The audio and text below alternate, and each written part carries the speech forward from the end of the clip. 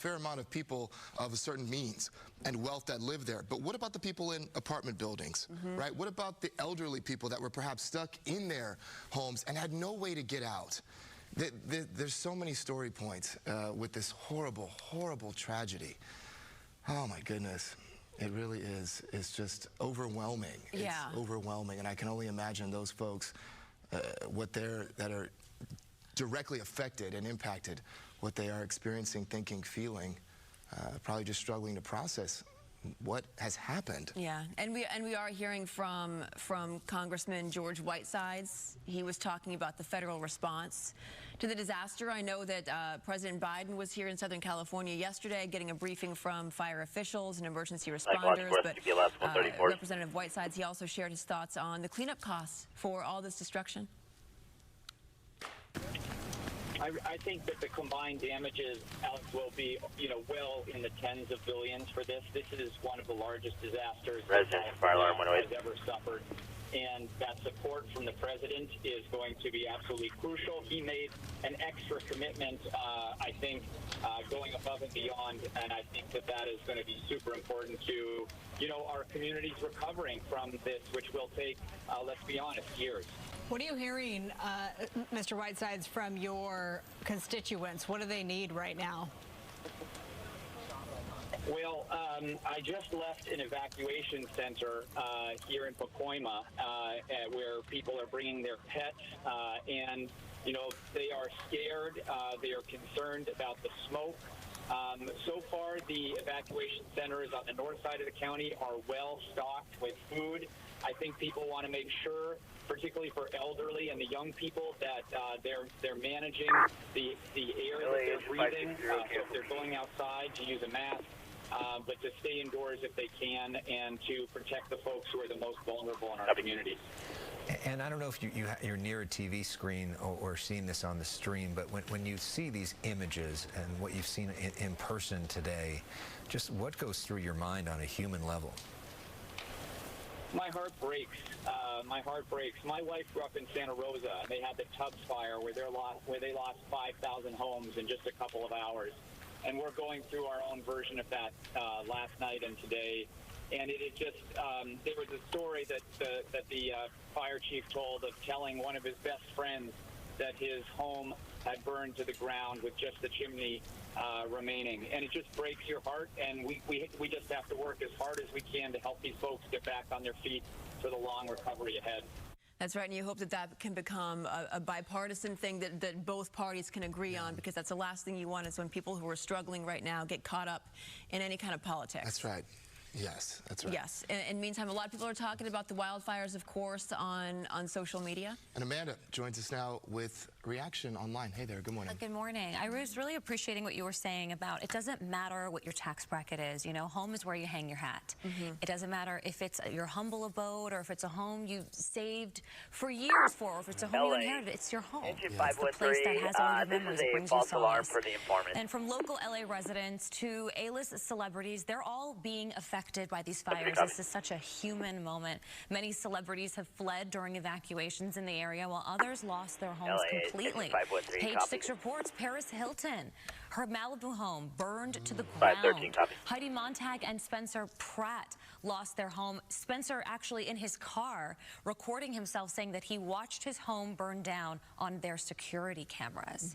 So heartbreaking. Leighton Meester and Adam Brody just 3 days ago were walking the red carpet at the Golden Globes, and now their home gone. Anna Faris, Miles Teller, Eugene Levy, Anthony Hopkins, Billy Crystal. I want to note, Billy Crystal and his wife Janice Crystal lived in Pacific Palisades in the same home since 1979.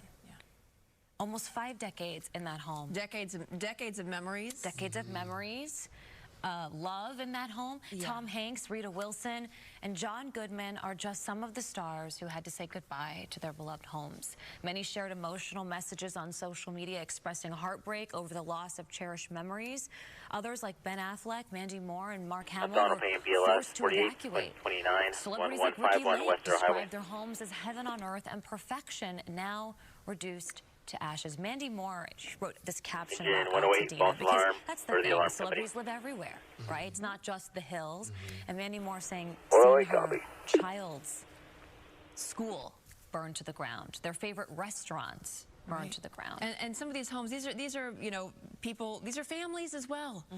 They're celebrities, but they're also families. That's right. And they want to remain in these homes for a long time to come and share memories and raise their kids in these homes and have a place to come back to.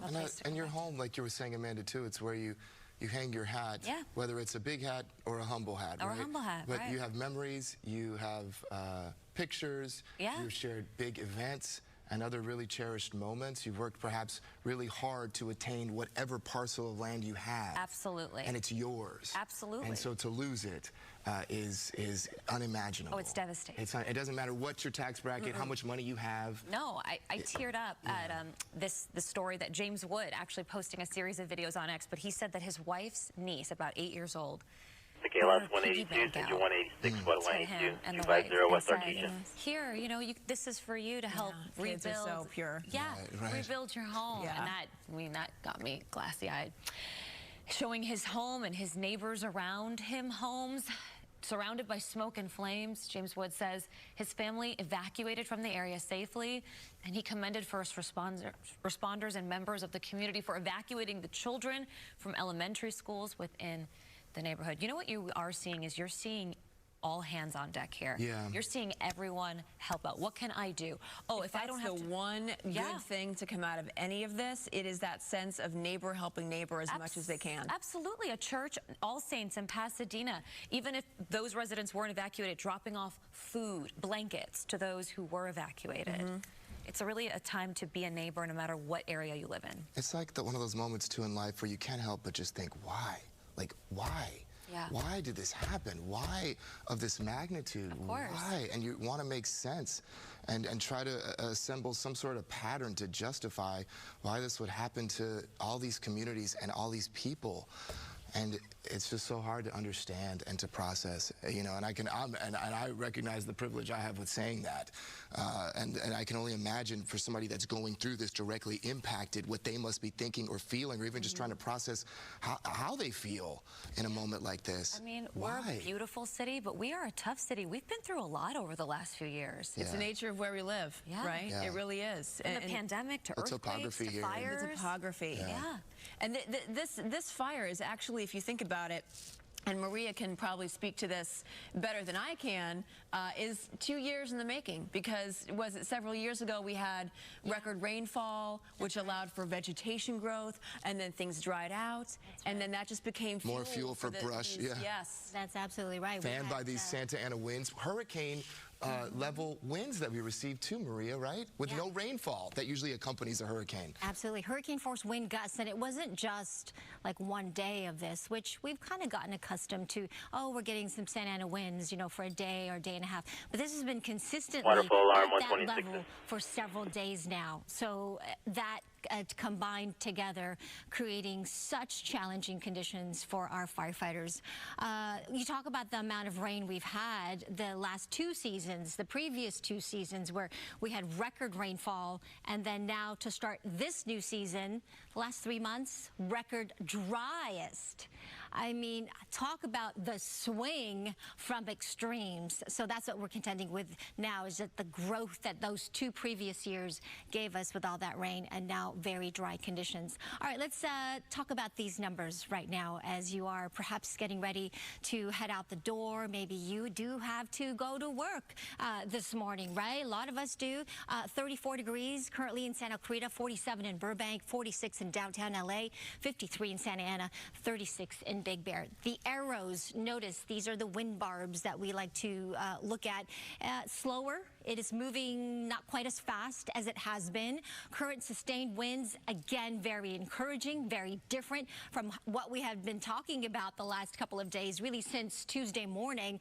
Nearly calm winds in a lot of areas. Santa Ana, downtown LA, Palmdale, just about 5 miles an hour. Last couple of days, we've seen the bright colors on this map, the contours that were more of that purple color indicating those strong winds. We're not seeing that right now. So really kind of a break. It's a brief one, but it's a break from those ferocious and fierce winds that we have been seeing. There's some stronger wind gusts up into the high desert areas, parts of the mountain locations, and that drive up to San Bernardino, the mountains there, 20 to 30 miles an hour. We still have these weather alerts in place. High wind warnings, some of the stronger winds out towards San Bernardino. So this is where the high wind warning is at. That means these very strong, potentially damaging winds are currently occurring or imminent or about to. This is where we're still expecting some of those wind gusts this morning to be anywhere from 50 to 60 miles an hour. That's the usual wind-prone areas here through parts of Orange County, maybe below the Santa Ana Mountains out towards Fontana. That drive through the Cone Pass will be gusty at times, not quite as bad as it has been. And here's the good news. We've got a wind advisory instead of a wind warning here through parts of Ventura County, Santa Clarita, right?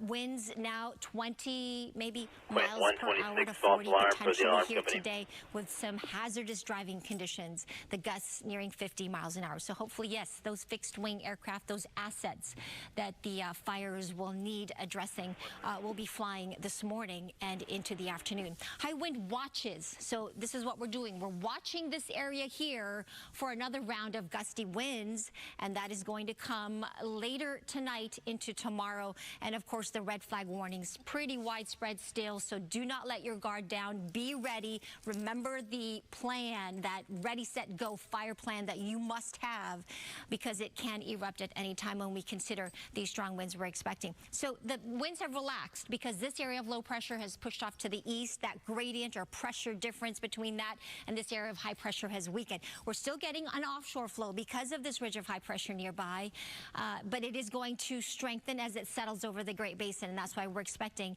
those gustier winds later today, tonight, into tomorrow. There's that future cast as we get into the afternoon.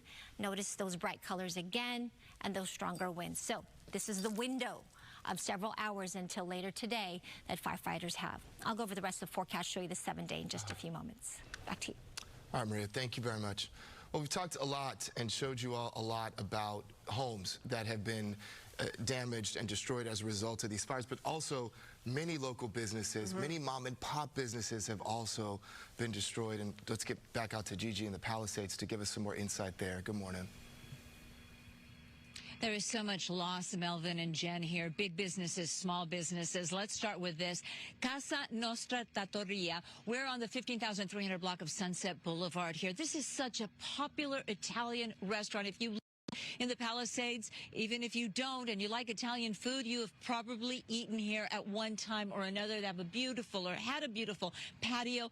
It is all gone. You can actually see, if photographer Tony Butita, if you pan to the left and you can sort of see all the way there, that's actually Starbucks, or that was Starbucks. That's on the corner there. Starbucks is gone. A lady just actually walked up for us. She's not a local. She was looking for the Starbucks, hoping it was open. She didn't even know where it was. She couldn't see it because it has been destroyed. Let's walk up the street. We don't know if this is part of the restaurant. I've been here. I've eaten here. I don't remember.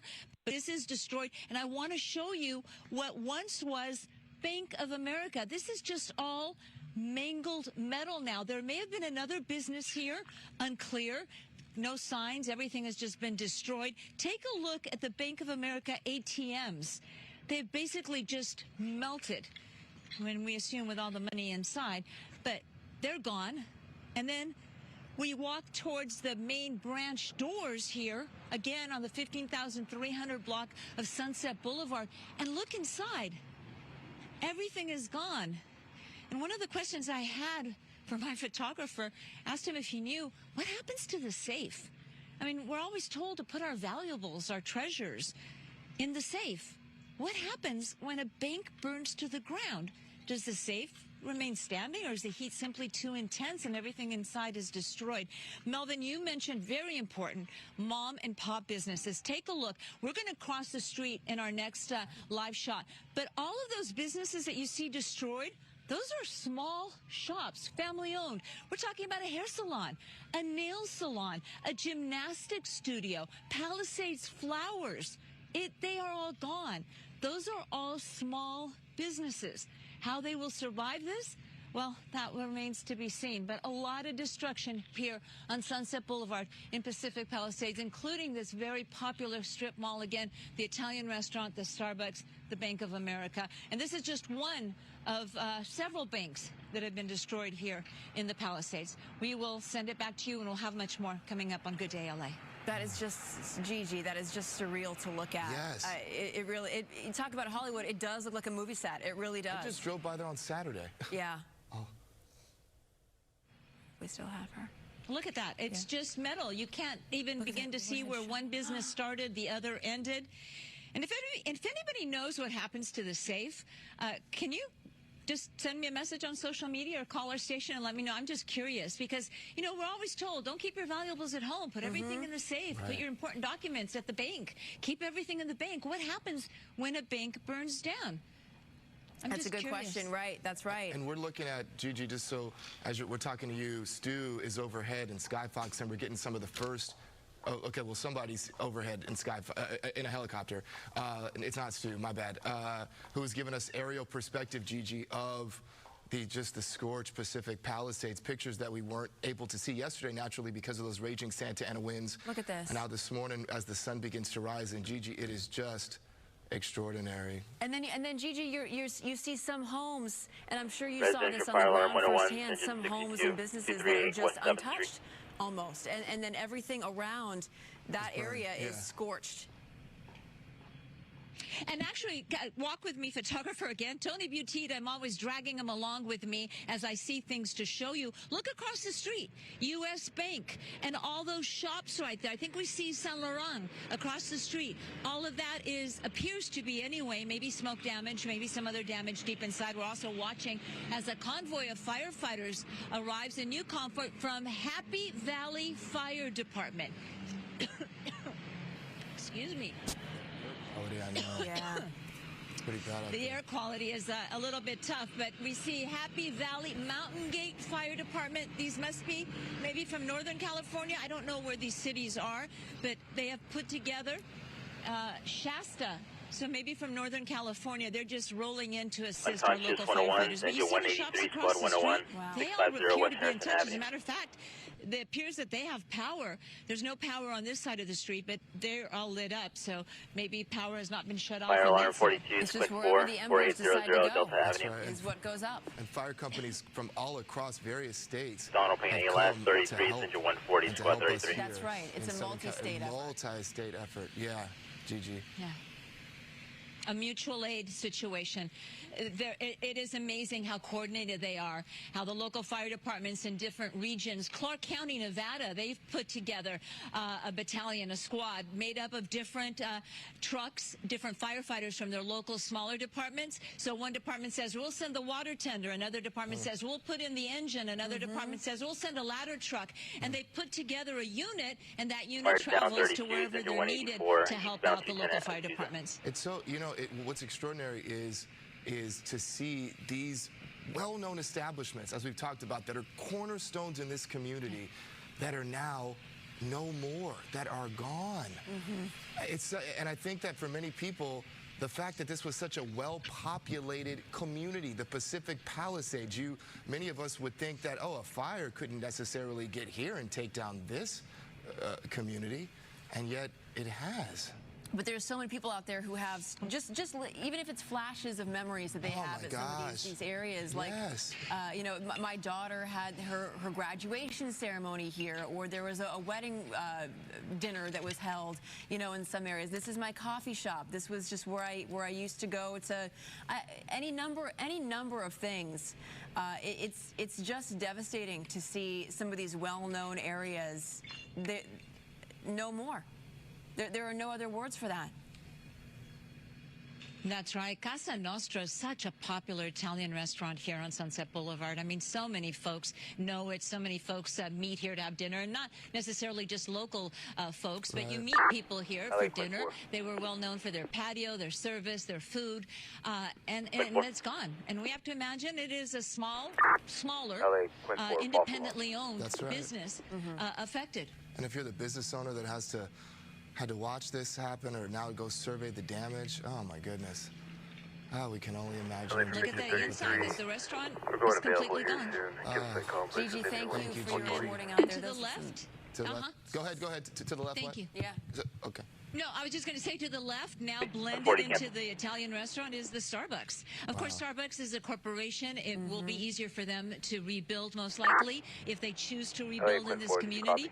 But now it's just one block of mingled metal and the roof and concrete. Look at that. Oh, my goodness. Gigi, thank you. Those are some incredible Is there visuals do you want to that you were able to capitalize just show us. And so we're going to do a bit of a reset to welcome everybody in to Good Day LA at 7 o'clock. The scope of these fires, as you just saw from Gigi, is just absolutely unimaginable. Flames are ravaging homes, threatening communities, leaving thousands of people with really nowhere to go. Nowhere to go and left to move through this new normal that many of us that haven't directly been impacted by this don't really know anything about. Yeah.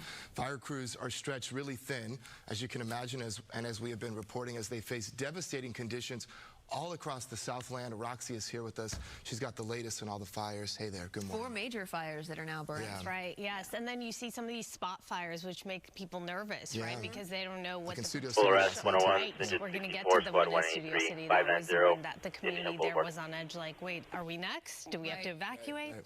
So, yeah, the winds are, of course, driving multiple fires across LA County, as you know. And together, these fires have burned more than 28,000 acres. This is across the region.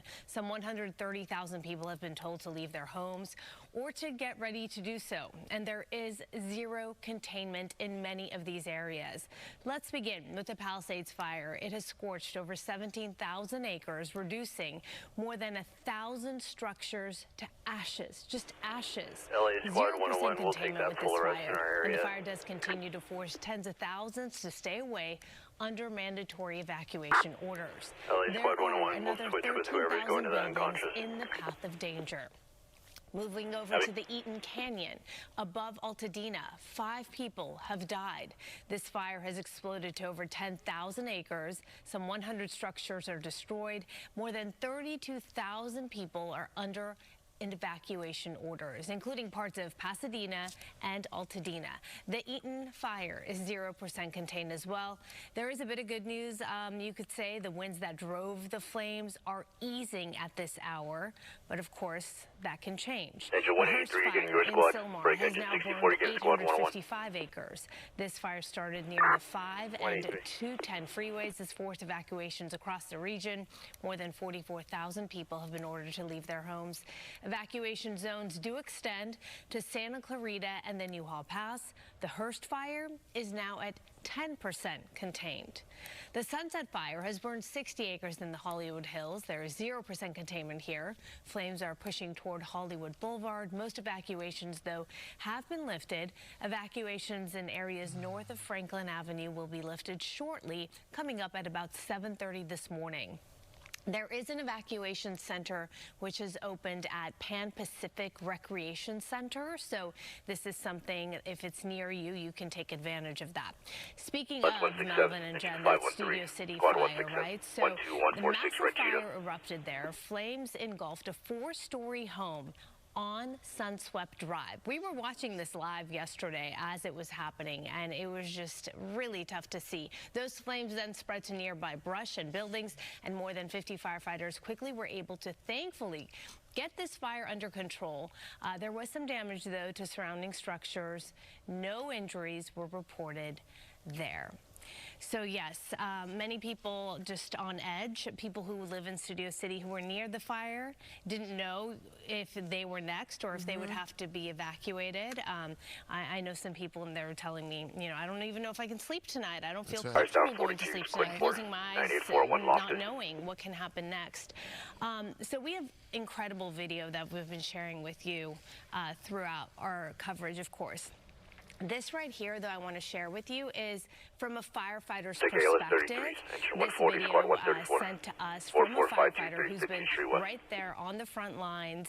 Look at the images. This is a bit more up close and personal, right? Now, these firefighters, of course, they have the equipment, but still, even with that being said, with the power of these flames and the conditions they're dealing with, many of them irritated in the eyes, right? Because of these ember bursts. Their eyes are swollen. Their voices are hoarse. They're having a hard time breathing. They're coughing.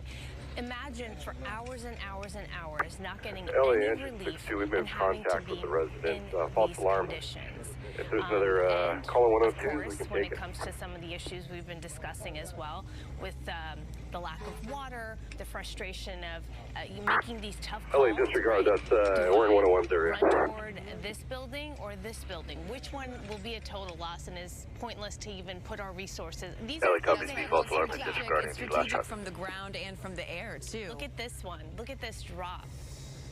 That is a perspective we haven't really had, right? That was so needed that we didn't have on Tuesday because of those major sales. Area, can you give them that cardiac arrest? We're Even coming when they from ran out of water, everybody in the Palisades, they Ellie, couldn't copy, get into the CCTV, ocean you're in gonna be those on super place on the scoopers cardiac and get arrest. that water Break that was engine just 614. available and drop it down. So it's so heartening to be able to see that they can have assets up into the sky. And that's why they were using as much water as they could on the ground, even pulling water from people's pools. And they went through 3 gigantic water tanks in a matter of hours, from like 10:30 until I believe 4 a.m. This was yesterday. And speaking of pools, some people who were desperate taking refuge in pools, right? Yes. Which, I mean, if you have no option and no choice, and the pool's the safest place to be, but can you imagine how scary that is? It's just tough to cover this, of course, and people who are living through it, our hearts go out to them, obviously, because they have this new reality that they're going to have to deal with. And now it's more of the adrenaline, right, from all of us. A lot of us. It hasn't really hit. It'll happen days, weeks, and months to come. Once you realize, wait a minute, we just lived through this, and what in the world, and now what are we doing? Or when you go to look for something, or when you want something, and it's not there, for those conveniences that we often take for granted. Yeah. No matter where you are, if you're watching us right now, in some way you are connected to these fires, for sure. Whether it's a family member, a loved one, a friend who you offered your home to stay at overnight. Well, and the ripple effect, the businesses that Gigi is sharing with us, these people all have jobs, right? And then what happens to those jobs, and what happens to the economy? That's the bigger the local scope, economy, right? The local economy taking a huge hit that's here. a question. That's a question for tomorrow and the days to come. Thank you, Araxia. Thanks, Araxia. In the meantime, flames are still raging as the now deadly Eaton fire continues to grow. With 5 lives lost and hundreds LA of homes Squad 101, can you notify firefighters are battling whatever to engine we gain have control of this A14 fire. and Mario PD is standing by on scene. for us in Altadena with the latest. LA The Cops, engine 62, devastation, LA. my goodness. Hey, good morning. Station 814.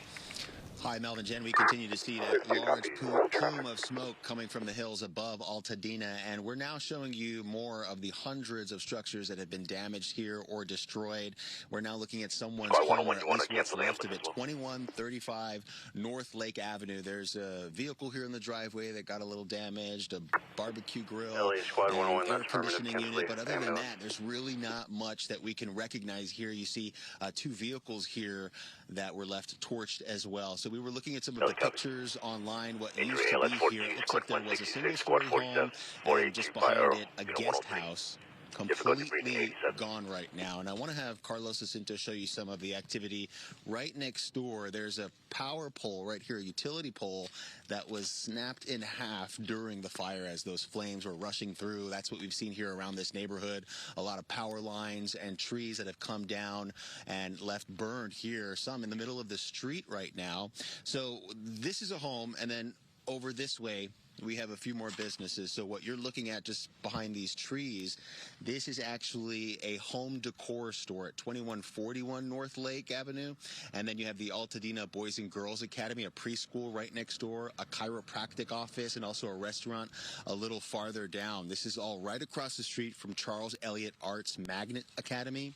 We know that Pasadena Unified School District officials say 5 public schools were damaged by the fire. So that's also going to be an impact. And when you look at this damage, you just hope that people who are evacuating left safely. We know this is a deadly fire. 5 lives have been claimed. We're still working to get more information. Not too many details on those circumstances. But you'll notice just behind this damaged property, there are some on Crawford Street, just behind this street. So there are blocks here in this area that have been left leveled. The destruction is just amazing. The fire continues to burn. And I want to have Carlos also show you the sky, because as the sun comes up, we're not really seeing very many clouds, just a big swath of smoke. And some of the mountain ridge lines there are not even visible because of all this smoke that's still making its way through here in the Altadena area. That's the latest here, but it is just shocking to see the amount of damage and destruction here now that the sun is starting to come up. It is, and I also have to remark, I mean, it's not just these tree-lined streets and neighborhoods and homes. You're talking about industrial areas full of concrete, like you've been reporting on, catching on fire and burning to the ground. Yeah, and to be honest, we don't know what has been burning. A lot of these buildings that are no longer there, we don't know what was inside. Maybe some materials that are toxic and people could be breathing them in. So that's always a big concern. There's an auto shop, a Brake Masters, just 2 buildings down that's also been leveled. So just imagine the fumes, some of the chemicals that are coming out of these structures. Definitely not a good situation for anybody around these areas. All right, Mario, thank you very much for being out there for us. We'll check in with you in just a little bit. The magnitude and the impact of these fires across all these various communities are great, and it hasn't just affected those that have a certain amount of means or those that have accumulated a certain amount of wealth. There are all different types of people that have been impacted here, people in apartments, elderly and otherwise. This is a live look of an aerial view of the Pacific Palisades. We'll have a lot more perspective from up above as the sun begins to rise, Jen. That's right, and our continuing team coverage of these fires continues after a short break. Keep it here.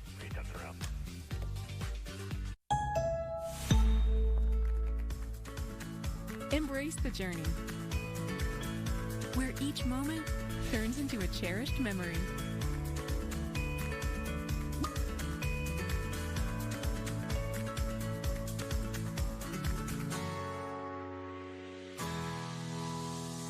Ensuring life.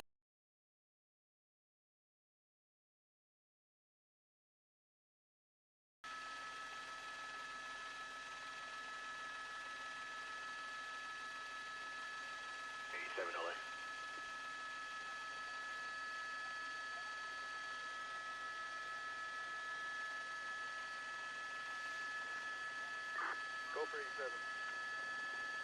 Can you confirm your squad's around? LA Squad 87 is en route. Helicopter shut your route.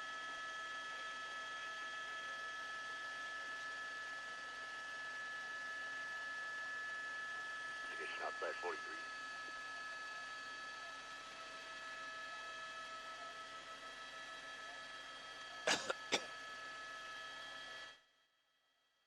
Moments, but I want to continue to update you here on the latest numbers that we are seeing right now. More than 100,000 people have been ordered to evacuate as dry hurricane-force winds spread flames across parched ground that has seen no rain for months. At least 5 people have died since the fires erupted on Tuesday. Now, in about 45 minutes, we are expecting an update from LA County officials as well as the LA mayor to give the latest updates. That's when we will get the fresh numbers as far as people that are displaced, people that are that their homes have been forced to leave, so we'll get the latest evacuation numbers as well. So this is the spot to stay with us here on Live Now from Fox as our coverage does continue all in real time. We'll also be getting a lot more reporters on the ground to show you what is happening. I do want to go back out now to Sky Fox images as well to show you here in just moments. And this is a live look at that as Sky Fox is up in the air right now. Let's go back out to the coverage. Fox 11 Los Angeles. Hey, good morning to you and good morning to everybody. And it might not be such a great morning to a lot of folks in the Palisades area. Now, Skyfox just getting back up over the Palisades area. That sun definitely rising, but that smoke so very, very thick. I'm looking at one of those neighborhoods, or just peeking at one of the neighborhoods, and this is going to be on the far, would be the northern part of the Palisades area. And it might be still a little difficult to make out, but those are rows and rows of foundations that used to be homes. And this is just a portion of that devastation. I can actually bring up the map real quick. Excuse me. And you can start seeing some of the road names out there. Now, we're going to try to move Skyfox maybe a little bit off to the left and then maybe make our way a little closer to that area. But this is the first peak of the devastation that I've seen since this fire started. You can see that there are some definite homes that are still standing in that neighborhood, but for the most part, most of the homes leveled. There is pretty much nothing left down there except for just the rubble and the areas that were the foundations. Getting a little bit of a wider shot just to get you a bigger picture of what we're shooting through. That is all the smoke from the fire. The winds actually just have changed again a little bit. This smoke was actually blowing more towards, well, actually, now that I'm looking at it, I'm being serious, because I was seeing that plume of smoke right there, and that one was actually, it was my indication thinking that maybe the winds had changed and it was kind of pushing it all off to the north. But now when you look at the lower stuff right there, it's still doing that same thing. It's just kind of pushing it down over towards the water, and that's out to the south. Now, you can see a lot of those street names out there as we push in. We got to kind of clean it up as we try to get through that smoke and haze down there, but there are so many neighborhoods. It's, you know, it's one of those ones where all I have to do is kind of push in. I don't even have to look at a street name, and pretty much wherever that camera ends up, it's going to show you that same type of devastation. When they say 1,000 structures destroyed, at first I was thinking that might be a little high, but now if you see like these entire neighborhoods down here, that really that number seems very realistic, and I might venture to say might even climb. Again, this is going to be out in the Palisades area, and this is just some of the destruction. We're going to try to get a better shot, maybe climb up over the smoke and look straight down. But right now, there's still so much of that smoke and ash in the air from that fire. It's going to be very difficult to see a lot of those homes. But again, just more confirmation of what was going on down there when that fire was burning. And amazing that in this fire, only injuries as people are trying to make their way out of that area, especially when it got into that situation where people were actually out walking to get away from the fire. But in that Eaton fire, I don't know if we have a moment. I'm going to try to do a big swing of the camera and show you that Eaton fire. That is going to be out into that sunrise, and it's going to be out over this location. That one really starting to plume as well. You can see that giant header is, and I think what's going on there is that wind is, or this fire is actually starting to make its way up into the forest areas. So that right there is going to be the Eaton fire as we look way out into the distance. Let me get rid of that map for you guys. But it also kind of shows you that that fire is still very, very active, putting up a lot of smoke, and it's just it's consuming all the way from the Altadena area. That's probably some of North Hollywood and Studio City, all covered in smoke this afternoon or this early morning. It's going to stay that way for the afternoon. Coming back over to the Palisades fire.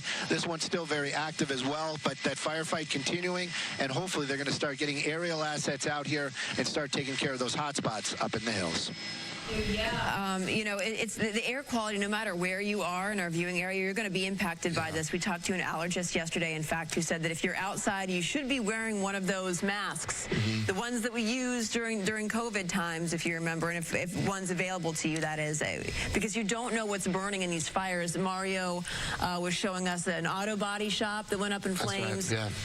Yeah, the toxicity of the air, you just don't know what's in it, and you don't really want to take any chances. So if you can. The materials from these buildings, yeah. If you can, work from home, do that. A lot of people, Maria, have actually, I think they've been paying attention to that because the roads were in pretty good shape going back and forth yesterday. I think so. I think people are trying to help any way they can. That's right. Part of that is staying off the road so that officials, people who need to really are critical to get to where they need to to go, we can free up the roads for them, right? This is tough for the kids. I feel bad because a lot of them not in school. They can't really play outside. I did have this conversation with my son last night, and he loves being outside. He's one of those kids, you know, you give him a ball and he'll be outside. But the air quality is just not so healthy, and so you've got to really limit your time outdoors. You just got to get to where you need to go. Here is the live look at LAX right now. You can see that haze just out there. And this is the stuff that we can see. The stuff that we can't see is what's dangerous. So you go out there and you look and you go, it's not so bad here. Listen, just follow the officials' suggestions and stay indoors. Not much of a wind here in Long Beach, as you can see the windsock. We always refer to the windsock there in Long Beach to see what the winds are like, and it's not so bad. Air quality, very poor to hazardous. See these red dots all around and extends from the inland areas. That's due to that Eaton fire, of course, the other fires there, and the fires in the Palisades area. Really, that wind is much lighter, so it's allowing all that ash and the soot and that really toxic air to just kind of loft and spread out a little bit wider and impact so many more people today. The good news is the winds are much lighter, with the exception of this area here, where it's a little bit more breezy, but nothing like what we have been experiencing the last several days. Very light near Santa Monica at the moment, but the winds prevailing out of the northeast. Still that offshore flow and still the drier conditions, because as a result of those winds coming out of the northeast, drying out even more the vegetation. You can see the smoke, even the direction that it's moving, still from the northeast towards the west and southwest. San Bernardino out towards the Inland Empire, some of those stronger winds at the moment. Temperatures are chilly up in Lancaster. It's 20 degrees. Bundle up if you are having to head outside and out the door. 36 in Santa Clarita. It's 43 in Burbank. Out towards downtown LA, 46. 38 degrees in Long Beach. High pressure is still in control, but we're not getting that upper level support or cold air associated with the system, which has pushed off to our east now, bringing that wintry weather through parts of the south, the southern plains, and in Texas. High wind warnings for portions of Orange County, the Inland Empire, and that's where we're seeing some of those stronger winds. So if you're in that area, yes, do not let your guard down. Be vigilant, please. Here's our 7-day forecast. Just want to quickly let you know that the winds are going to pick up later tonight into tomorrow. Maybe a little break Saturday, Sunday, with even a slight onshore flow, which will allow us to get maybe a little bit more humidity, or at least bring that humidity level back up. Heads up, though, Monday, Tuesday, watching the computer models starting to come together for perhaps another strong event. Maybe not as severe or extreme as what we have just experienced, but strong enough that will exacerbate the problems we're already seeing. So just keep that in mind as we look ahead. Samara, a lot of traffic problems, and I'm glad people are staying off the roads, but you got a lot of reminders for people. Yeah, definitely big reminders. Stay away from the fire zone. The firefighters are working tirelessly and endlessly to help get a good handle on the current fires that are burning. And the first attention is the Palisades area. Palisade fire closures still in effect until further notice. This applies to PCH in both directions. Malibu Canyon Road has now been included in that closure. Malibu Canyon Road extends all the way to the McClure Tunnel in Santa Monica, as well as Topanga Canyon Boulevard from Mulholland Drive to PCH. So those are the roads that you cannot get through. And also near the Hearst fire, northbound side of the 5, this is going to be at the eastbound 210 at Yarnell Street. That area is also closed off, but also keep in mind that there could be some on and off ramps closed in that area as well. And a reminder, as Marie mentioned, that the winds will eventually increase. Therefore, we have the Department of Transportation is issuing a wind alert for areas of the Castaic Junction. That's the 126, the 5, because they are anticipating some stronger wind gusts, and they are recommending not to travel for campers and trailers through that 5 corridor, especially down that route, and also the 5 to 14 through the New Hall Pass. And the strong winds will eventually increase in areas like the Cajon Pass, the 15, as well as areas along the 10 freeway going into the Coachella Valley, where gusts could still range up to 60 miles per hour. Jen, Melvin. All right, thank you, Samara. Thank you. All right, everybody, we're going to take a short break. You are looking live at aerial footage of the extraordinary devastation of the Palisades fire, I think more and more is going to become clear this morning as far as the depth of the damage as the sun begins to rise and we get a better look. Meantime, we'll see you in just a little bit. Thanks for tuning in with us. All right, Fox 11 going to a quick break. We're staying on right here with you on Live Now from Fox. And again, in about 30 minutes, we will be receiving the latest California fires update. We can let you know about this, about the Sunset Fire. All evacuation orders within Sunset Fire will be lifted in about 3 minutes. We are getting that update right here for you. That is happening north of Franklin. Will be open. LA fire crews are still working in the area. Please be careful when returning to your home. So again, that is some big news for people in that area. Again, the Sunset Fire update. All evacuation orders within Sunset Fire will be lifted at 7:30 local time there. So that is in about 2 minutes. So Sky Fox again showcasing daytime now video fresh off on your screen right now as we continue to wait about 30 minutes for the latest update from LA officials. That will be coming up in just a little bit right here on Live Now from Fox. So again, we appreciate all our viewers being with us here. It's been a very busy couple of days bringing you this coverage. We will be hearing from the LA City Mayor, Karen Bass. We will be hearing from LA County Board of Supervisors, the LA County Supervisor, the LA County Sheriff, the LA City Police Chief, the LA County Office of Emergency Management Director, LA County Public Works Director, and the LA Department of Water and Power CEO. So it'll be quite the lineup. And again, we will be bringing that to you worldwide right here on Live Now from Fox. Red flag warnings we should let you know from the National Weather Service for Los Angeles and Ventura counties were extended through 6 p.m. tomorrow due to extreme low humidity and strong winds. A Los Angeles Fire Department spokesperson said today that erratic winds were a concern with gusts blowing embers. Water shortages caused some hydrants to run dry in upscale Pacific Palisades, wedged between Malibu and Santa Monica.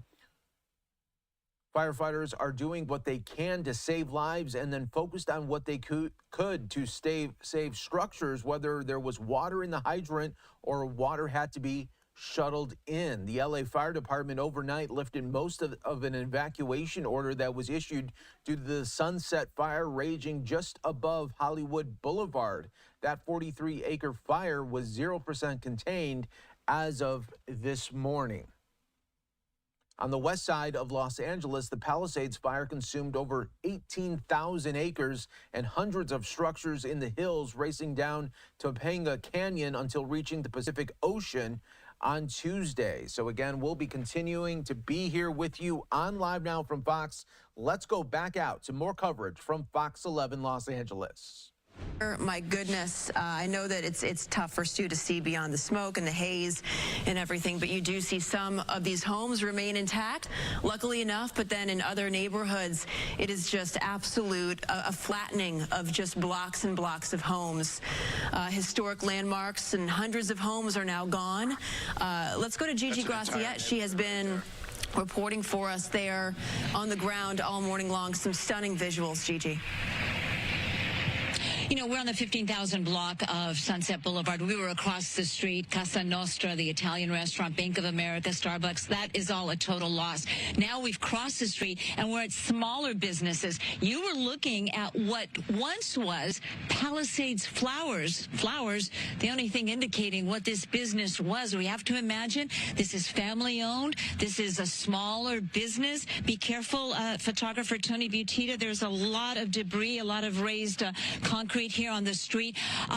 This was a nail salon right next door to it, we believe. It says Rosie's Nails. There was a gymnastics center here. There was a hair salon here.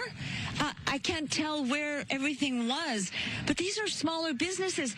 And not only is the business owner out of business, it may be temporary, we hope, But not only is the business owner out of business, what about all the employees? What about all the lovely men and women who do nails in these nail salons? What about all our stylists who cut our hair? What do? They move to another salon. If they're lucky, they rent another station maybe somewhere. What does the florist do until they can rebuild? The devastation is just all over. And behind this, I just walked behind this. I don't even know what it once was, but there's an entire collapsed building in the back of these little shops here on Sunset Boulevard. Some of the damage is very reminiscent of what we saw in 1994 at the Northridge earthquake, when we saw apartment buildings collapse and then catch fire. There's certain areas that it looks like there was an earthquake and it just knocked these buildings down. They caught fire, and this is the aftermath. But no, this is all because of the Palisades fire. Look at that sign right there. Joy to all. I don't know if you can see that, but Tony, right there at your feet. Yeah, juxtapositions, right, of the signs. You showed us the American flag that remained intact yesterday, and now it's the sign, Joy to all, in front of just this absolute destruction. It's just really something to see side by side. I think the other point, too, Gigi, that you raised about job loss, I think that's an extraordinary part of this story, are the amount of people that, there's the people that have lost their homes, people that lost their businesses, but employees at many of these establishments that now do not have jobs. And likely don't have homes either. Yeah. Yeah, you know, the employees at Bank of America and Starbucks most likely will be relocated to another branch, another Starbucks. But the folks who do your nails here, the servers, the busboys, the dishwashers at Casa Nostra, the Italian restaurant, the folks who do your hair, the gymnastics, where kids had all those gymnastics programs here. What do they do until they can rebuild? And careful me. In the back there, you know, I was talking to you about that collapsed building. That is actually across the alley in the back. I don't even know what that was, but that entire building, if you pan off to the right, you can see some of the debris. That is all collapsed and destroyed. They look like some type of maybe offices. I'm going to go check that out a little better after, but just more destruction. And again, we're on Sunset Boulevard, the 15,300 block near Swarthmore. And these are the mom and pop businesses that have now been affected and have left so many people out of a job. Yeah. All right, Gigi, thank you very much. We'll check in with you in just a little bit. Oh, my goodness. All right, so meantime, city officials, they will be holding a press conference much like they did yesterday at 8 o'clock in the morning. That press conference is slated for 8 o'clock this morning as well. Yeah, Mayor Karen Bass undoubtedly faces more questions about her actions leading up to and after the fire starting. Bob DeCastro is live for us in downtown LA with more details on this front. Good morning. Good morning. Yes, here at the Hall of Administration, again, that press conference getting underway at 8 o'clock this morning. You have county and city officials standing shoulder to shoulder here to give an update on the crisis. And yes, LA Mayor Karen Bass will be here this morning. She was noticeably absent yesterday. She was even asked about that. She was returning from a trip to Ghana, a trip that she is still being criticized for. Many wondering why, with the National Weather Service had said that previously this was going to be a potentially destructive and life-threatening fire, a windstorm, why she would even take that trip to West Africa in the first place. Also receiving criticism this morning for cuts to the department, to the fire department. LA City Fire receiving $17 million in cuts last year, and many wondering if that had an impact at all in terms of the firefight and the challenges when it came to the staffing of fighting this fire. Well, Sky News caught up with LA Mayor Karen Bass when she was on that overseas trip on her return here to Los Angeles, and this is video that went viral. Do you owe citizens an apology for being absent while their homes were burning? Do you regret cutting the fire department budget by millions of dollars, Madam Mayor? Have you nothing to say today? Have you absolutely nothing to say to the citizens today? Elon Musk says that you're utterly incompetent. Are you considering your position? Madam Mayor, have you absolutely nothing to say to the citizens today who are dealing with this disaster?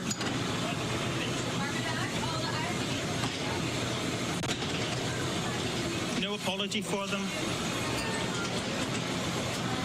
Do you think you should have been visiting Ghana while this was unfolding back home? It looks like this morning. Well, Mayor Bass did return yesterday from that trip overseas, and she held a press conference last night. She did address that trip and said that she was in constant contact with emergency officials. Is going to be an effort of all of us coming together, and we have to resist any effort to pull us apart. In terms of my flight home, I was on a military flight, as I mentioned, which allowed me to be in constant communication. I was on the phone, on the plane, almost every hour of the flight. So although I was not physically here, I was in contact with many of the individuals that are standing here throughout the entire time. When my flight landed, immediately went to the fire zone and saw what happened in Pacific Palisades. Thank you. And again, Mayor Bass expected to be at this press conference, again, starting at 8 o'clock this morning. In addition to those questions, there are so many other questions that people in this area have, including the firefight, now that the winds that we're dealing with are not the same winds, but more of a traditional Santa Ana wind pattern that we're dealing with, and we can get air assets in the air. Is this the day that we can finally turn a corner and perhaps get some containment on all of the fire lines? Questions that will be asked today, and of course we'll be here live as we're covering this press conference that gets underway at 8 o'clock this morning. Yeah, Bob, I think in the coming days you're going to be talking about issues of preparation. Why did firefighters, specifically in the Palisades, run out of water? Why was the LAFD begging for more firefighters to join their ranks, off-duty firefighters, volunteers? We knew this was coming. We knew that at some point all of these elements would converge to make for a catastrophic fire event. And I think these questions in the days to come are going to get louder and louder and louder. And I do hope that the mayor of Los Angeles does something to address some of these concerns here. These are not just questions that the mayor, but perhaps people across the state have to answer. And right. That issue in the Palisades is not just the issue in the Palisades. People in Altadena had also experienced a severe pressure loss in all of their hoses when they were trying to fight those fires as well. They said they did not have any water. So these are all issues, infrastructure issues that certainly will be asked, and perhaps we'll get some answers to in the next days, the weeks, and months, and perhaps years to come. Thanks, Bob. I think, after the Woolsey fire, there was a big conversation and investigation even about the communication and how the communication fell through there. And I think here we're probably going to see lots of conversation about especially this water and what happened there and the lack of funding and preparation amongst, within the LAFD.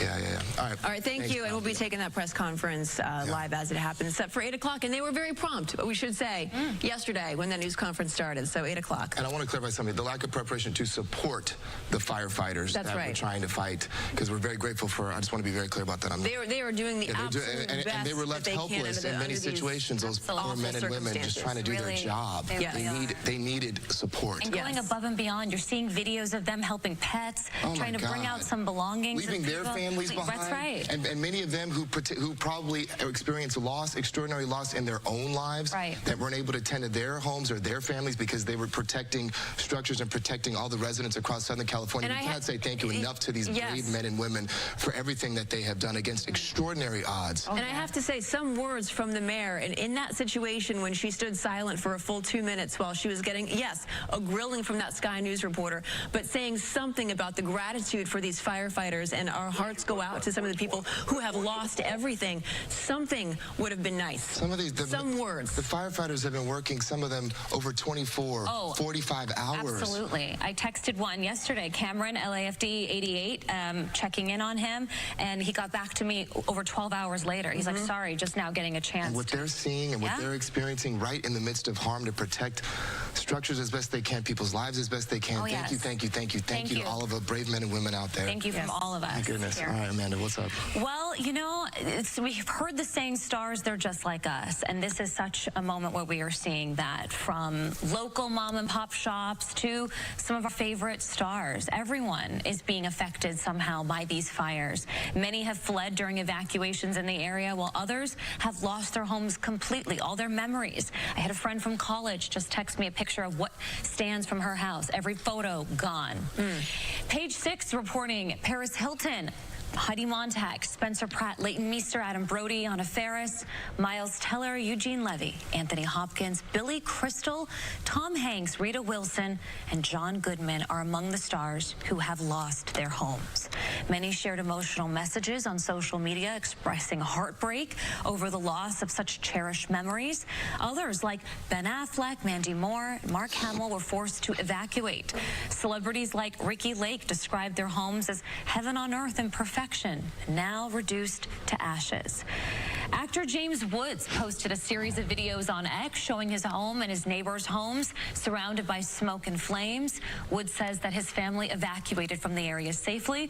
He commended first responders and members of the community for evacuating children from elementary schools within the neighborhood. And Paris Hilton posting on Instagram saying that she learned her Malibu home was lost while watching it burn on live television. She adds, no one should ever have to experience that. Jamie Lee Curtis speaking out about devastating wildfires in Pacific Palisades. Saw that. Yeah, she got very emotional, as I can imagine. She shared this video on social media that our family is safe, but many friends may lose their homes. She described the situation as terrifying and expressed gratitude to firefighters and neighbors helping each other. You're really seeing the community come together right now. She urged everyone to stay safe, support one another, and let first responders do their work. Curtis also encouraged people to pray, regardless of their beliefs, for those affected, because sometimes that's really all you can do. Jamie Lee Curtis also shared that a church in the Palisades, where she got sober 25 years ago, is now gone. Curtis described it as a place of comfort, hosting baptisms, weddings, funerals, and helping countless people reclaim their lives through sobriety. She also mentioned the women's club in the area, where she connected with others on their sober journeys, is no longer there. Now, despite these losses, Curtis expressed hope, saying, "We will persevere." There are a lot of entertainment events that are being canceled due to the fires. This week, we saw premieres being canceled. This weekend was supposed to be the 30th Annual Critics' Choice Awards. It was slated for Sunday, January 12th in Santa Monica. It has now been postponed to January 26th. Also, the deadline for Oscar nomination voting has been extended 2 days to January 19th due to the fires as well. And we've also seen, by the way, I mean, say what you want about people who are privileged enough to live in some of these areas and they have the resources. Yes, they do. However, these are also the same people who will be giving back. Oh, yes. And they're some of the same people who we saw at these evacuation shelters, not even wanting the attention, not wanting to be on camera, or even be named, by the way, because Bob DeCastro talked to one of them yesterday, who are just taking it upon themselves to go and help some of these victims. It's really all you can do. You know, there's a quote from Maria Shriver, and I remember this quote: "In times like this, look for the helpers." That's right. Because there will always be those who want Mr. Rogers, Mr. Oh, and I saw Maria Shriver sharing it. I love that. I think that's such a beautiful Look for quote. the helpers. Yeah, and they're around. And I think, I think everybody also needs to be mindful of the fact that you want to find the right words to offer comfort to people that are directly impacted by this, and at the same time, there really aren't words. No, just listen. So just listen and just be there, and even just enough to say, I'm thinking of you, or maybe I don't know that I'm going to get this right.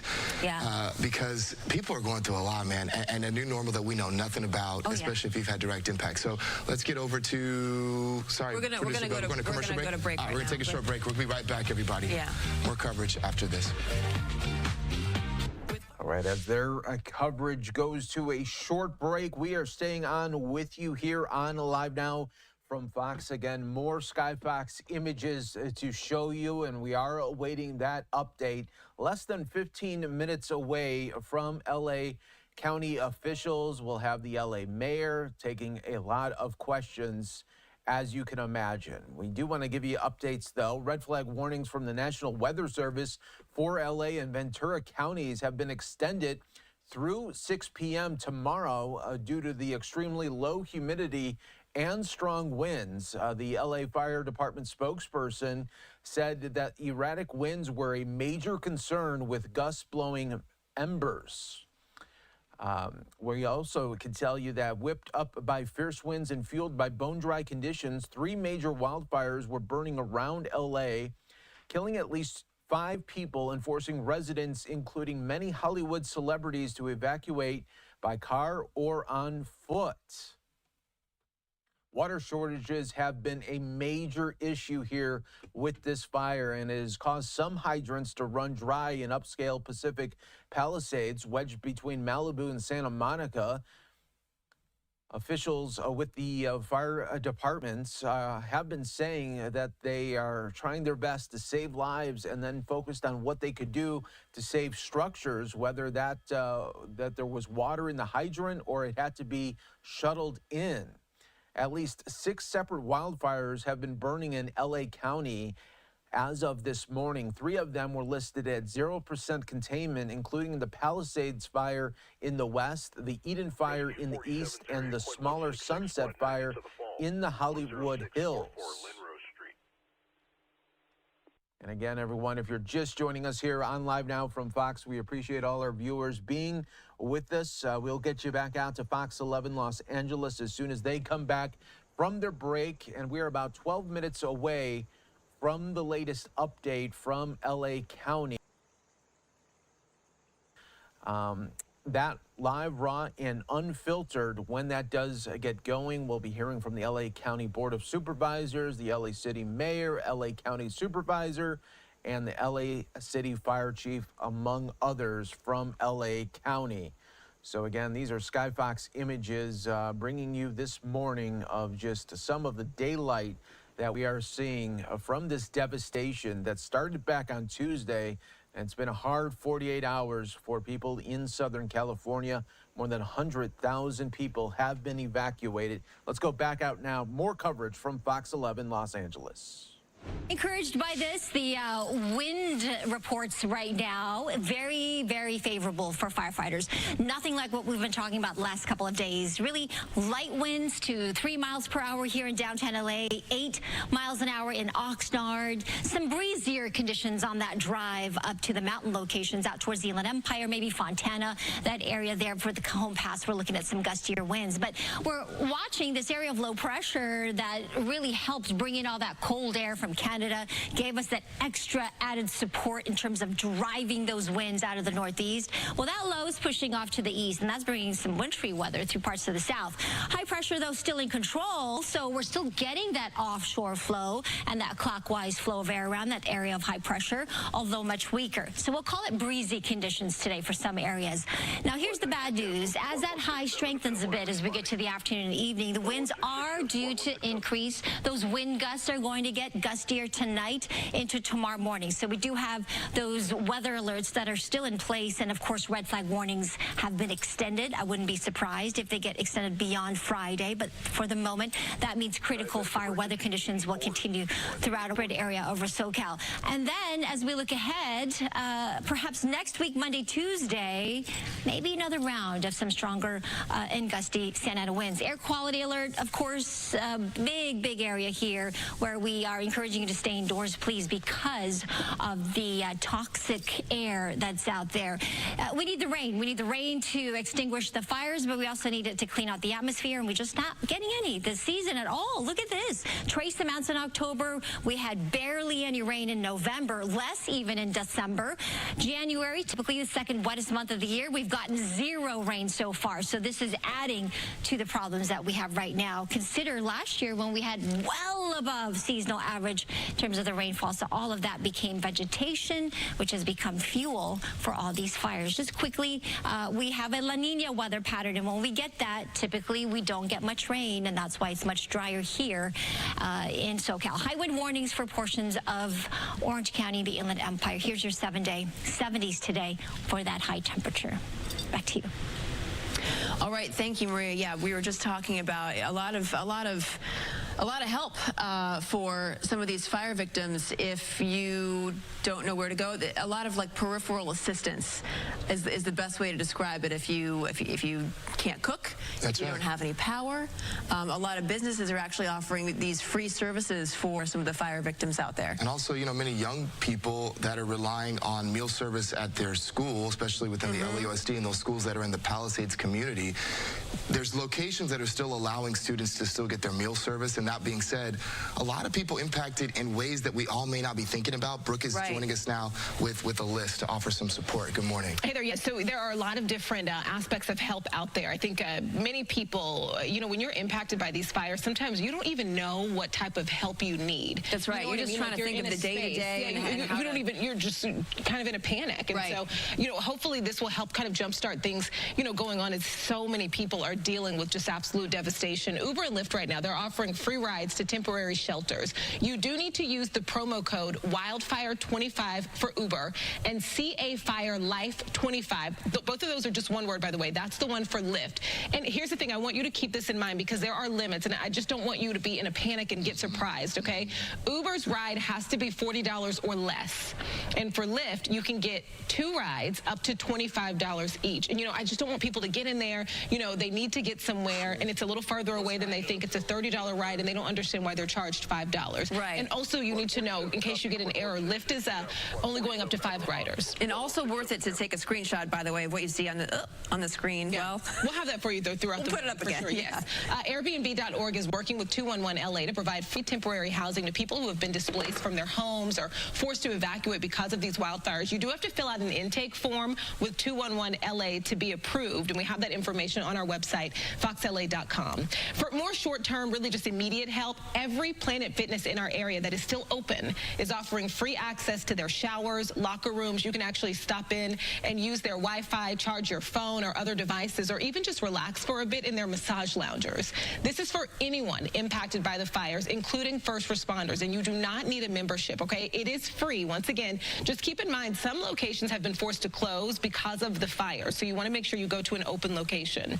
And also, there's this, you know, well, much more throughout the morning here for you on Good Day LA. We'll let you know. We've got some of that information on foxla.com. And also, if you have been displaced from your homes, there's a website, Discover Los Angeles has a list of 20 area hotels that are offering relief accommodations at varying rates. Thank you.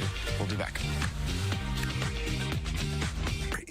All right, more coverage coming from Fox 11 in just a little bit. We are about 6 minutes away from the news conference. We got Sky Fox high up above right now, just showcasing some of the latest fire conditions. But we also want to show you this is going to be where the news conference is going to be at, and we will be bringing that to you from the beginning all the way to the end, just like you could expect right here on Live Now from Fox. Again, just devastating 48 hours that it has been in Southern California. Our hearts go out really to everyone that has been impacted by this, either losing a loved one or losing a home, losing a business.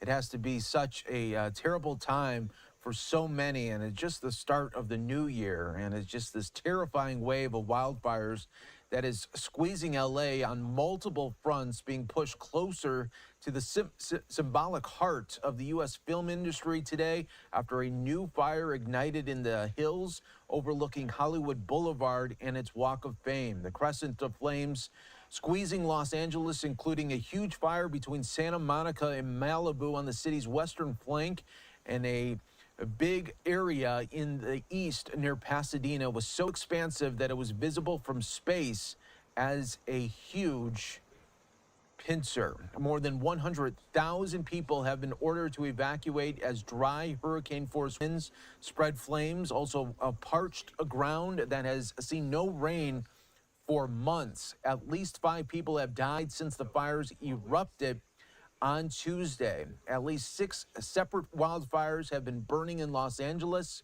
3 of them were listed as 0% controlled, including the Palisades fire in the west, the Eaton fire in the east, and the smaller Sunset fire in the Hollywood Hills. Again, you are watching Live Now from Fox.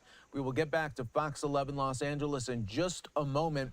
Red flag warnings from the National Weather Service for Los Angeles and Ventura counties have been extended through 6 p.m. tomorrow due to the extremely low humidity and strong winds. Los Angeles Fire Department spokesperson said today that erratic winds were a concern with gusts blowing embers, and that was a huge concern for the department and really the area. Water shortages have been the issue for so many firefighters.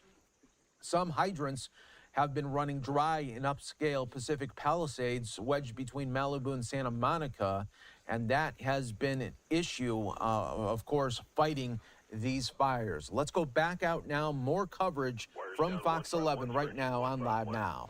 California wildfires, the largest in LA city history. We're hoping that today could be the day when things begin to turn a quarter, when firefighters get some relief assisted by some calmer winds. We're going to have live team coverage all throughout the morning as the 8 o'clock hour is about to start. We're also waiting for a press conference from fire officials. Keep it here. We'll be right back. This is your Big Bear Mountain Resort Snow Report. Winners finally. All right, they are going back to one more commercial there before the top of the hour. They're trying to get as many breaks in as they can before the big LA County update here. And you can see some more media members coming in. You got officials getting ready for the update out of California. And that is where we are going to get the fresh updates on the number of acres in these fires, and we're hoping that the number of dead has not increased there, but we should be getting a fresh update on maybe the number injured as well as dead, unfortunately. So that is something that we are not looking forward to at all. There has been, of course, celebrities that have been caught up in this as well. Media personality Paris Hilton said that she was heartbroken beyond words after watching her beachfront house in Malibu burn to the ground on live TV. Actor James Woods recounted fleeing in the face of the flames. One day you're swimming in the pool and the next day it's all gone, he said in a TV interview.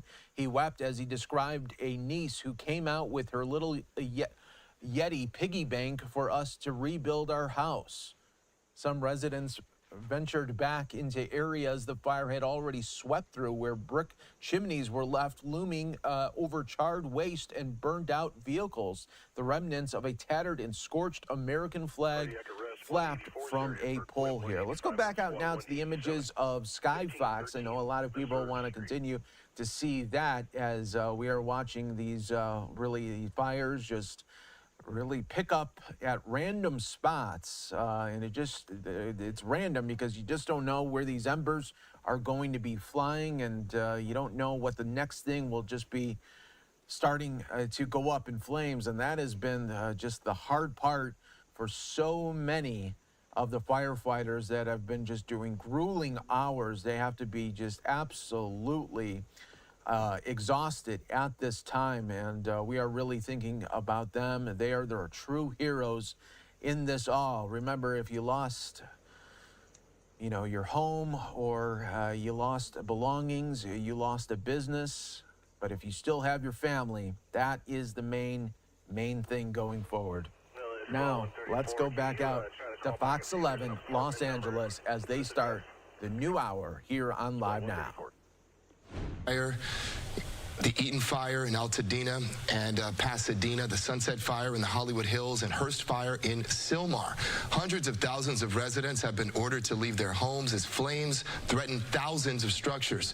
Strong Santa Ana winds are fueling the fires, making containment, as you can imagine, and as many of news outlets have been reporting, quite difficult. That's right. And we are awaiting an update on the fire that's supposed to start in just moments. This is supposed to be happening at 8 o'clock in the morning. They were prompt yesterday. I'm sure that same thing is going to be holding today. So we are awaiting fire officials on that information. But first, let's go up to Stu Mundell. He is in Skyfox over the Palisades fires. We can get a bit of a more clear picture through the haze and the smoke of the devastation there in some of those areas. Good morning, Stu. Hey, good morning, Jen. Good morning, everybody. Yeah, this is, it is difficult to clean this shot up. It's still under a lot of smoke. This is part of the Palisades, but this isn't one of those neighborhoods where all the homes were destroyed. This is what we usually see in a lot of the brush fires. You can see right there, they've got a couple of houses standing, and then if you can look through that haze as best you can see some just burned to the ground. Some houses standing, some to the ground. And this seems to be the whole pattern through this neighborhood up here. This is going to be off of Paradise Drive. So this is going to be on the most northern part of the Palisades. What brought us up here was we were checking an address out here on the Michaels Lane area. This is one of the spots when we fly over it, I always think the red roofs, and I'm like, okay, this is the Palisades. And most of those homes are standing, but there are a cluster right there of a couple of them that are also burned to the ground. This is what's been going on for most of the Palisades fire, but there's sections of neighborhoods that are closer to Sunset Boulevard that we did kind of see through the smoke a little bit earlier on, that are literally burned to the ground, the entire neighborhood. It isn't one of those ones where there's one house here, one house there, and there's blocks and blocks and blocks of that. And while we were up there, I kind of was just doing the math. I was counting, there's about 40 homes on one of those residential blocks, and then you just kind of do we got 5 blocks right here.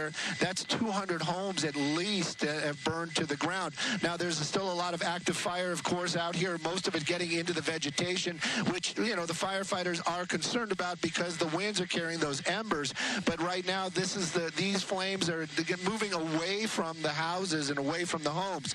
Getting a little bit of a wider shot again. This is kind of showing you. This is coming towards Topanga, actually. This is Agora Hills is what we're looking at right there. And you can see some of those homes up in the hills and a lot of vegetation over there. And the winds are actually helping these houses. As you can see, the smoke moving away from there. But that vegetation is very, very thick and lush, and that fuel will burn very quickly. Now, we do have structure protection already in place. You can see some of those Forest Service firefighters down there. It might even be CAL FIRE down there as well. So they are aware of the situation, but if that wind changes, it's like, just think if it does a 180 right now, those homes would be in imminent danger, as those flames are already entrenched into that aged foliage right there. So. And of course, we will continue to bring you Fox 11 coverage here on Live Now from Fox. But what we want to do is bring you out to the latest news conference coming out of Los Angeles. Let's listen in right now on Live Now. Catherine Barger. Thank you, Helen. Thank you for joining us here today.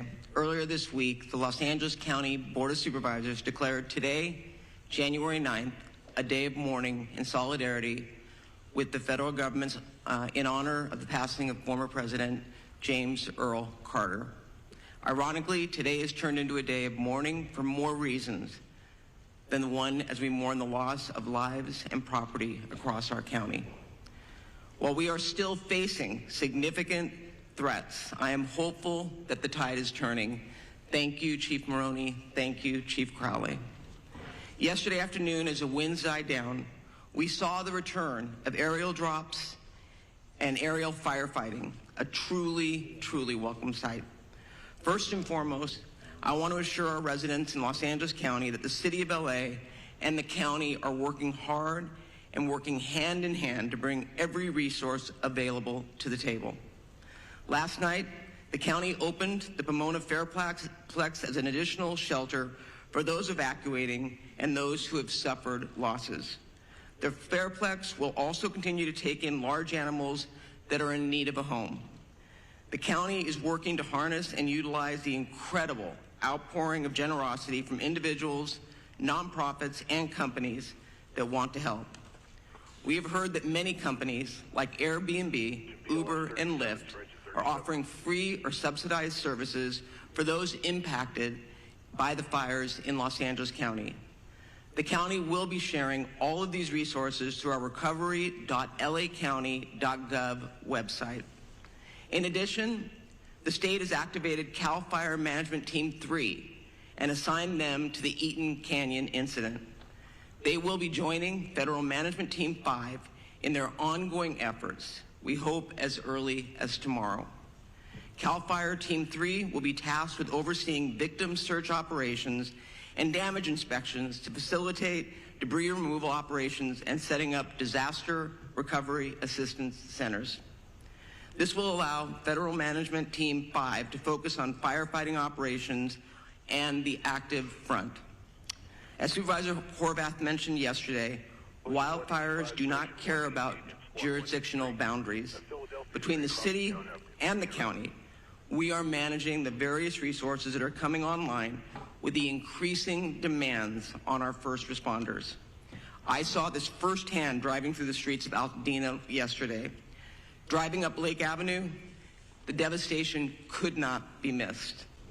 The number of homes, businesses, and buildings that were on the fire dwarfed in any sense of available resources.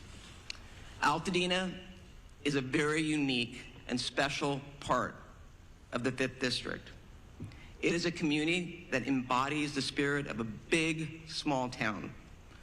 A community full of rich culture, history, and one that passionately supports the small businesses that drive its economy in the community. It is also one of the only communities in Los Angeles County that manages the urban wildland interface. Altadena is a resilient community. They have seen some significant battles before, but the scale of the impact today is larger than anything that I have seen in my career. The loss of historic resources at Eaton Canyon Nature Center, Farnsworth Park, and the Altadena Golf Course cannot be measured. I saw fire engines and companies from El Dorado County and other parts of California joining Los Angeles County Fire in an effort to protect life and property. In the midst of the emergency, we've all seen individuals who are targeting vulnerable communities by burglarizing and looting homes. This is simply unacceptable. You'll be hearing from our DA, Hockman, shortly regarding his efforts to hold these individuals accountable, and I promise you, you will be held accountable. Shame on those who are preying on our residents during this time of crisis. The emergency order will be strictly enforced by the Sheriff's Department, who are proactively patrolling to protect these communities from looting and any criminal activity. They have made 20 arrests of individuals who will be held accountable for the actions that they've taken. I want to thank President Joe Biden and Governor Gavin Newsom for pledging to bring federal and state resources to help Los Angeles County in our moment of need. President Biden's disaster declaration includes the promise of public assistance and individual assistance. We will begin the process of rebuilding. We will have critical resources available to ensure the residents of our communities are not fighting these battles alone. I intend to bring in a motion with Supervisor Horvath as my co-chair or co-author to ratify the county's emergency proclamation at the next Board of Supervisors meeting. Make no mistake, this board and this county will continue to do everything in our power to ensure the safety of our residents as we look forward to the path of recovery. With that, I would like to introduce Supervisor Lindsay Horvath.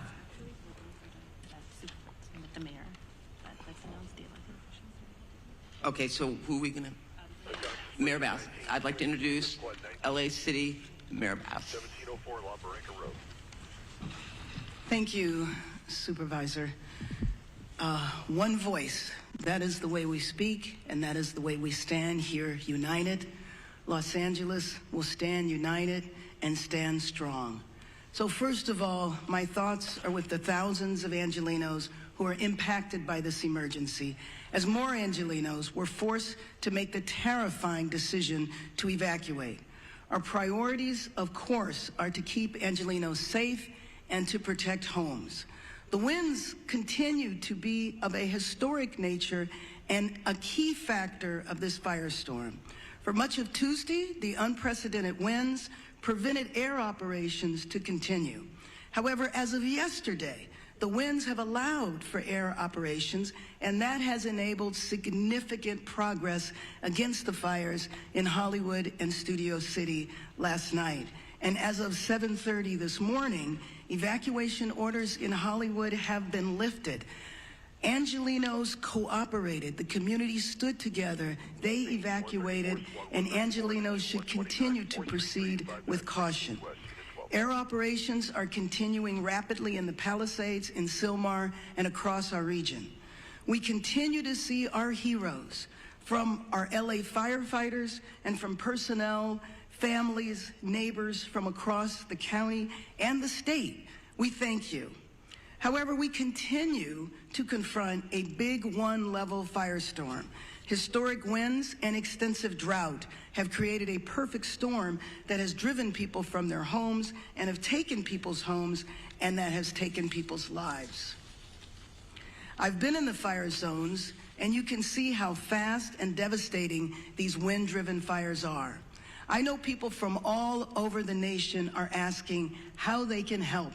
So here are two essential ways. First of all, support the California Community Foundation Wildlife Recovery Fund at calfund.org, and support the Los Angeles Fire Department Foundation at supportlafd.org.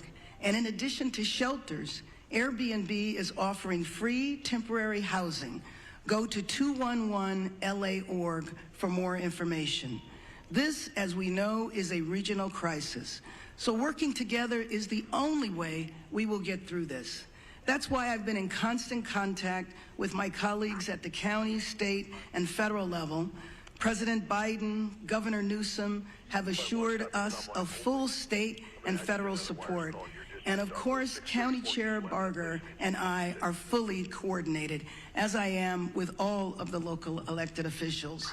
And our fire departments, police departments, utilities, and other critical agencies are coordinated as well. We have pre-deployed, we are executing a strategy, and we are adapting to conditions on the ground in real time. This is absolutely an unprecedented historic firestorm, but we are all hands on deck. We need to continue to cooperate. We need to evacuate when asked to do so. We need to help others, help our neighbors. And first and foremost, we need to stay united. We need to stay strong. A united LA is the way we will recover, is the way we rebuild our communities.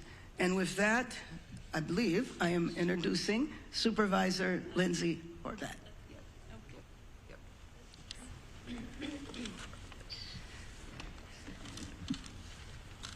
Good morning. The strength and resilience of Los Angeles County is more than anything we are seeing on the ground. I know this because of the relentless fight that our first responders, our firefighters, our law enforcement officials are putting forward, giving it everything they've got to take on each of these fires throughout the region. That being said, this is testing even the strongest among us. Last night, I personally received an alert from Nixle that I too was under evacuation warning, and I was put in the shoes of tens of thousands of Angelenos who have been facing this from the moment the fires broke out. No one should have to choose which priceless memento they're going to take with them or leave behind in order to stay safe, for their families to stay safe, for their communities to be safe. I've heard from so many community members about the pricelessness of the community centers, the faith centers. I know that in the Palisades alone, there are more than 20,000 Jewish community members, and I was contacted by the Jewish Federation and the work that they are doing throughout the region to support the Jewish community. We've heard with the Eaton fire, the loss of so many faith centers throughout the Palisades fire, and so much more. These are not just structures. These are places where people have made lasting memories, memories they will hold on to But as they look at their community now, their hearts break, and we are in mourning with them. This is a time of grief, and that is why it is tremendous that our governor and our president and all of the leaders behind me and all of the leaders out throughout Los Angeles are standing strong for all of our Angelenos who are suffering great heartache. The Pacific Palisades has suffered immense loss, and my heart goes out to all of the residents who are continuing to try to understand what is left of their homes. In the Topanga Canyon, I've been speaking with residents throughout the night, and I know that One Topanga and TCEP have been in constant communication with those on the ground, and we are in communication with them to ensure that we are supporting Topangans on the ground. I know there's this morning a fire active behind the lumber yard, and the chief has personally deployed resources to ensure that we are actively fighting the fires in Topanga. Topanga Canyon is a treasure, and we are fighting to protect it. Sunset Mesa, when you look at what is left, is heartbreaking. The community members of Malibu and Santa Monica, which last night declared a curfew because of the tragedy that they're experiencing on top of the fire, people trying to take advantage of this crisis. It's absolutely unacceptable, and we will all stand together to keep each and every neighborhood safe. The Hollywood Hills, my heart broke with you last night. I am grateful for the swift work and aerial assault that took place in order to protect our Hollywood Hills quickly. When you saw a home go up in flames in Studio City, you wondered if that was going to be the next outburst. The residents of Studio City, we stand with you. And in Sylmar, we have at least achieved some containment of the Hearst fire, but we have a long way to go, and we are watching and standing with you. This is a moment where we will share detailed updates, but we will not forget that behind each of these updates is a person who deserves our support. With that, gas shutoffs continue to affect more than 15,000 people in Malibu from Brentwood Country Club to Pepperdine. A boil water advisory remains in effect for the Sunset Mesa community from Topanga Beach and Coastline Drive to the south on Shore Heights Drive on the north, and Topanga Canyon to Carbon Canyon Road in Malibu, including communities of Big Rock and Carbon Mesa. Metro fares remain suspended today thanks to the leadership of Metro Board Chair Hahn and our CEO Stephanie Wiggins. If you have essential travel today, please do so safely away from the areas of the evacuation orders. If you do not have essential travel, please remain indoors. For the latest updates and service impacts, you can go to alerts.metro.net. LA County Assessor Jeffrey Prang has shared property tax installment deferral applications, misfortune, calamity, damage reassessment applications, and disaster relief FAQ for property owners affected by the fires at assessor.lacounty.gov. All LAUSD schools and Santa Monica Malibu Unified School District schools in the 3rd District are closed. With that, mental health supports are available through the county's Department of Mental Health. You can call 800-854-7771.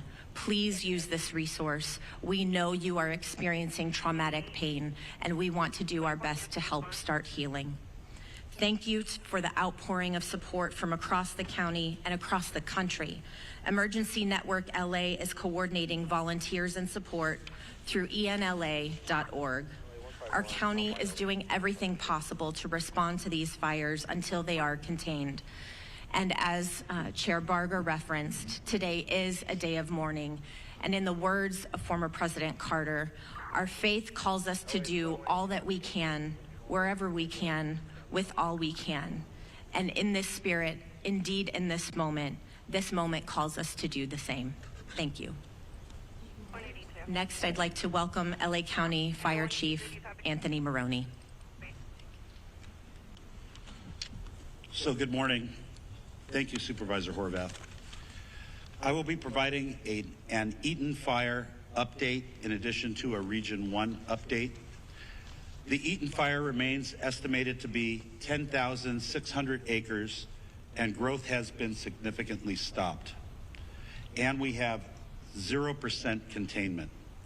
We have over 879 firefighting personnel assigned, and mutual aid resources continue to arrive to assist with this firefight.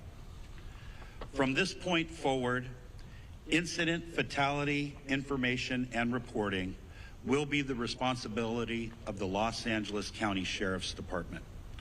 We have several reported injuries and over 1,000 structures damaged and destroyed. The cause of the fire remains unknown, and it continues to be under active investigation. As I stated yesterday, as soon as a cause is determined, we will advise the media. The Lydia fire that started yesterday in Acton has been 40% contained, and forward progress has been stopped. It is limited to 348 acres. The number of resources assigned to this fire siege event has increased significantly, and we have a much better posture than we did on Tuesday and Wednesday. Out-of-state resources continue to arrive in Los Angeles County and City, and we are appreciative to our fire partners from throughout the Western United States for providing assistance to Los Angeles County in our time of need.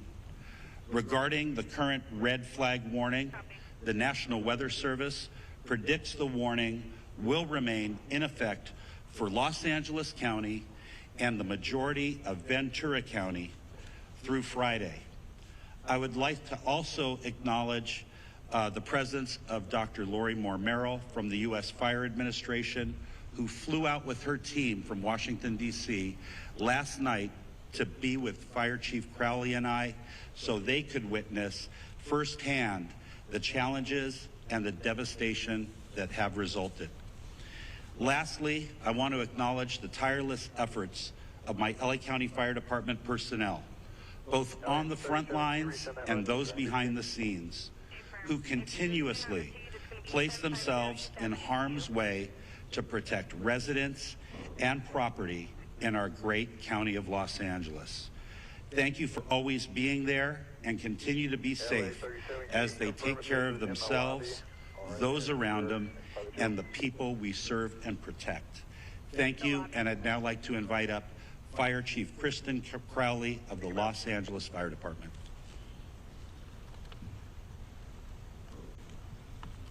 Thank you, Chief Maroney.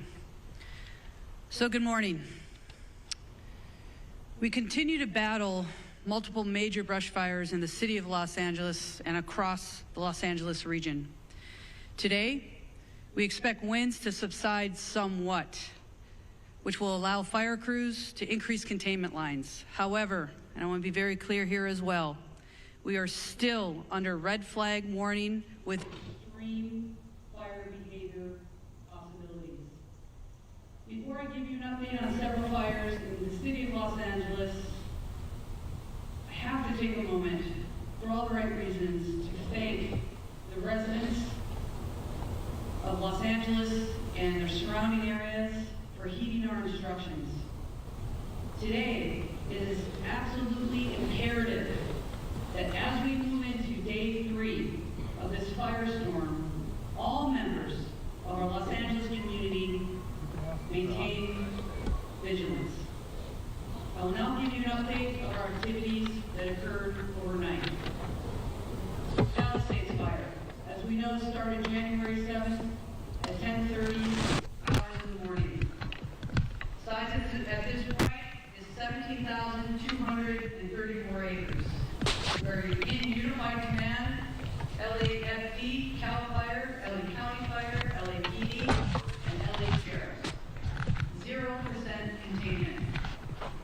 Extreme fire behavior continues to challenge firefighting efforts for the Palisades area. Wind gusts are up to 60 miles per hour and are expected to resume throughout the entire day. Firefighters and air resources will continue to work to protect the community and infrastructures and gain control so that we can contain this fire. Damage assessments are ongoing at the Palisades fire. However, preliminary reports estimate the damage or destroyed structures to be in the thousands. It is safe to say that the Palisades fire is one of the most destructive natural disasters in the history of Los Angeles. We will continue to provide additional information as it becomes available. I'll move on to the Hearst fire. January 7th start. The size, 855 acres. We're unified in command, LAFD, United States Fire Service, Angeles National Forest, and LAPD. 0% containment. Firefighters held the fire within a planned containment area and are successful, and we have established a perimeter. Crews were able to get a handle on a few of the flare-ups over the night. We will continue to strengthen our containment lines and create a number of dozer lines to minimize the fire growth. Next, Woodley fire started on January 8th. The size, 30 acres.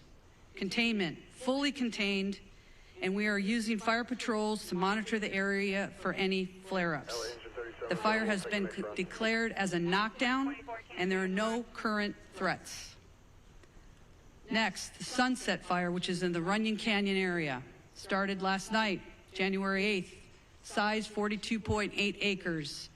Forward progress, I'm very glad to share with everybody, was stopped, and the crews are working to put out spot fires within the perimeters and to keep the wind from spreading any additional embers. As of 7:30 this morning, all evacuation orders have been lifted. This fire was rapidly and aggressively attacked by using coordinated air and ground fire suppression efforts. Residents heeded our timely evacuation orders. More information to come on that. Next up, the Sunswept fire, which is in the Studio City area. As I talked about all the previous incidents, on top of this, our fire department was faced with another massive challenge. A very large structure fire encompassing 2 large hillside homes with heavy fire, which exposed brush, broke out in the Studio City area of Los Angeles. The high winds caused the fire to extend within the adjacent brush, potentially causing another additional brush fire. Our LAFD poured all available resources into this fire, and through a combined effort, were successful in preventing another devastating brush fire. Our firefighters stopped the forward progress at just under 1 acre. Also, to be clear, all of the incidents that I just spoke about are all under an active investigation. Let's talk about the preparations for today.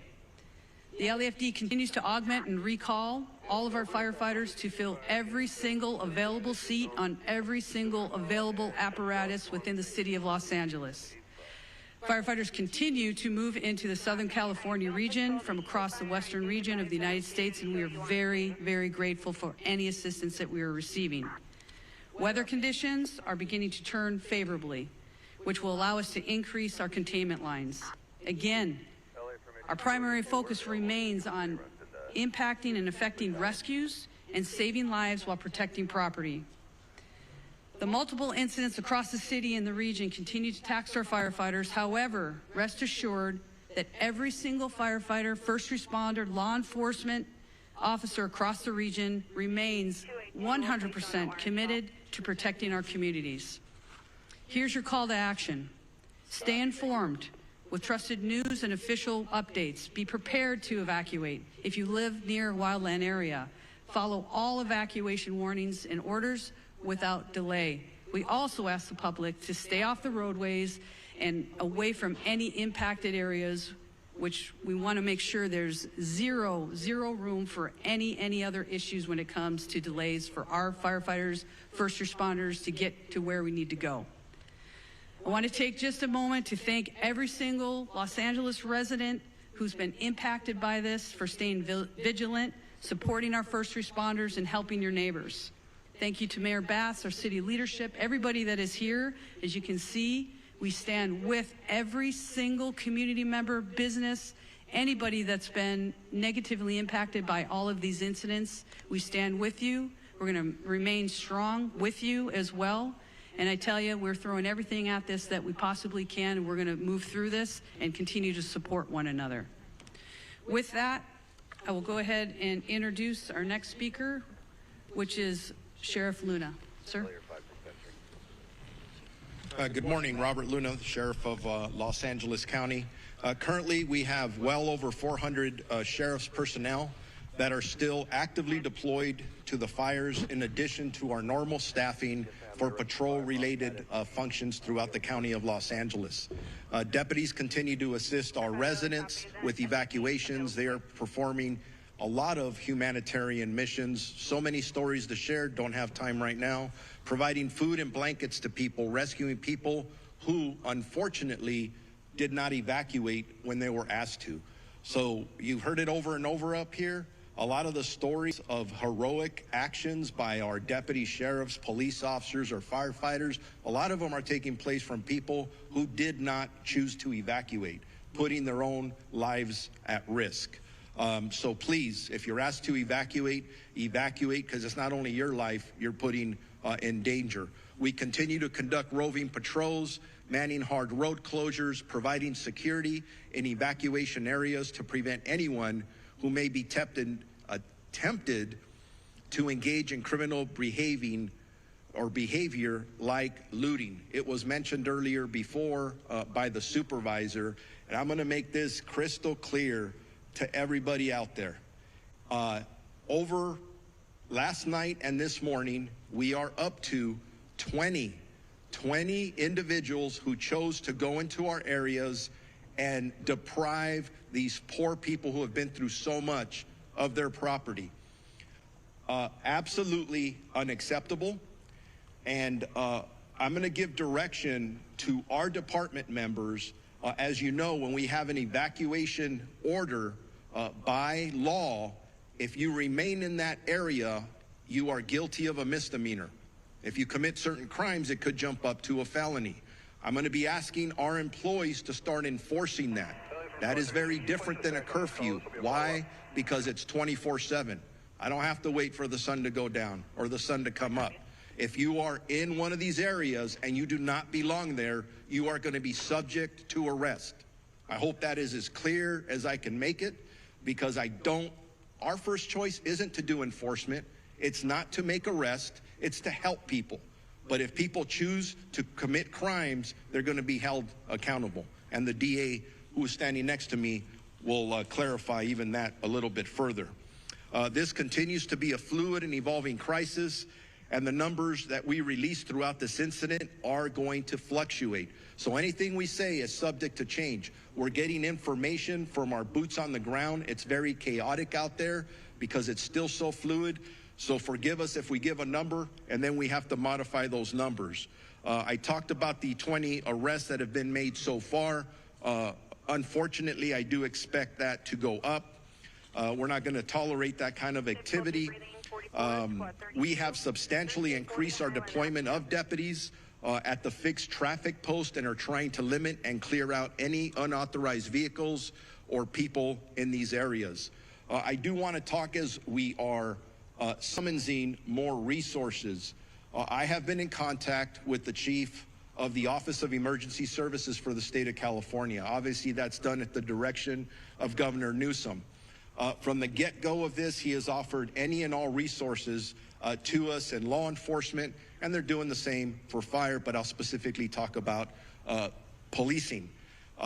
The California National Guard is on standby at our direction, specifically my direction, and we, along with my partner Jim McDonnell at the LAPD, are currently in discussions if we are going to need them or how we would deploy them as the hours go on. So stand by for that information as the hours tick on. Chief Maroney mentioned this regarding any death toll information. Yes, we had preliminary numbers yesterday. I got to be honest with you, as I reviewed some of those last night and this morning, I was not satisfied with some of the information that we're getting. And it's not the fault of our people. The people that are working under very difficult conditions are doing their best to do what they need to do. At one point, we'll be able to do a more thorough search of these impacted areas. Some of them look like a bomb was dropped in them, where we will be able to bring in canines and other things to help us hopefully not discover too many fatalities. That's our prayer.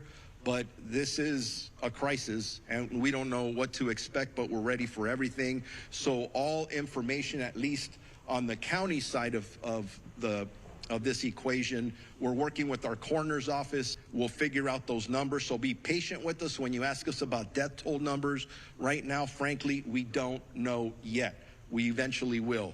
Evacuations overall for Palisades, Eaton, Hearst, and Lydia fires, the number in both county and city areas, evacuation orders are impacting 179,783 residents. That's nearly 180,000 people in Los Angeles County that are currently under evacuation orders, with another close to 200,000 residents that are under evacuation warnings.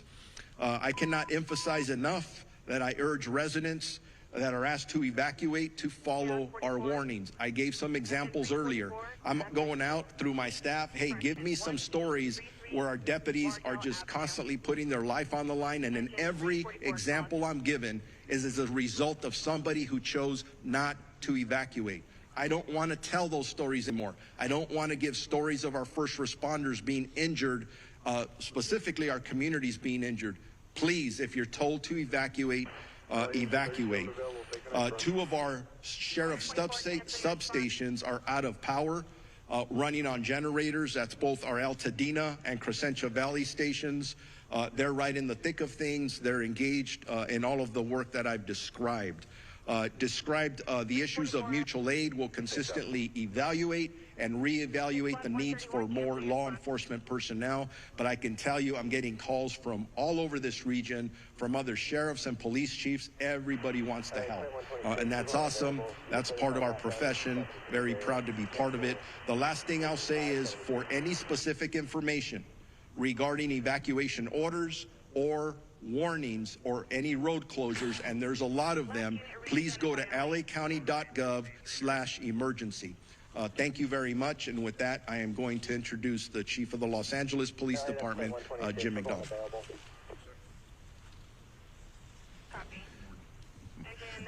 Morning. And I'll start off with a sincere thank you to all who have cooperated and supported the first responders and others who've been out there doing the best they can to make this as manageable as it can be. We're still on full tactical alert at the LAPD in support of our fire partners to be able to accomplish their mission. We're assisting with safety as well as the evacuation sites. You heard the sheriff quote the numbers of people who are out there using those. And again, we want to provide every level of safety we can for those involved in that effort. We've been joined by our Port Police and Los Angeles World Airport Police partners as part of the city family in doing the jobs that we're doing as we move forward today. But I want to thank our team. Many of our team and many of the people who are here behind me have left their families in fire areas to come to work to be able to help others. We've had a large number of people who have been evacuated, a large number of people in this group here who either family or friends have lost their own homes and lost everything they own and are dealing with taking care of young families at the same time while they're trying to balance the needs of work with the needs and responsibilities of family. We truly are all in this together, and we have to look at it that way as we move forward. The advice I would give is consistent with what you've heard. The air is not healthy for people who are challenged from a respiratory standpoint. So if you don't have to come into an area that's so impacted, please don't. Traffic, we're trying to maintain ingress and egress to our emergency areas for first responders in particular. We had, as you heard, people coming in still from other states to be able to help in the fire suppression effort, and we need them to be able to get in and be able to do what they need to do as easily as possible. The evacuations, they will probably still continue as the winds pick up. So we want to be able to do that as effectively as we can. Again, I said thank you for the cooperation, but I ask for additional cooperation should the need arise as we move forward. This is anything but predictable. We're thankful for the wind conditions we have now and the ability for our fire partners to try and make up for lost time, to be able to put containment around several of our burn areas and to be able to move forward on that. But again, I just want to say that you've heard from, and you'll hear in a minute from the DA, but from the sheriff about our crime suppression efforts. For those who want to take advantage of others, we're there. We're going to be there, and we're going to be working to hold you accountable for what you're doing in that regard. But as this runs its course, fatigue will certainly become a significant factor for those who are both directly involved in the operation as well as members of our community. So again, we are very thankful for the people who are doing this on all of our behalf, but we need to stick together. We need to support each other. And this is a thing where morale is a big deal for both the community and all of our folks. So take care of each other out there, and let's do the best we can. Thank you. Now, I mentioned our DA Hockman. It's now my pleasure to introduce the newly elected District Attorney of Los Angeles County, Nathan Hockman.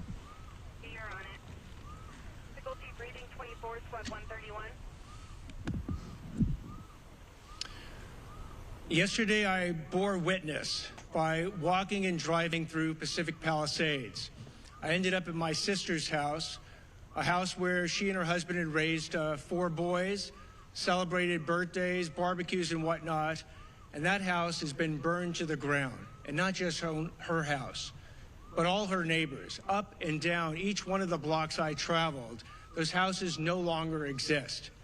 They are now basically rubble. And I haven't seen something like that, and I've lived here almost over 60 years.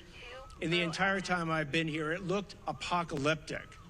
Not since the 1990s, when Los Angeles was hit with the fires, the flood, the earthquake, and the riots, have I seen such disaster occur here in our city. But like back then, Los Angeles has true grit. It has resilience. And it will rebuild, and it will rebuild better than ever. But along the way, there might be people out there who want to take advantage of the people who are suffering these tragic losses. These criminals need to hear, as they've heard from the sheriff, as they've heard from Chief McDonald, an unmistakably clear message that if you want to go ahead and loot, if you want to commit burglary, if you want to engage in grand theft, if you want to engage in these internet scams where you're going to take advantage of people who are going to be seeking insurance and government benefits, you will be arrested, you will be prosecuted, and you will be punished to the full extent of the law. And the reason I want to send this warning now is I don't want any mistake later that somehow they thought, oh, it's not a big deal. It's a huge deal. These acts are despicable, and we will prosecute them with maximal punishment. So I want to make sure that message is received loud and clear, because the first responders in this situation have been simply heroic. As I was in Pacific Palisades, I not only saw fire departments from LA County and LA City, I saw Rialto, Poway, Redding, fire engines from across this entire state that have come to our rescue. And thank you. Thank you to all the first responders. When it comes to law enforcement, it's an all-hands-on-deck operation with law enforcement and the DA's office. Again, detectives are putting on uniforms and getting out there on the streets to protect us. We owe them a huge thank you. And from the DA's office, if we do get these cases, please be on notice that we are going to try and deter you from committing the crimes in the first place. But if you do commit these crimes, do not expect anything else than maximal punishment. I'll now introduce LA County Public Works Director, Mark Priscilla.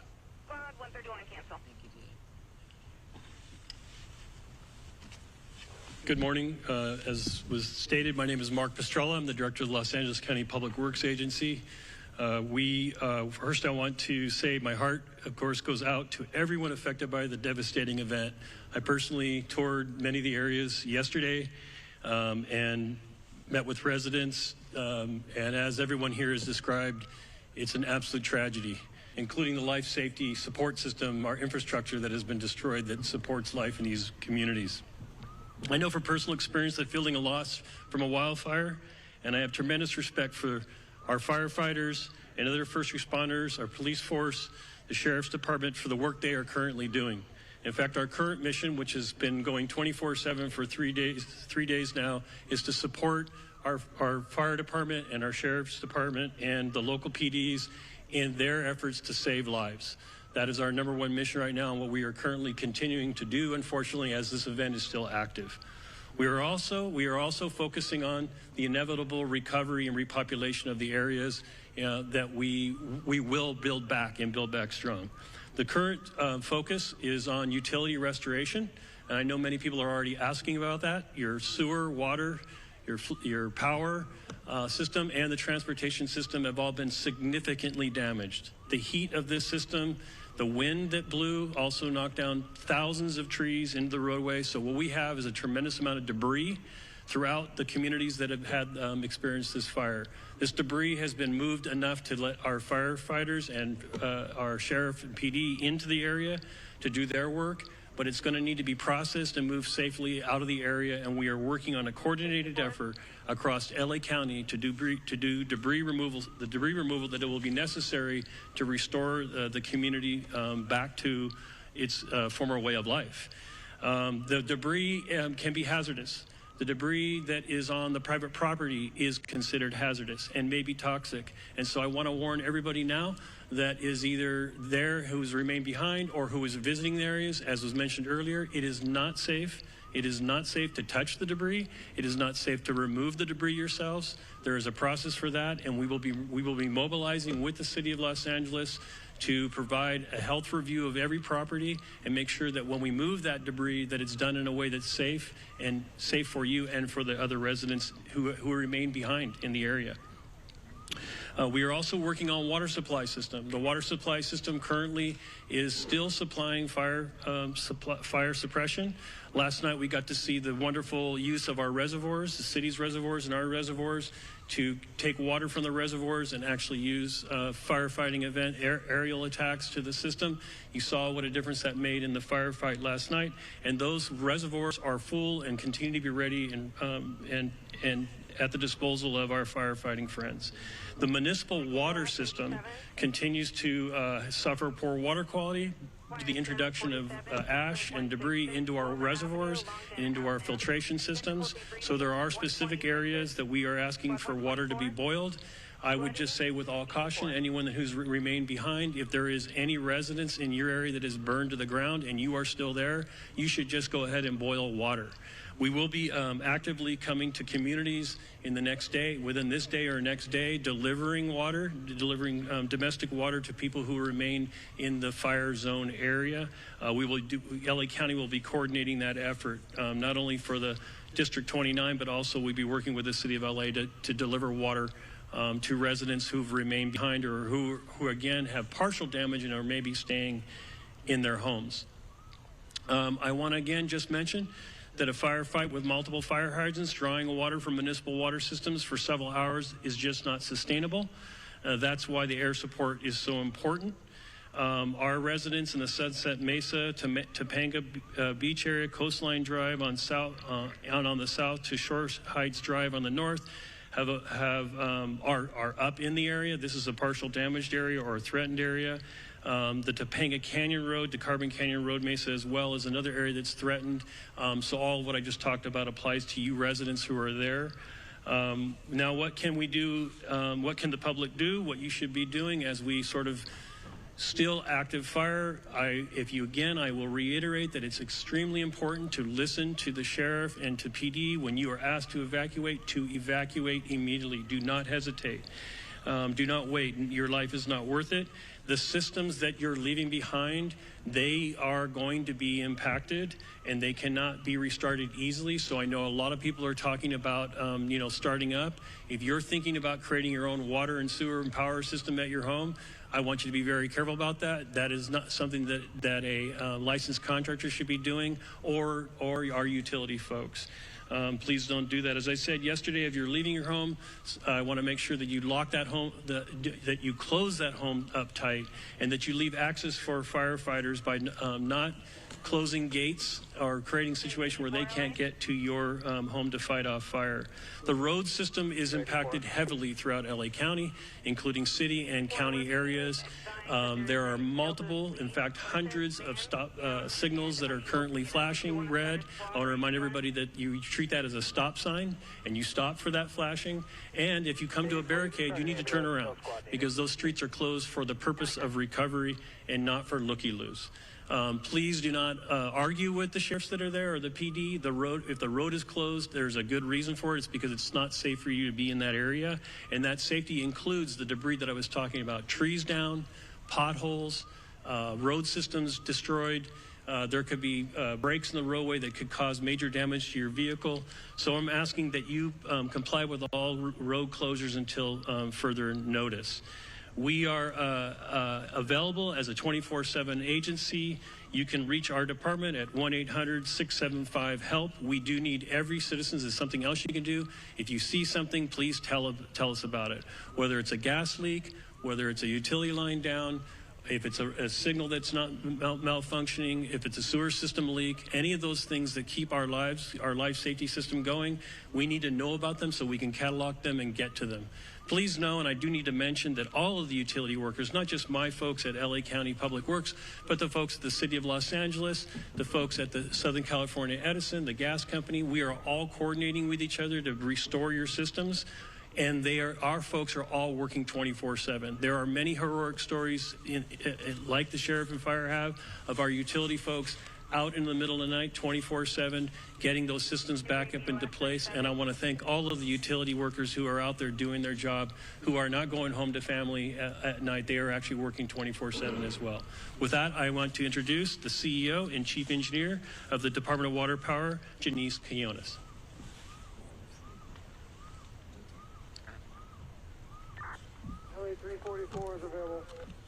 Good morning.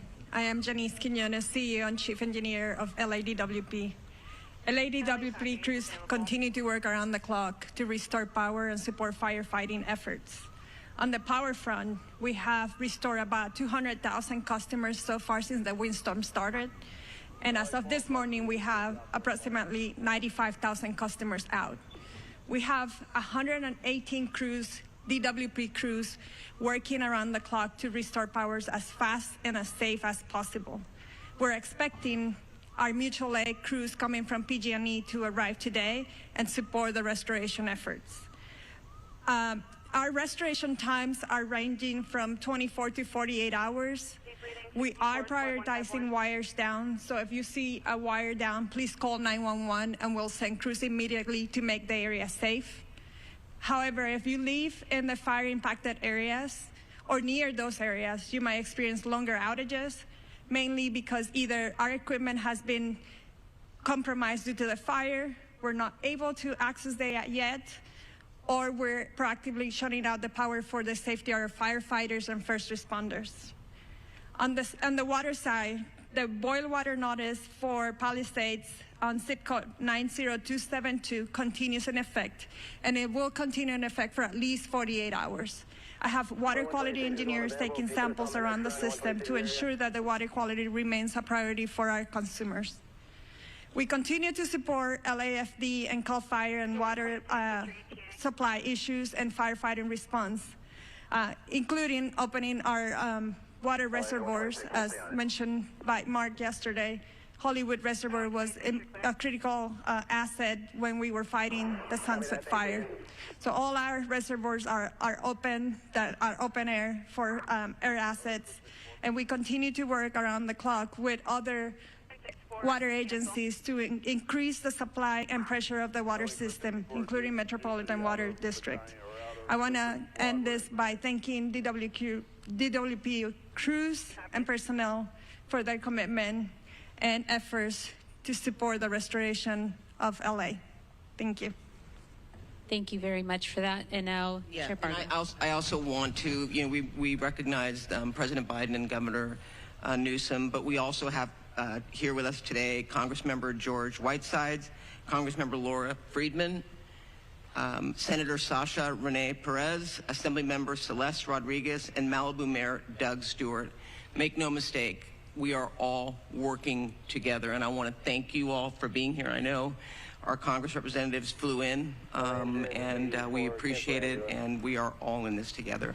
With that, we'll take some questions. Thank you, Chair Barger. So just a couple rules of the road. So I'll call on you. When you get called upon, please announce your name and which media outlet you are with. And we'll start right here in the middle.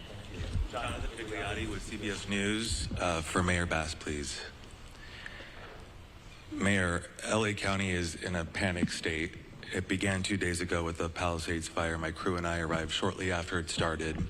And for several hours, we watched as hundreds of homes in a neighborhood burned to the ground. We did not see a single fire engine. We watched as Good Samaritans guided traffic. There was fear and there was a lot of confusion. You were out of the country at the time. Shortly after the fire started, a press release was put out warning of this fire behavior. My question to you is, what explains this lack of preparation and rapid response? Let me just say, first and foremost, my number one focus, and I think the focus of all of us here with one voice, is that we have to protect lives, we have to save lives, and we have to save homes.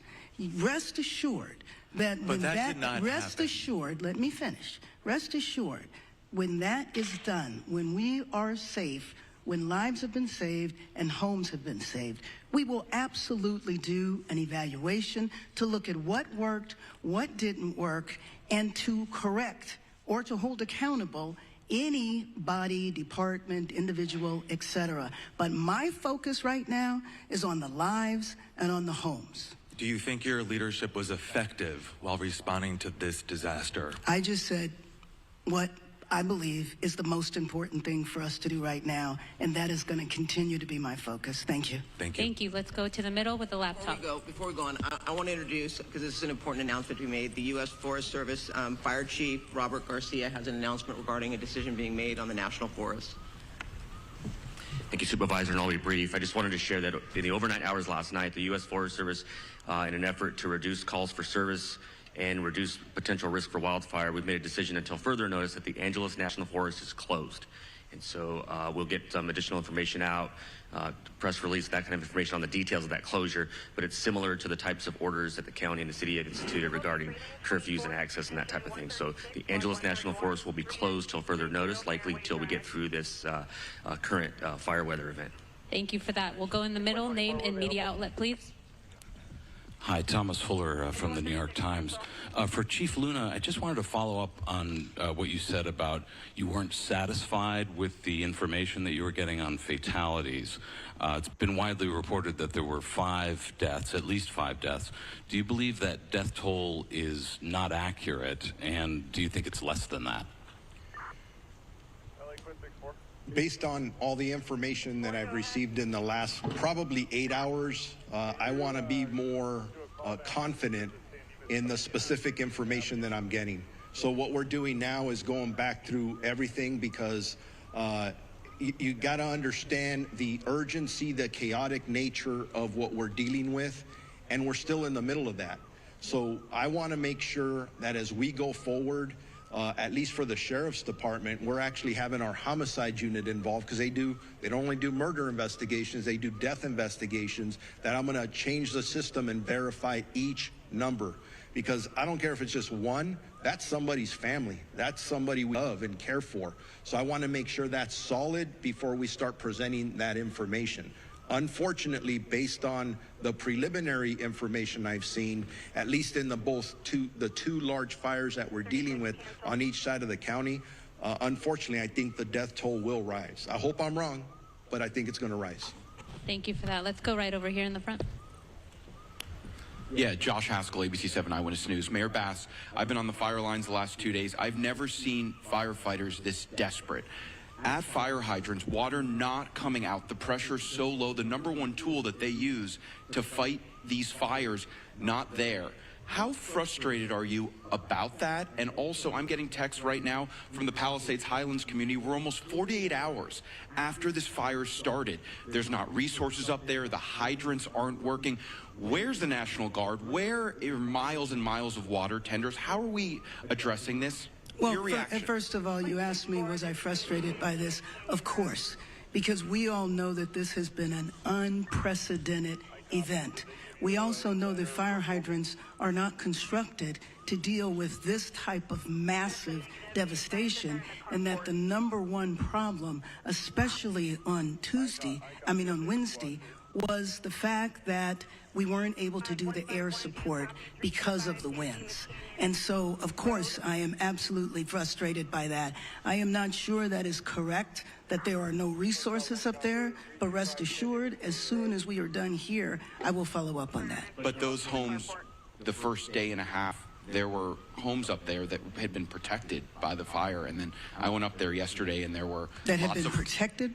That it basically had been saved. Obviously, the fire's moving different directions, but when I went up there yesterday, there were not a lot of resources. We drove around, and then I know that things got worse up there. I'm just wondering, now that we move 48 hours past, how are we addressing these water problems that are continuing, and is it acceptable that they continue? Well, let me just say that the water problems are a little better now because the winds are such that we can go up and have the air support. And you know that that was the reason that the devastation was so bad, the unprecedented wind, the strength of the wind, and the fact that the air support could not go up. And if Chief Crowley wants to talk to this, there have been many fires before where air support is not available, and we depend upon these ground resources and crews. Was there a plan in place for that, and did the resources get here quickly enough? And talk about an update to air support today. Right. So thank you for that question. As we know, and you heard all of the incidents that are occurring at this point. Palisades was the first brush fire that we were attacking at that moment. You talk about specific pre-deploying. We put resources in place, pre-deploying, knowing that the winds were coming. With that, when the fire did light and take off, rapid response, very dynamic situation, air to ground resources coordinating. Now with the winds, I don't think we can overstate that enough. There's no excuse in regard to the winds were too much, but the reality is the winds are so dynamic, and at that tipping point, when our resources, air resources were grounded, that changes our strategies and tactics. We called for the world in regard to the number of resources and what we needed, who we needed, immediate need. Every single resource that was available at that moment responded. You talked about 48 hours later, where are we now, right? Again, I already spoke on if we don't have water, we find water, we use water tenders, we draft water. The fire department, first responders, we're gonna do everything in our absolute effort to do what we can do with what we've got. The good news is, with the wind subsiding, you're gonna see water drops, you're gonna see rotary, you're gonna see fixed wings all day, unless something changes. Again, I did say 60-mile-an-hour wind gusts even today. So very, very dynamic situation. With that, also, you said about the other homes, no fire resources there. As winds change, our resources change, we redistribute, we move, and that's the dynamic situation that we are in, even in day 3. That's what I wanted to say about that. We'll Thank go you. right behind. Go ahead. Thank you very much. Madam Mayor, I have another question for you. Bob DeCastro over here from Good Day LA, Fox 11. Another issue, another concern about resources and in particular staffing as well. And we heard from firefighters even on the front lines expressing frustrations about, obviously it's a challenge right now. They're bringing in firefighters from all across the western region, but can you address the criticism now over the budget issue and the slashing, $17 million slashing of the budget? I'll go back and look at the reductions that were made there were no reductions that were made that would have impacted the situation that we were dealing with over the last couple of days. And then there was a little bit of confusion because money was allocated to be distributed later on, which was actually going to support salaries and other parts of the fire department that were distributed a little later. So I think it's most important to understand that we were in tough budgetary times, everybody knew that, but that the impact of our budget really did not impact what we've been going through over the last few days. Again, back to the unprecedented windstorm, wind at such ferocity that we haven't seen in years, is the context in which we were dealing with it. Thank you. Thank you. Let's go over here on this side. Did you have your hand up with the blue? Name and media outlet, please. Hi, Grace Tui with the Los Angeles Times. I was hoping Chief Crowley could talk a little bit more about the start of the Palisades fire. We'd heard that, I know we don't know why it started, but we'd heard that it started possibly in a garden in someone's backyard, if you could confirm that. And then how long do we know it took for it to actually reach homes? And I know you said that resources were pre-deployed, but do we know were there actually fire crews in the Palisades when it did start? Right, so I'll start with your second question and we'll go back. I'll just start with your first one. As for where the start of the fire was in the Palisades fire, again, currently under active investigation. We have our arson investigators that are out right now as we speak, and they are actively investigating. As soon as we have information, we will share that with all of you. I know there's obviously, for the right reasons, a lot of interest in that. So with that, we'll circle back. When we come to pre-deployment, yes, we had our local fire stations that are assigned, Fire Station 69, Fire Station 23 in the Palisades area. They were fully staffed. Also pre-deployment in those areas, and we can also share the exact locations of where they were, how much we bolstered in regard to resources in the Palisades area. And also, mind you, we pre-deploy in the very high fire hazard severity zones, knowing that those are the communities most at risk during a wind event. So not only did we pre-deploy in the Palisades area, but also in other critical areas within the city. I don't know exactly, but we certainly can get that to you. Thank you. Hi, Dakota Smith with the LA Times. I have a two-part question again for the two fire chiefs. First off, have drones, unauthorized drones, been a problem, and have they hurt firefighting efforts? Secondly, in terms of the LAFD hydrants, was there any scaling back of inspection of those hydrants in the last year and did that affect the firefighting effort to Chief Crowley? Sure. So as for your first question with the drones, I don't have any information on that, so I can't share anything with you on that. In regard to the hydrants, historically, January is our hydrant testing phase. What I can tell you is we work closely with the Department of Water and Power. Those hydrants themselves are DWP's hydrants. They're to service the fire department. We partner with DWP in regard to that testing. Now, the very dynamic situation of where we are currently with the wildland season, if you may, there was a decision to postpone. We did not, in regard to the January start date, we have all year to test them. And also, mind you, our local fire stations are every single day going up and down the streets and looking at our hydrants. If there's any damage to hydrants, we report those as well. We were just kicking off that time frame of the beginning of the year when we normally would. What we did was postpone that until, because of the call volume that we're dealing with, and we're working closely with DWP at that point. I don't think it negatively impacted our abilities in this specific area. Thank you. Thank you. And the third row there. David Zahnizer with the Los Angeles Times. I have a two-part budget question. My first part is, can you talk about the reserve fund? Last year, there was a lot of concern that the reserve fund had fallen below 4% and was heading toward that 2.75 number that I think makes it difficult for the city to authorize spending. Do you know how low it has gotten at this point and how quickly you're burning through the reserve? Do you want to go with your second question too? Sure. The second question is, do you have any concern about blowing through the reserve before the state and federal money will arrive? So let me just say that, as I said a few minutes ago, our number one priority right now is to save lives, to protect lives, to save homes. I'm not here to talk about the status of our budget. If you would like to do that on another occasion, that would be fine in terms of the reserve fund.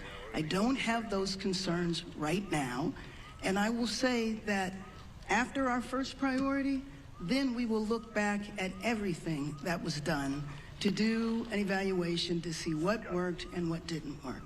Thank you.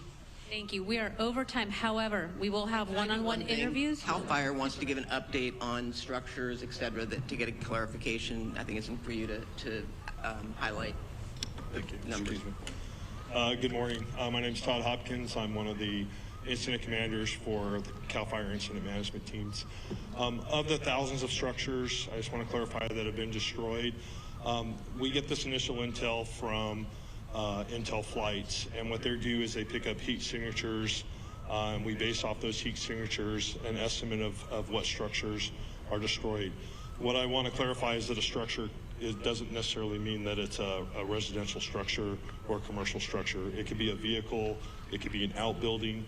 So we do have people, damage inspection teams that are on the ground that will go out to every single home. They will catalog whether a house is destroyed, if it's partially destroyed or just damaged, and all that information will be turned over to the city and to the county once the damage inspection teams get done. So although we know that there are many homes destroyed, the thousands of structures can mean many different things besides just a home. But so, it is thousands plural that have been destroyed?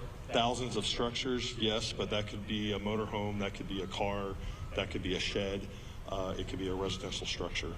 So I just wanted to make that clarification. Thank you very much. And we are end of press conference, one-on-ones. We also have Spanish. We will conduct that over here to the side with Sheriff Luna and a representative from LA City Fire. Thank you. All right, that was the update there from the LA County officials giving a big breakdown of what they are seeing, and one of the main factors is the looting concerns. Now 20 people have been arrested stealing from people's burnt homes. We're talking jewelry, maybe even diamonds as well. Let's go now back to the coverage of Fox 11 Los Angeles. Not as intensely as we've seen in the past, and still fires blazing throughout the Southland, obviously with all eyes on the Palisades fire in particular. We're continuing our extensive coverage of these fires across the Southland, and the wildfires, of course, are forcing mass evacuations. Hundreds of thousands of residents have been ordered to leave their homes as flames threaten thousands of structures.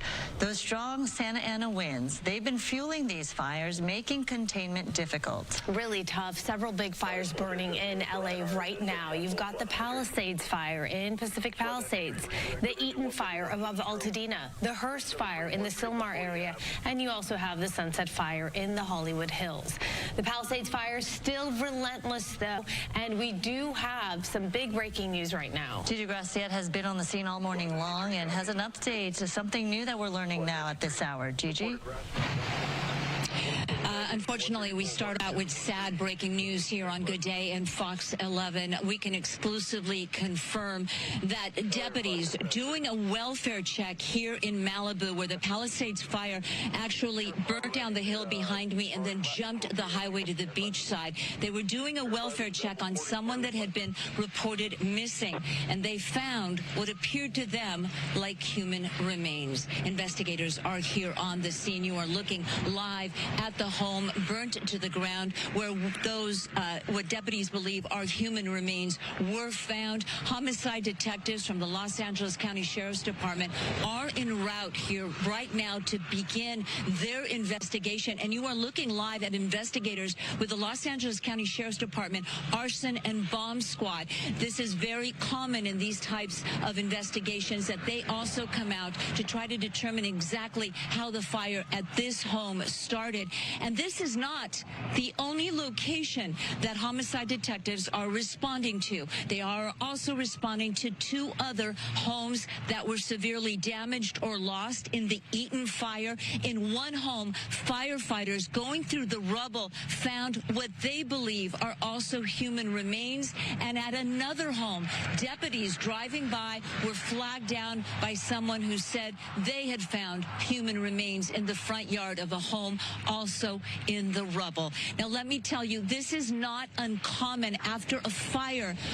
After fires of this magnitude, a lot of folks unaccounted for. Police will receive a call from a friend or a family member. Often those friends or family members are out of state or out of the area. They have not heard from their loved one. They don't know if they're in an evacuation center, if they've been injured or hurt, and they ask deputies or police officers to please do welfare checks. And sadly, we have been at many, many fires where human remains would be later found from people who either chose not to evacuate or possibly, for whatever reason, were unable to get out in time. If you're just joining us here on Good Day LA, I'm Gigi Gracia with live breaking news. A Fox 11 exclusive. Los Angeles County Sheriff homicide detectives en route right now to 3 different locations where what appear to be human remains have been found in the aftermath of both the Palisades fire and the Eaton fire.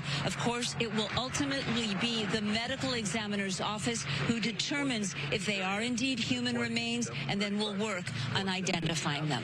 Reporting live in Malibu, I'm Gigi Gracia. Back to you. And, you know, to add to that, it could take some time before the coroner is even able to make his or her way up to this location, whether it's the Pacific Palisades location or in Eaton, the Eaton fire, to actually see what happened, what in fact went wrong here. And it takes some time to even identify these individuals, and it's very heartbreaking, and our hearts go out, obviously, to the friends and family who've been waiting to hear from these people, the missing people that they hadn't heard from.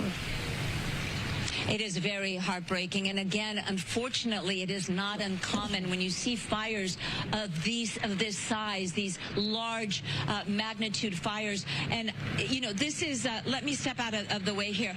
This is the area, we're actually in Malibu. So this is the area where the fire jumped the road. It burnt the homes on that side. It destroyed homes on the beach side. I'm going to ask photographer, I know there's a lamp in the way, but I'm going to ask photographer Tony Butita just to go to the beach side to show you some of the devastation that we're seeing up and down Pacific Coast Highway. On the beach side in Malibu, not even in the Palisades area, that is how strong this fire and how fast moving it was. Those flames fanned by the Santa Ana winds and sending those embers to Malibu. That entire hillside is charred, and just up and down Pacific Coast Highway. The loss is just incredible. Home after home, block after block of burnt down houses. And just a very sad finding here. Again, homicide detectives with the Los Angeles County Sheriff's Department, they're fanning out. They're sending teams to 3 locations, including right here in Malibu, to determine if these remains that were found by deputies doing a welfare check, deputies who received a call from someone who was worried about the person or persons who lived at this home, concerned they may not have been able to get out or chose not to get out. And those deputies found what they believed to be, and they reported as, human remains. And we're hoping we're not going to hear more news like this as the aftermath of this continues. And we're just going to start assessing the damage and getting into these properties where the debris has been left over from all of the destruction. And unfortunately, findings like this are very devastating. And hopefully those numbers won't go up in terms of fatalities when we talk about this fire, Gigi. Sources tell me that they expect to receive more calls, more requests to do welfare checks. A lot of times, family members, they wait a couple of days. They think, well, maybe, you know, they didn't take their cell phone. Maybe they're in an evacuation center. I'm sure they're going to call me. I'm going to go back to the home right there. And you see LA County Sheriff bomb squad and arson investigators. They are part of this multi-level investigation. Homicide detectives, again, are en route. They've been focused on what appears to be the kitchen area of this home. And we say appears to be because it looks like there's a stove in the area where they've been looking at, where they've isolated that area. And again, this is only one of 3 homes. 2 are in the Eaton Fire area. Homicide detectives are also heading there.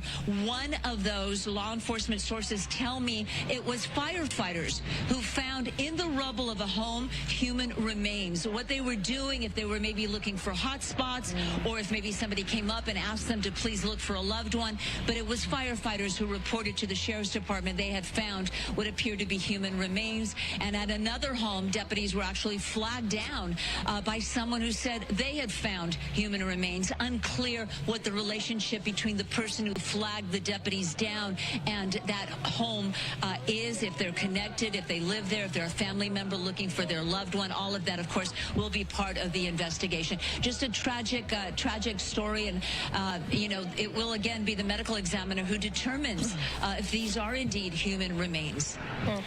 All right, Gigi, thank you so much for that breaking news, that update there. Unfortunately, tragic news coming out of the Palisades fire day after day.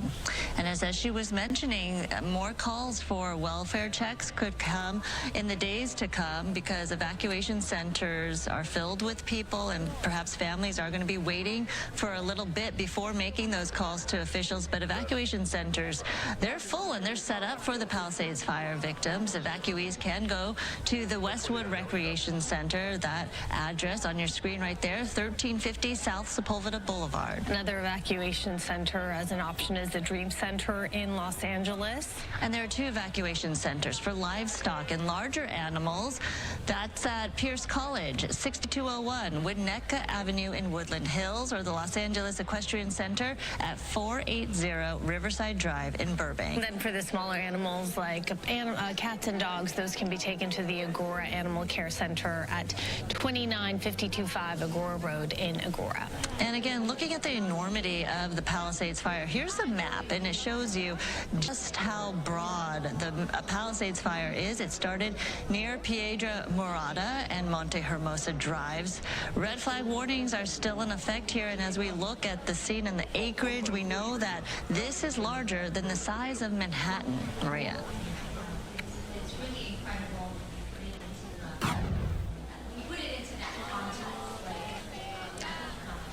There it is. I think that would be better if I turned the microphone back on. But yes, I agree. When you put that comparison in perspective about the size of Manhattan, a lot of us know that's a large area encompassing so many people, and that is what we are seeing here, bigger than that with just the Palisades fire and destruction alone. Just want to echo what officials were saying there during that press conference and how things are looking better right now. The winds are actually lighter, so we're getting a brief break from the strong winds. So it's going to stay lighter this morning. So firefighters, those fixed wing aircraft, those air assets have this window of several hours right now where they can really try to attack this fire and the other fires burning across Southern California. And before the winds start to pick up again, it's going to get stronger as we get to this afternoon and evening into early tomorrow morning. And yes, those red flag warnings continue for the danger, fire danger, where we get that small spark somewhere, perhaps. That is still possible outside of these fire zones, and that can spread rapidly under these weather conditions. 55 degrees currently in Burbank, same for downtown LA. It's 33 in Lancaster, 65 in Santa Ana. Notice those arrows, so those winds still coming out of the northeast. The pressure gradient, or the difference in pressure between this area of high pressure here over SoCal and that lower pressure now well to our south and east has really relaxed, and that's allowed the winds to relax as well. But the prevailing winds, although much lighter, is still coming from the northeasterly direction, and that is helping to dry things out. So that is why we still have the fire danger and the red flag warnings. Temperatures this afternoon are going to range from 77 downtown, 76 for the valleys. We've got the smoke advisory in effect. Of course, very hazardous air quality. We can't stress it enough. Please limit your activities outdoors because of that very harmful air. Red flag warnings, you can see encompassing everyone from Ventura County south into Orange County, the Inland Empire. So don't let your guard down. Please stay vigilant with the fire danger. Let's check in on the roads outside. We've got a lot of closures. Samada's got all the details on that. Hey, Samada. Good morning, Ray. Good morning, everyone. Yes, back to the fires we go. Another reminder to avoid those areas, especially in and around our fire zones. A couple of the bigger fires, Palisades fire closures. PCH still shut down in both directions, and this applies from Malibu Canyon Road all the way into Santa Monica to the McClure Tunnel. Also, the road closures remaining in place for our Mulholland Drive all the way down to PCH, and this is along the Topanga Canyon Boulevard. Back to the Hearst fire. Firefighters are still battling that blaze, and we do have this closure in place. Northbound side of the 5, if you're traveling to the East 210 at Yarnell Street, you can't get through there. And a reminder also for trailers and campers at Castaic Junction, right there at the 5 and the 126. Department of Transportation is recommending travel, should I say, not recommended, due to the gusty winds that will continue to be part of the problem throughout the next evening and into the early part of tomorrow as well.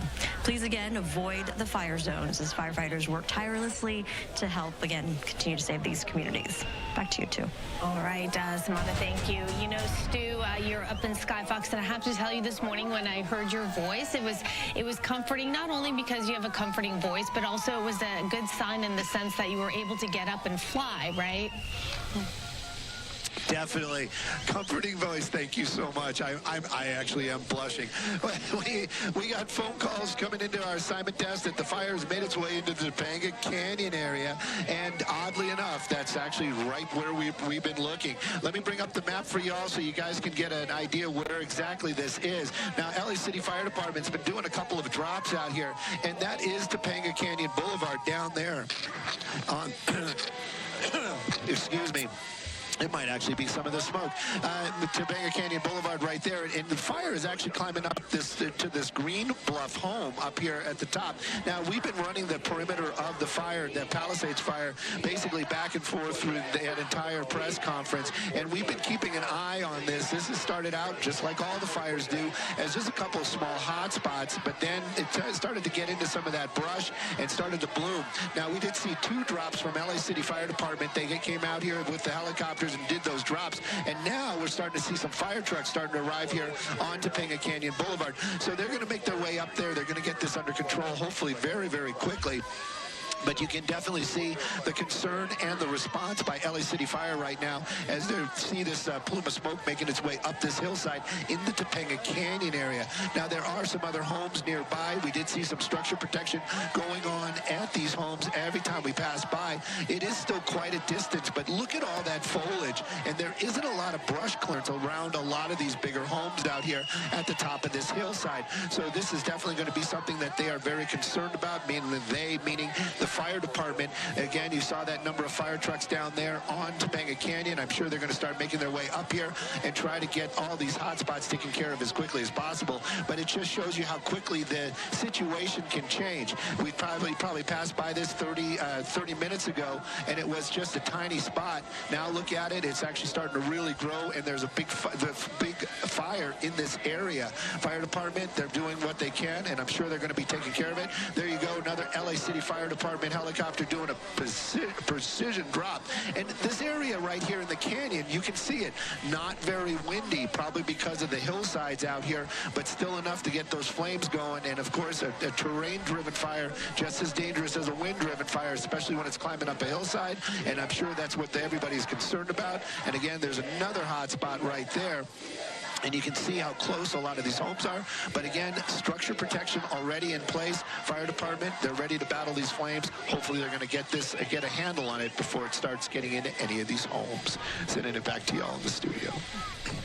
It is hard to see those hot spots. You know, you just hope and pray that it doesn't get any worse. Makes everyone very nervous, understandably so. All right, welcome everyone. If you're just joining us, it is coming up on 9:30. I'm Roxy Carbadian. And I'm Sandra, and we continue our fire coverage this morning. The Eaton fire has turned deadly, and it's claimed 5 lives so far, destroying hundreds of structures. Flames have scorched over 10,000 plus acres, thousands of residents forced to flee. Mario live for us in Altadena with the latest. Hi, Mario. Foxy, Sandra, and hundreds of properties that have been either touched by flames or completely destroyed, leveled. Now, this is an area where you wouldn't think something like this would happen. A popular stretch of North Lake Avenue, a feeder road right down to Pasadena, and we're still a few miles from the mountains where those flames continue here this morning. So, Carlos Jacinto, I want him to show you exactly what we're talking about. This is one of the structures that we've seen this morning, at least what's left of it. Now, this here used to be a home decor store. This is 2141 North Lake, and there's not really much you can make out of it. It can take just a few minutes for those flames to rip through a building when they're raging. And Carlos, let's keep going down here the street along North Lake Avenue, where we're seeing emergency crews continue to make their way up into the mountains here, and you see more torched vehicles. This is one of a few dozen that we've seen here throughout the morning. And right next door, a preschool that burned down at 2151 North Lake. And I'll open this gate and give you an idea of some of the destruction inside. You may be able to make out what looks like a basketball hoop and some plants here near the front, but it is just incredible to see the type of devastation that these flames have left here. A chiropractic office and a fish and chips restaurant were left destroyed. Almost the entire block here was engulfed in flames, and these businesses right across from Elliott Middle School, which doesn't appear to have any major damage. The Eden fire is still burning in the hills above Altadena. It's scorched over 10,000 acres, 0% containment since it started Tuesday evening here in the Eden Canyon area of Pasadena. And we've learned during an update from Sheriff Luna yesterday, 5 people lost their lives in the fire and a significant number of injuries were reported. Well, today during that presser a little while ago, he basically said he wants to make sure those are accurately confirmed, but also thinks, unfortunately, the death toll will rise. So we're going to show you some more of the other businesses here in this area, but fire officials say as many as 500 structures have been impacted by fire, with at least 100 now gone, nothing left standing but a shell in some cases. And we still have those evacuation orders that are in place. The good news is, what we heard from that news conference is that the forward progress has been stopped, but this fire is still at 0% containment. And the other positive note here this morning is, for the last couple of hours, we really haven't seen any strong winds, so much better conditions, much needed relief for these fire crews out here. Yeah, it's really noticeable. The conditions are very different and favorable, as you mentioned today, Mario, at least for now. Yeah, at least so much. They can take advantage of it while they can. Thank you, Mario. And that's Fox 11 coverage. We will be continuing to bring it to you all right here on Live Now from Fox. I am your host, Mike Page. Thanks again for joining us. And for our viewers now just joining us from the Jimmy Carter funeral, it was very emotional at times. And if you want to continue to watch our coverage there, you can scan the QR code that is on your screen right now, and you could see some more moving images from remembering President Jimmy Carter, and now the road back home to Georgia for the president. All right, everyone, we will go now back out to more of the coverage from Fox 11 Los Angeles right now here on Live Now from Fox. Our employees to start enforcing that. That is very different than a curfew. Why? Because it's 24/7. I don't have to wait for the sun to go down or the sun to come up. If you are in one of these areas and you do not belong there, you are going to be subject to arrest. And shortly after that, newly elected Los Angeles County District Attorney Nathan Hochman echoed that sentiment.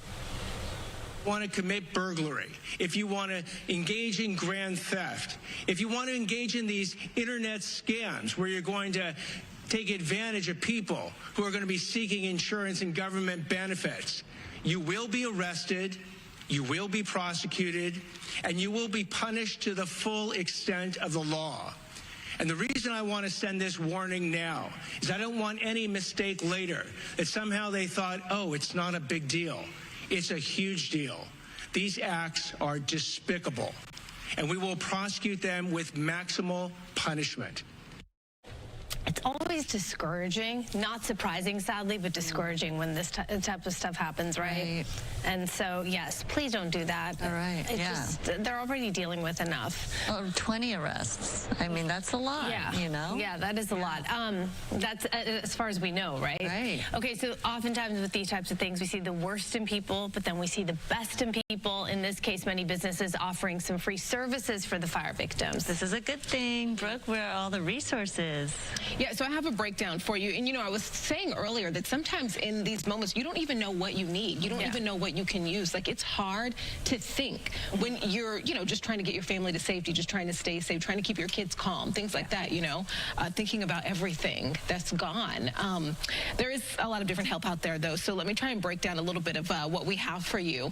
Uber and Lyft, they're both offering free rides to temporary shelters. You need to use the promo code WILDFIRE25 for Uber and CA FIRELIFE25 for Lyft. Now, both of those promo codes are one word, okay? And keep in mind there are some limits here.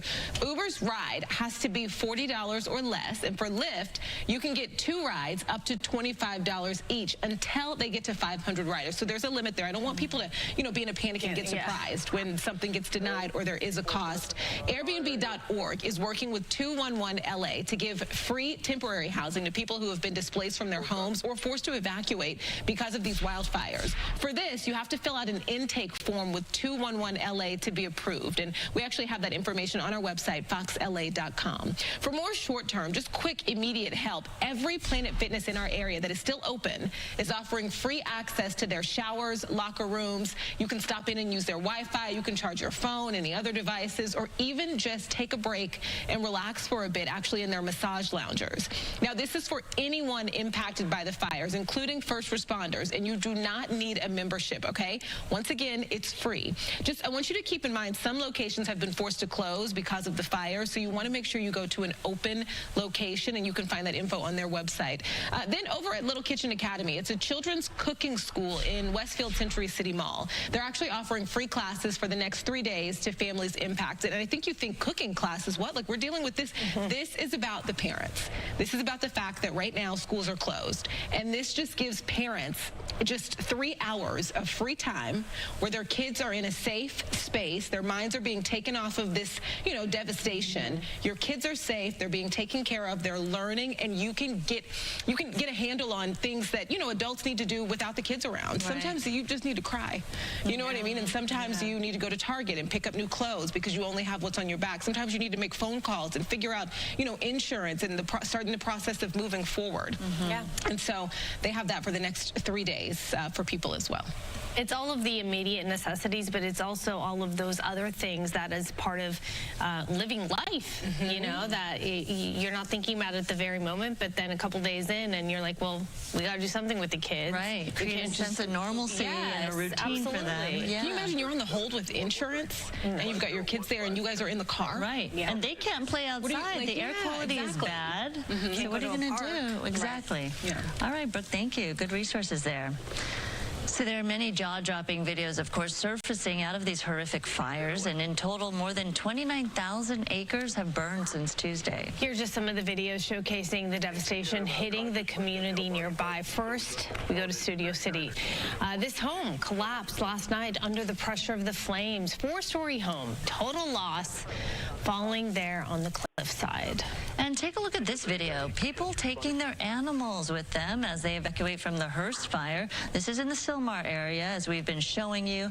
Evacuation centers are in place for large animals like those horses there, and you can take them to the Los Angeles Equestrian Center in Burbank. And here you can see what it was like for the crews in the thick of the Palisades fire. Embers just flying everywhere. You have palm trees lightening up there, emergency responders rushing in to put out the flames. You can even hear it. Do you hear the gusts of wind? It's just such a scary scene. And staying with the Palisades fire for a moment, it moved so fast that traffic forced residents to escape on foot, abandoning their cars, leaving them behind without leaving keys. Evacuation routes were so jammed, if you remember this video and this scene right here. Officials had to use bulldozers to clear nearly 200 abandoned cars. Now, officials from the Los Angeles Fire and Police Department say they had no choice but to do this so that fire resources could get through. All right, let's take a look at some of the maps here. The power outage map reported by SoCal Edison. The triangles are the current outages. Oh my gosh, look at that, right? And then all of those bells on the map are the public safety power shutoffs. Now, these shutoffs are intended to be temporary. They're temporary outages to keep your neighborhood safe during dangerous conditions like fire weather. Now, as you can see, hundreds of thousands of people in the Southland are in fact being impacted by this. I'm seeing a lot of people talk about this on social media where they don't have power, and it is very frustrating, of course, but at the same time, they're doing this for your safety, and it can take hours once they deem this area to be safe for someone to go in and turn that power back on. And earlier, we did speak with SoCal Edison spokesperson Kathleen Dunleavy about what's being done, what decision was made, how to cut off power, where to cut off power, and when these customers can expect for power to be turned back on. You know what? We're going to go to Stu up in Skyfox right now. Oh, look at this. Let's see what this is. The whole neighborhood.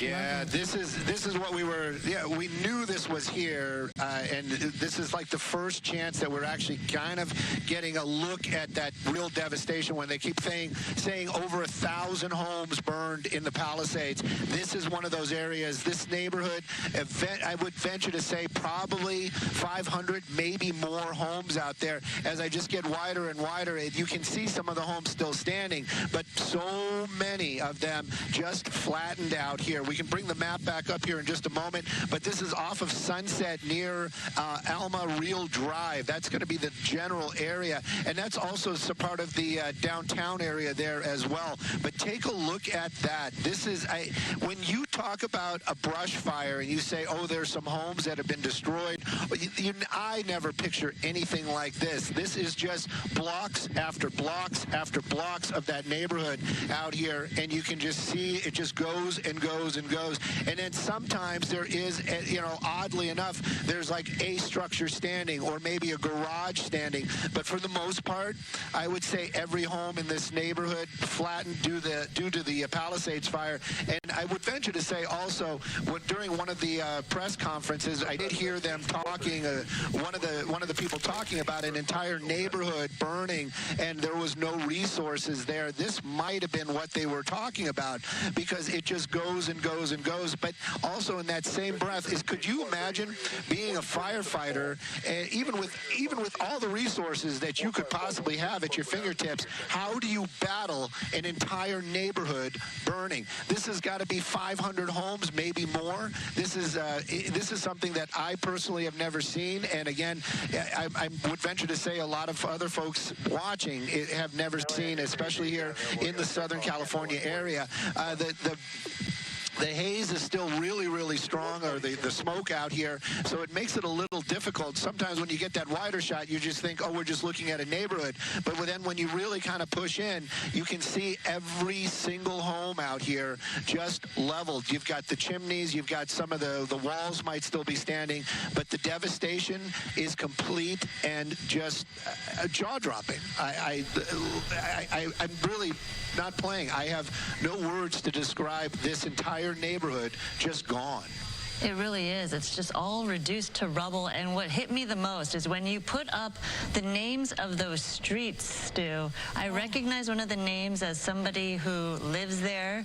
And I'm sure a lot of people for the first time seeing their communities and these street names, and they can identify their homes. And unfortunately, I do think that I recognize the address of one of our friends. Oh, no. And just to see this, that their neighborhood and their house is probably leveled at this point, it's just so hard to see. Well, just like these people, we don't know what their story is, but perhaps they used to live here, right? And they've come back to see what was left, and obviously not much. But really, when you're showing us this image, you have to remind yourself, and I know I'm not alone, this is Pacific Palisades, this is Southern California, this is Los Angeles right here.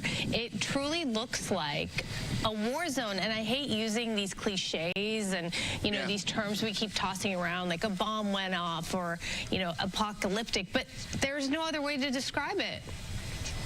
No, none whatsoever. And it's complete. It's you know, they have a garage standing right there. That family that couple that we saw down there. I'm gonna see if I can find them one more time. We actually made a little bit of a turn, but they clearly are. This is like they made their way back into the neighborhood, and they are looking. You can see it. This is clearly their house. You know, one of them has a cell phone out. They're walking around. They've got their masks on.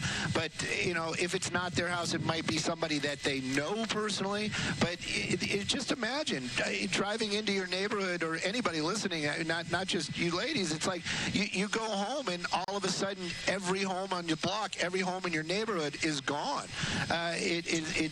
No words can really describe it, and it just goes and goes and goes and goes. I know that this is I was calling it the Commons area. Some people were calling it the Village, but now we can kind of see some of that as well in all these buildings.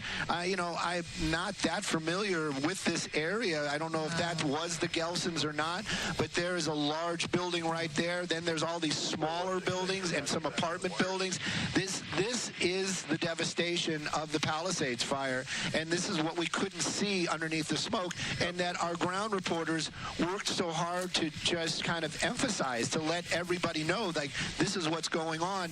But until you kind of see a broad perspective of an entire neighborhood leveled, it really, you know, picture's worth 1,000 words, and in this case, this is really more than 1,000 words right here. And you couldn't get this perspective yesterday because of all the smoke that was covering this neighborhood, and it was still very dark and embers flying. But today, with the winds calm at this point, at this hour, and that clear shot, you can definitely see the devastation left behind, and it is just, again, you have no words on how to describe this. And you think about each individual home being someone's life and memories and homes. I mean, the roof over their heads. You know what's really interesting, too, is there's moments where you have a building or a business that appears to be somewhat intact, and you try to figure out how in the world is that possible? Like that, for example, all around it, right? And that goes to show how these winds are just so unpredictable, and it just takes a second for it to go one direction and then another. And I guess in this case, like that home or that structure is saved. It's just so strange. You wonder about the construction of the material. Maybe that's a newer home or different type of material that was used, or maybe the winds just didn't blow the embers that way. But clearly, you never know also from the outside what damage is done inside. We talk a lot about the flames destroying these structures, but there's definitely smoke damage that could penetrate these buildings and homes, and it is hard to get rid of any toxic smoke damage inside these buildings as well, or inside these homes. So that's going to be another big process in terms of cleanup for people who have perhaps salvaged their homes, or businesses that have been left standing. What kind of situation are they getting into or returning to when they do go survey the scene after the fact? So a lot of questions, you know, still remain as to how viable these structures are.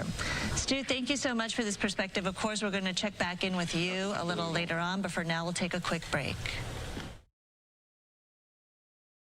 All right, everyone, you are watching continuing coverage here on Live Now from Fox. These heartbreaking images in Palisades. We will continue to follow it for you here on Live Now from Fox.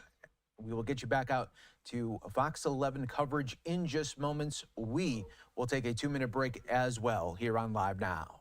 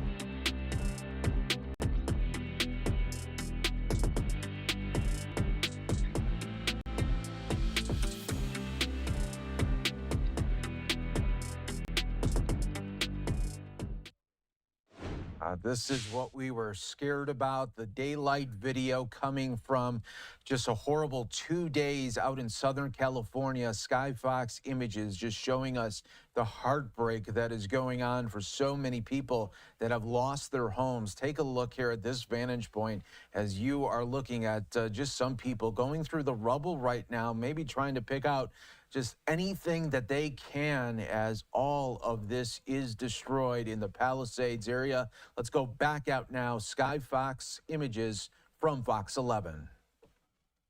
When you hear those numbers, when they say 1,000, maybe more structures have burned, and a lot of them homes, this is the neighborhood that is probably going to be the biggest chunk of that number.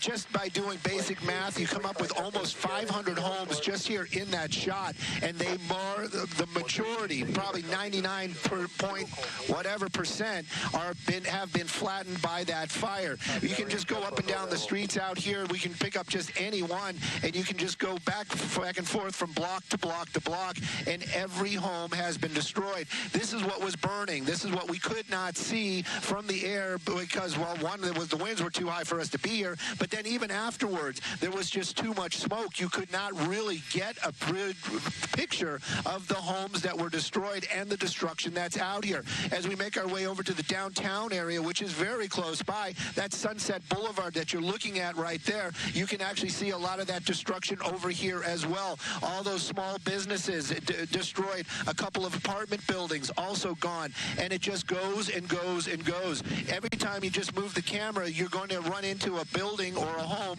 that has been flattened by the fire. Now, we did hear Gigi talking about, sadly, that they did have a confirmation of at least one other fatality down there. Those numbers may rise because could you imagine just how this must have looked if to be there on the ground when that fire was just going through that entire neighborhood? It was, even if there were fire trucks there, what could they do to stop that type of destruction, to stop those types of flames? This is just jaw-dropping, and, apocalyptic is a word that we use, and sometimes we use these words just to be a little bit exaggerative, but in this case, this time, I can't find the words to describe the destruction of the Palisades fire. So many homes, so many lives have been affected by this, and a lot of folks really, honestly, still don't know. They might be seeing right now, don't want to shock or hurt anybody's feelings or feel it, but this is really what happened out here in the Palisades area when that fire ripped through there. There are plenty of other homes up in the hills, but this is more of the flatland area, and these are actual neighborhoods. You can just see block by block by block out here. Pretty much wherever you move the camera, you're going to find some kind of destruction, and it just goes from home to home. Again, if you do live out here, and this is the first time you're seeing it, really, truly, my condolences. I couldn't even imagine losing everything like that. And, and this is the thing, you have your life, and everybody says other things can be replaced, but everybody knows the things in your homes, they are held dear to you, and to lose these images just truly, truly heartbreaking. We will continue our coverage with Fox 11 all day today, right here on Live Now from Fox. We will take our final break of the hour. Stay right here with us. More to come.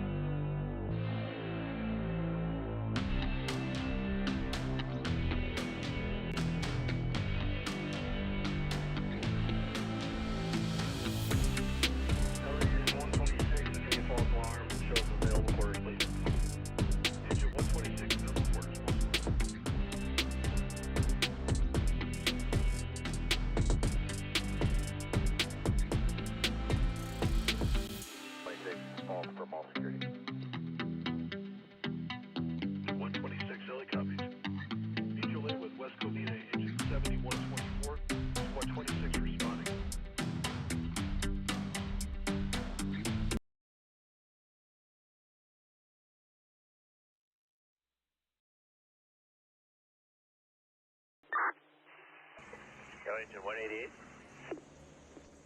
Engine 188.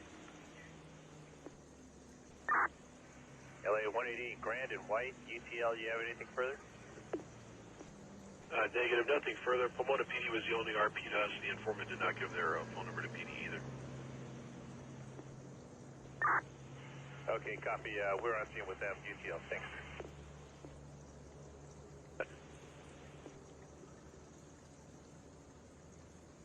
117's area, Squad 135 to the fall.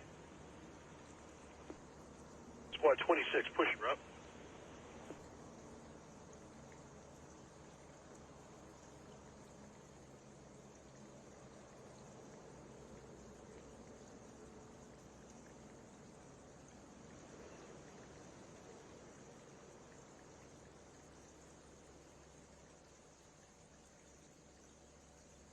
Rescue in the city of Laverne. Medic engine 762, RA 762 to the stroke.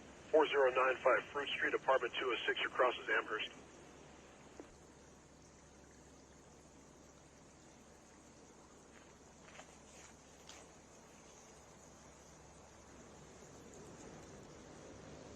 Unconscious person 63's engine 282, squad 19, 2706, Starfall Drive.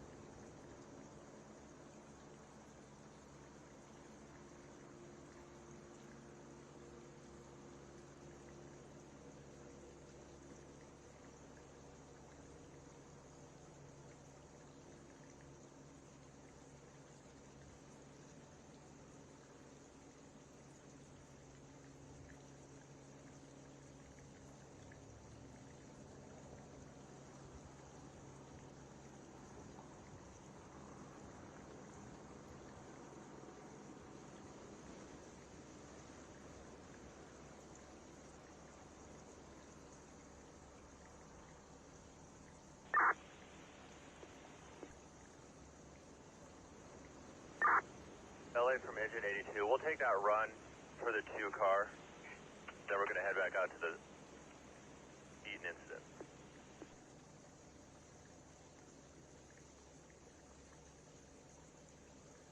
Engine 82 LA copies are responding to squad 19 to the unconscious and placing the 2 car. Will return to Eaton incident once complete the medical aid. 282 cancel, update your status.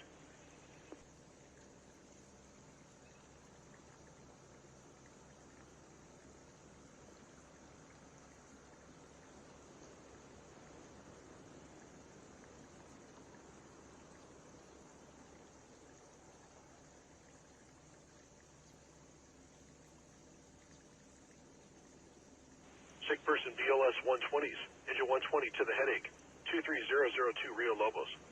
Sick person 119, squad 119.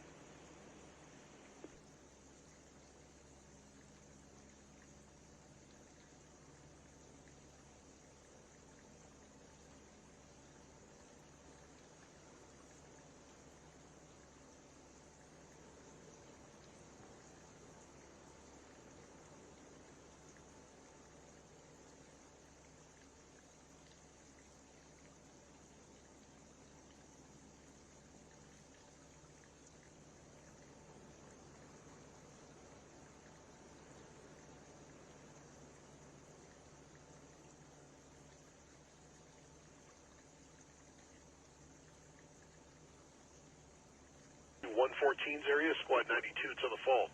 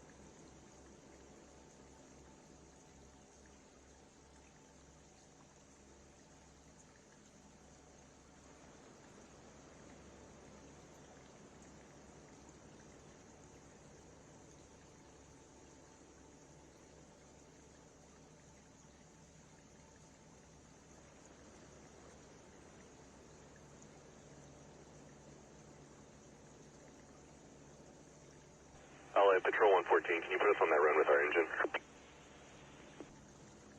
Patrol 114, LA copies, you've been added with your engine.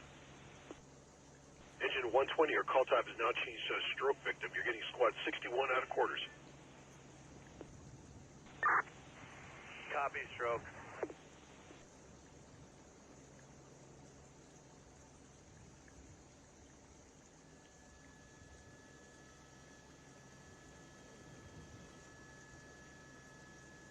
What was that? Yeah. I want to turn it off, the transmitter too, but they want it.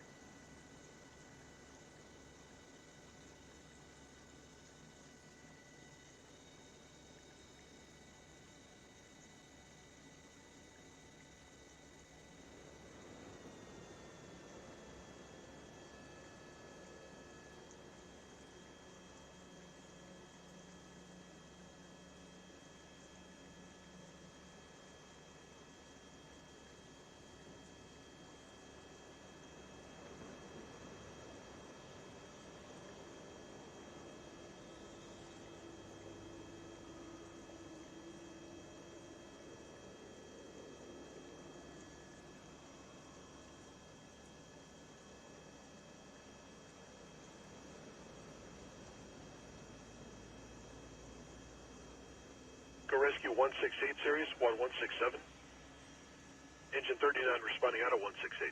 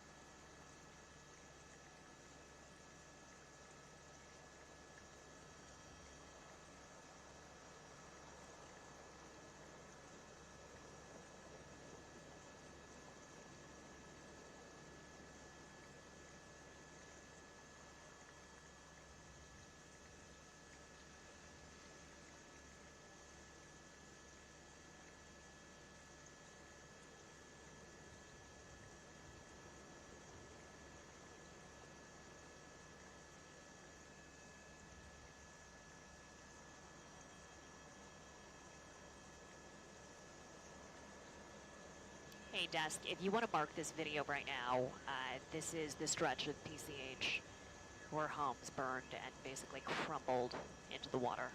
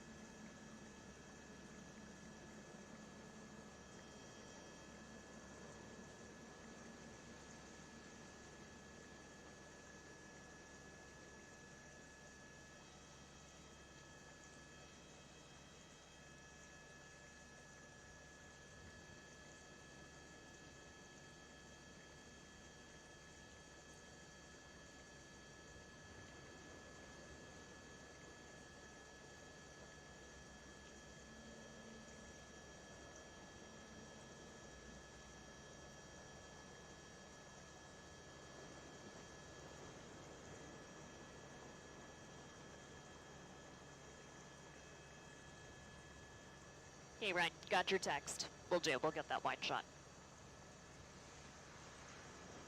I'm getting you a clean coastline shot right now. LA engine 752. We're unable to locate a patient here at this location inside. Can you give a call back to the informant? 62 LA copies.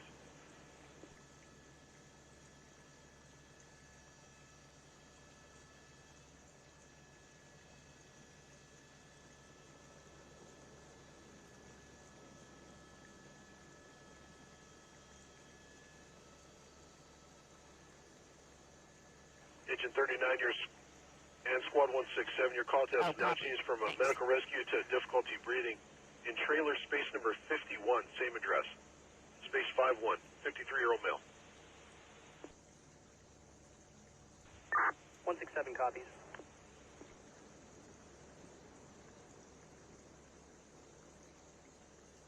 Person 87's area, fire station 87.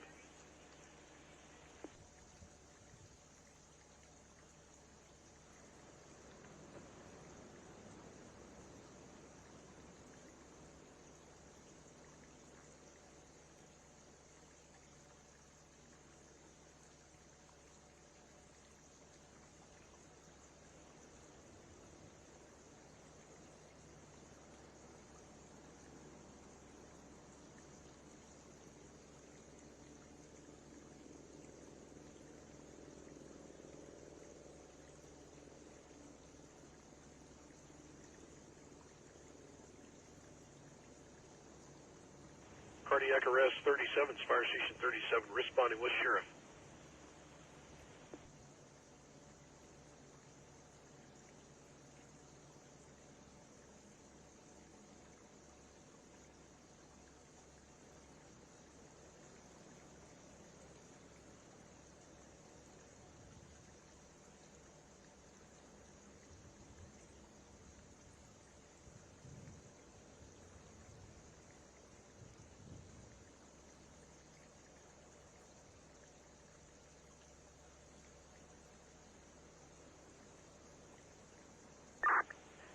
LA from AB10, can you attach us to that run with Squad 167?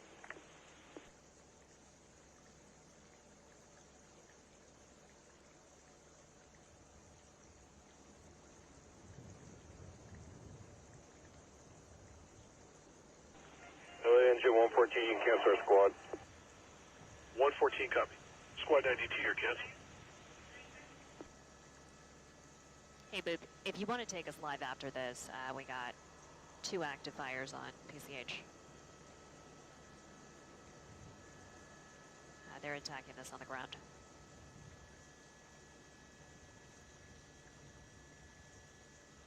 This is PCH. Sick person 128's area.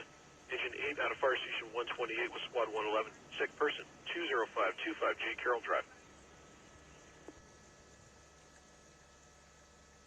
Hey, Booth, go ahead. Copy. Stand by.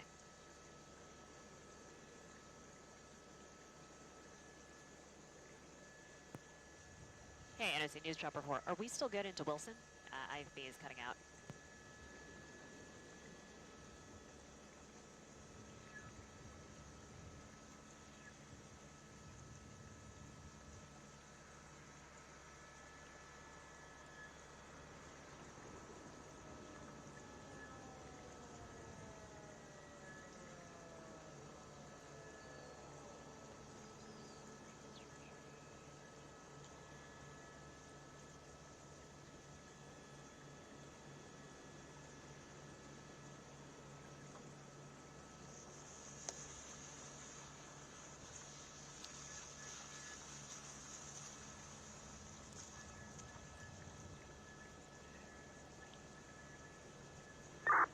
LA engine 762, you can disregard.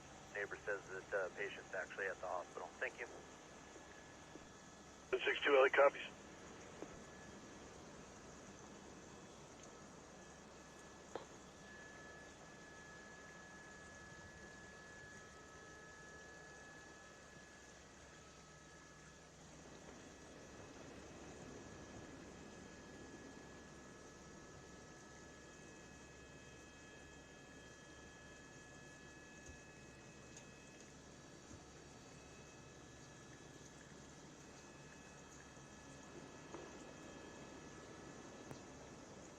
NOC News Chopper 4.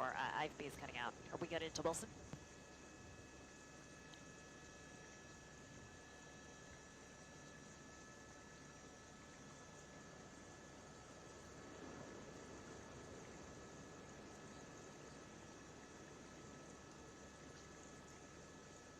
Hey, desk.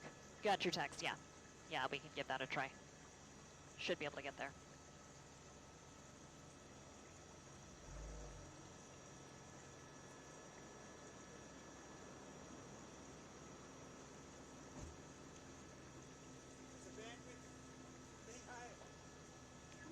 Outside investigation, 143's engine 537 out of 143's. At the intersection of Hayward Drive, across of Old Springs Road.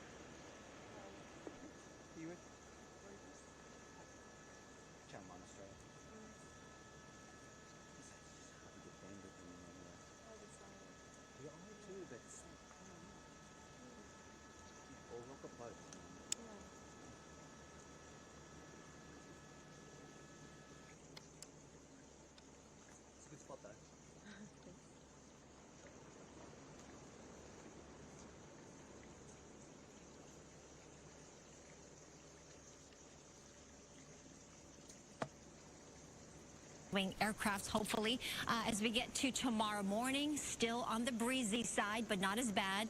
And then we get to much better weather conditions. It looks like Friday into Saturday, more of an onshore flow, a little bit of that sea breeze, and hopefully some more moisture. As we get to next week, however, watch how the winds do start to increase again Monday into Tuesday. So that we are not happy about. I'll show you the 7-day forecast in just a few moments. Back to you. All right, Maria, thanks so much. And when we come back, many businesses offering free services for victims. Uber, Lyft, and Airbnb, to name a few. So we'll have those details for you coming up right after the break. Engine 39, we can handle. A big thank you to our partners down there Engine at 39, you may Los cancel. Angeles, as they AP10 do will handle have Squad continuing 167. coverage throughout the next several hours as we assess the damage from those wildfires that have burned all throughout Los Angeles County, and also looking ahead to the forecast and really what kind of break firefighters and crews are going to catch as they work to put out several fires that are still burning in that area. I want to bring you this, a live picture, 4 different cameras that we have stationed all around the area there. You see Santa Monica, California. We have Los Angeles, LAX, Mount Wilson. Now, Mount Wilson's looking to be the most active. Rescue You can see really 129's those area. thick plumes of smoke Squad 134 and even some to the flames down there.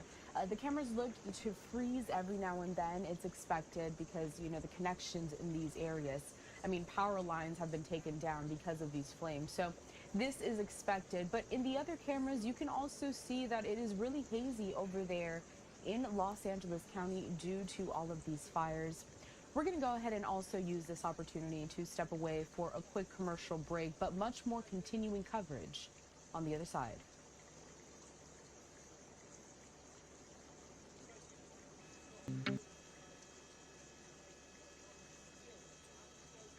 LA Engine 37, you can cancel deputies. This is not a full arrest. 537 LA copies. This is not a cardiac arrest. Cancel LASD. Copy, standing by.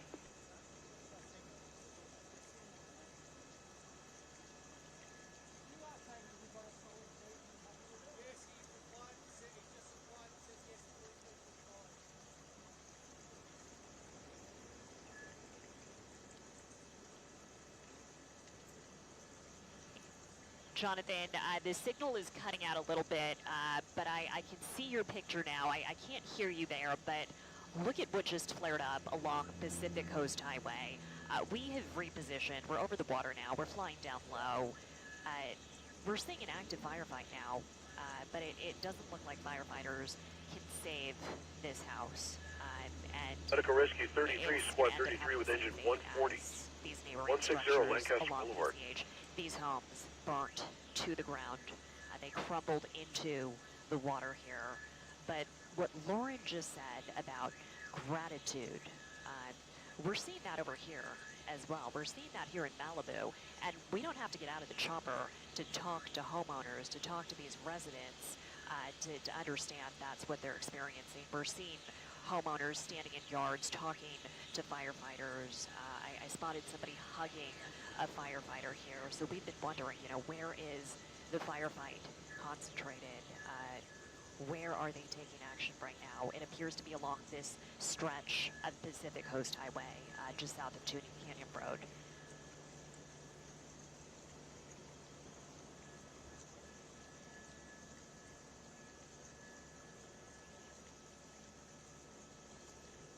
No, we have not seen water drops. We have not seen firefighting helicopters.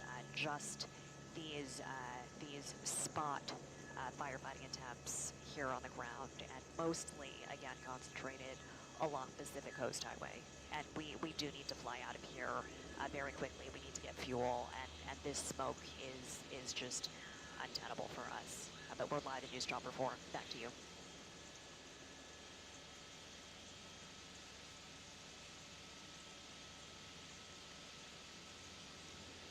Of course. Thank you, guys. Sorry, we gotta get out of here. You good, Aldo?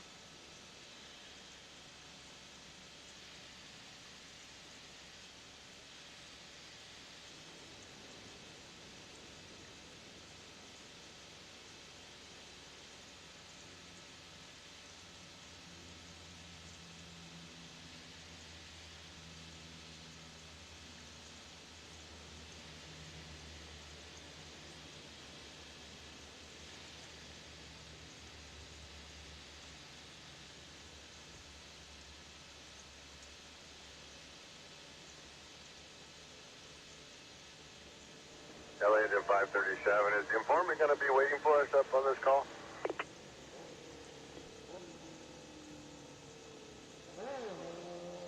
Now 537, that's unknown. Stand by, I'll check. Call back for you.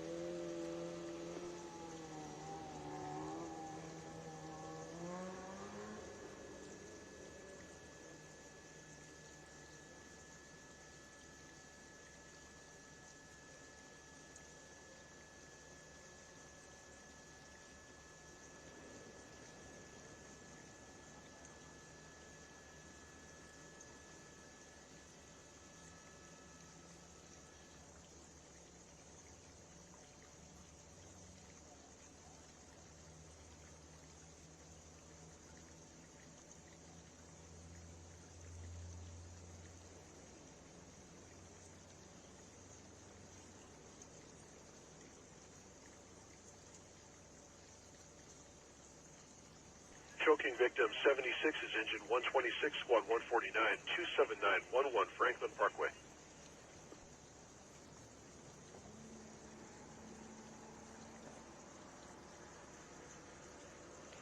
LA engine 126, please give that run to the Quint, they are aware. Copy.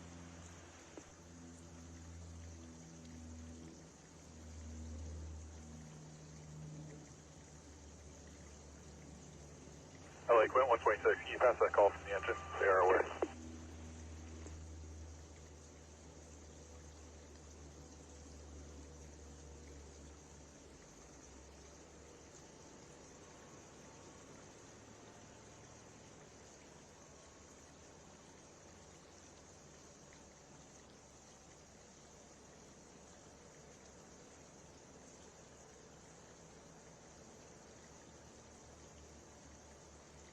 140, Squad 33, your call type is now changed to mechanical fall, same address.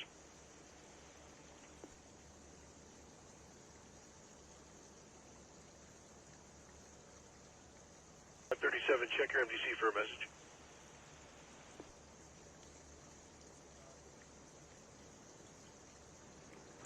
Copy.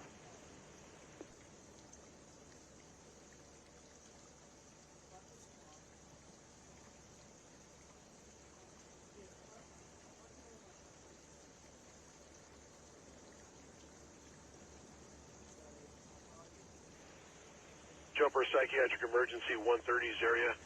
USAR Task Force 136, switch to dispatch 1 in Command 10. Dispatch 1 for normal operations, Command 10 for this rescue. Southbound 14 Avenue H Hotel. Full arm responding.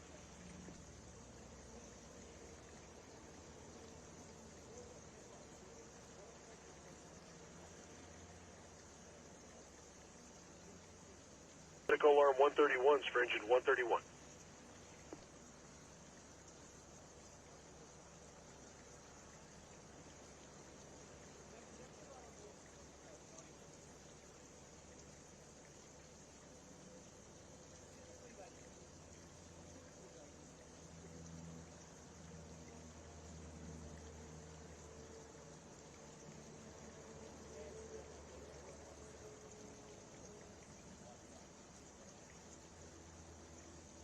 Rescue 87's area for engine 43 and squad 26 to the seizure. 805 4th Avenue crosses Puerto Rico.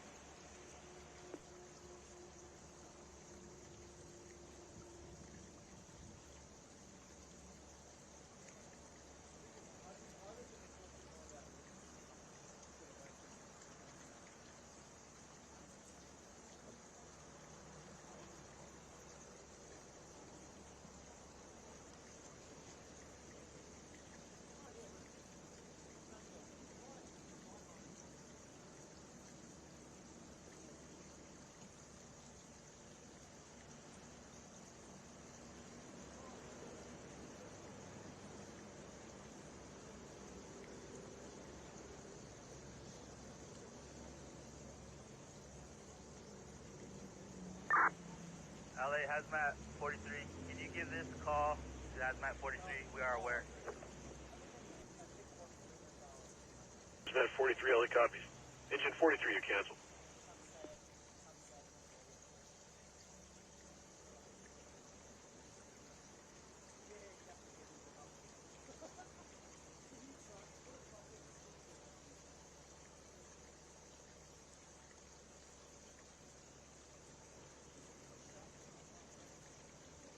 Outside investigation 93s. One single bush on fire at 70th East Avenue in November.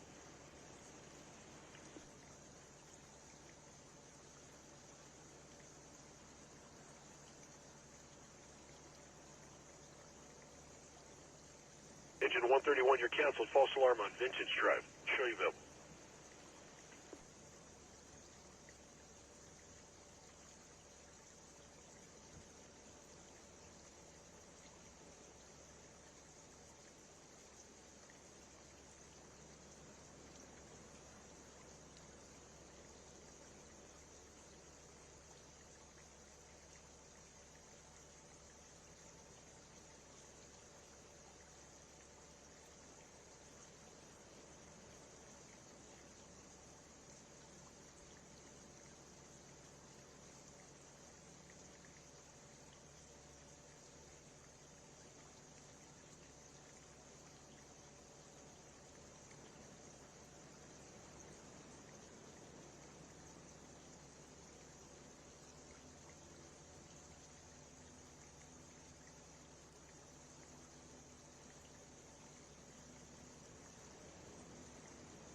Assault 130's for engine 134, 2103 West Avenue, J. Juliet. Across the 20th West. Sheriff on scene. Fire department cleared to enter. Engine 126, LA.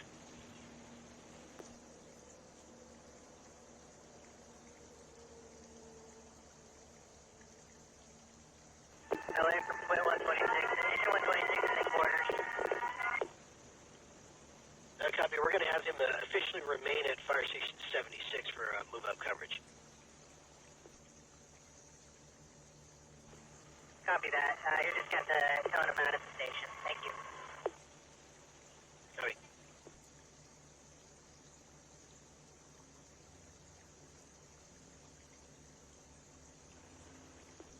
Engine 537. Go ahead. Yeah, we were covering 76 from 143's district.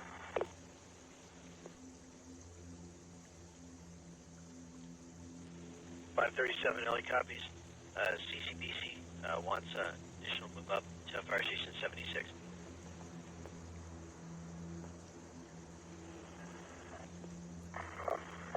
Yeah, I copy that. We were initially assigned to move up to 76, but we're bumped over to 143. So if you need us to go back to 76, due to lack of beds.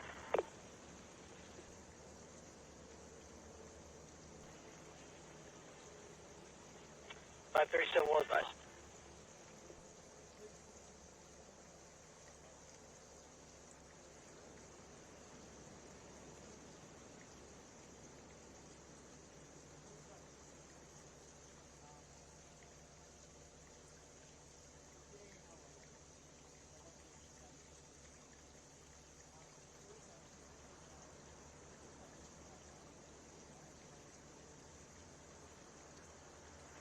LA Engine 112, Sheriff will handle with that team.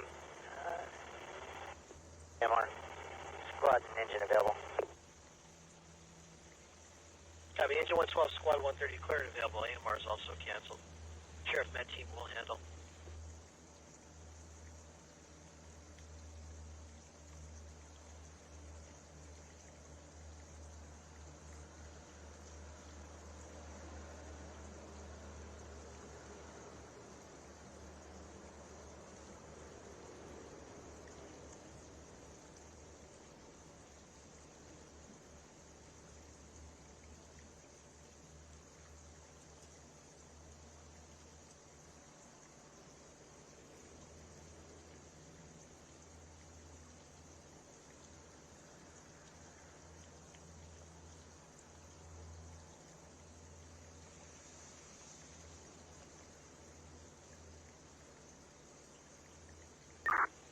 LA Engine 87.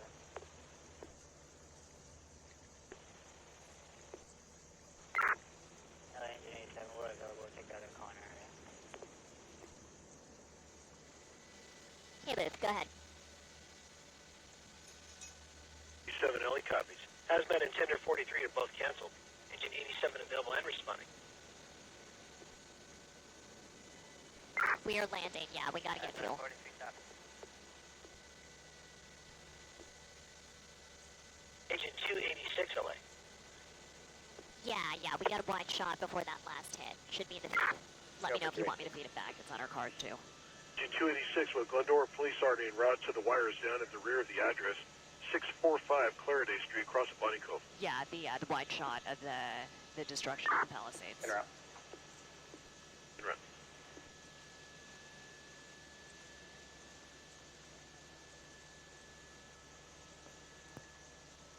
Hey, NOC News, Chopper 4. Landing right now. I'm going to drop signal. We should be back up shortly.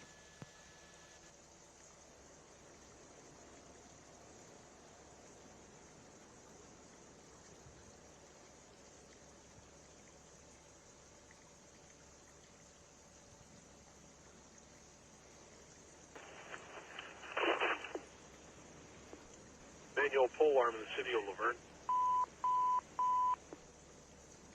Quint 761 manual pole arm in your district, 2705 Mountain View Drive.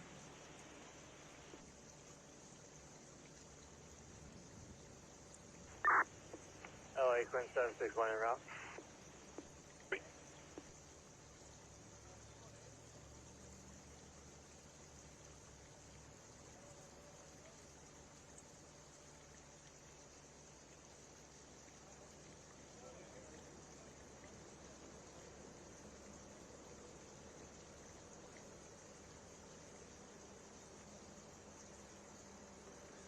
Sick person BLS 90s area for engine 560.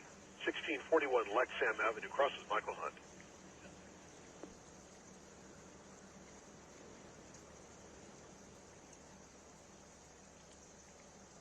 Down 183, for engine 183.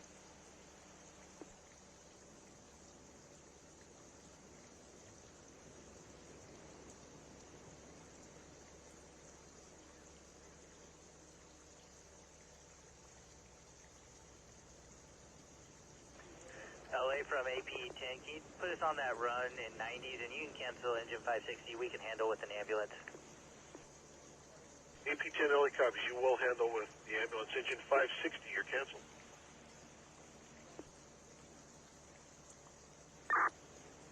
LA engine 560, confirming cancel. Engine 560, affirmative. I'm going to place you available quarters.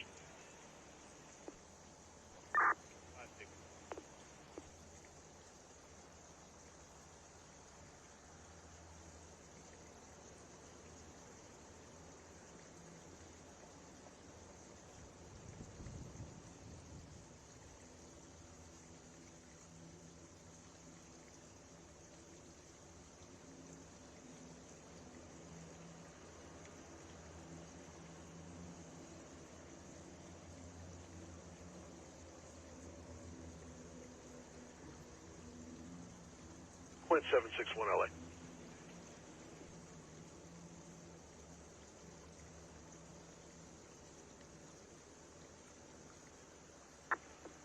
Go ahead for Quinn 761. Point 761, false alarm. 761, copy.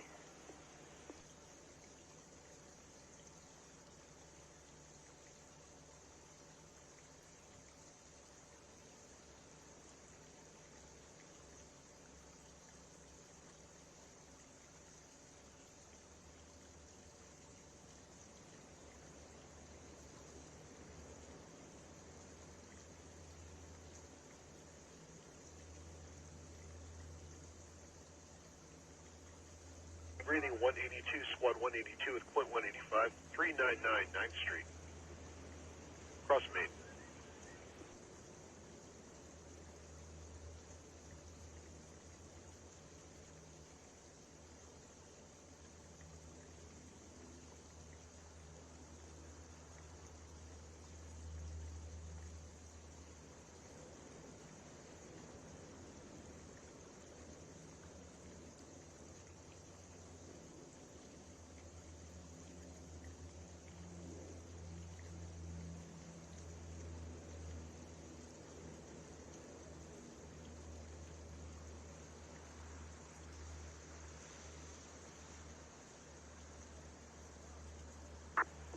LA Quinn 761, can you put this location on test for 1 hour, approximately until 1200, they're doing testing. Point 761 LA copies, on test until 1200 hours.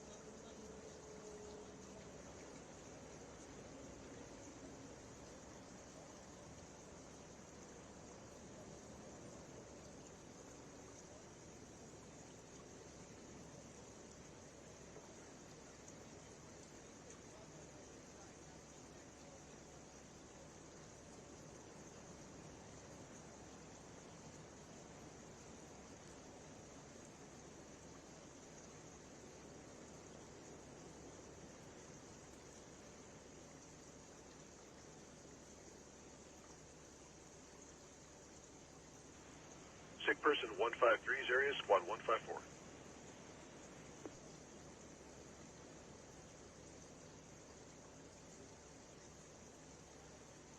Squad 101 LA. Go for squad 101. Squad 101 in your district, difficulty breathing at the Claremont Hacienda Dementia Facility, 501 College Avenue, across the Oak Park. Squad 101, copy, show us en route. Squad 101. Engine 183, comm lines only. We're available, give us that other run, cancel the Quint. Quint 185, cancel, engine 183 available and responding. LA 286, comm lines only, cancel PD. 286 LA copies, comm lines only, cancel PD.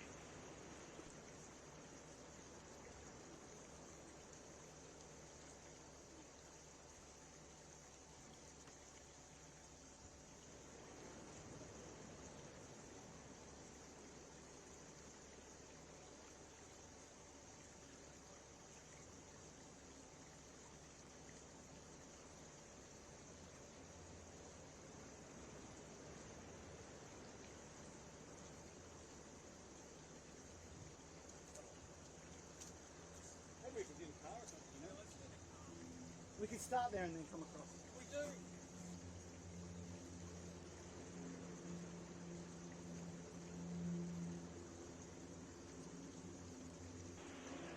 LA squad 111 is available. We can take that call in 156's area. Squad 111 LA copies. Squad 124, if you're not yet on scene, you may cancel. We'll handle already on scene. Copy on scene now, Squad 111, no calls pending.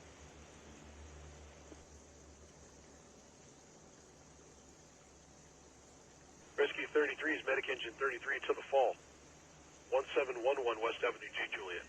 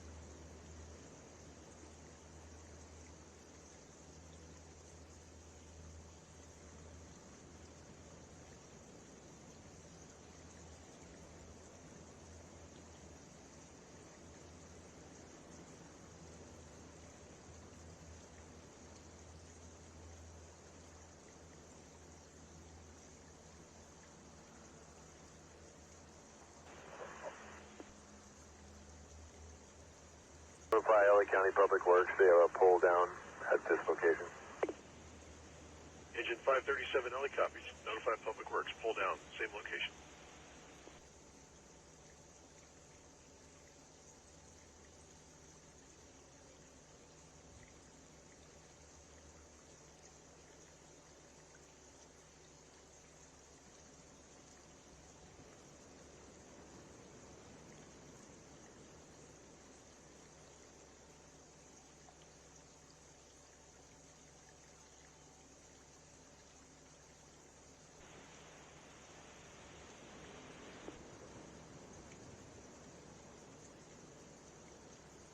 Yeah.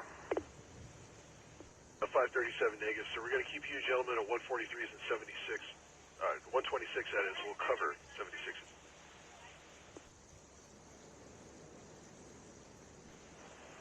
Copy that.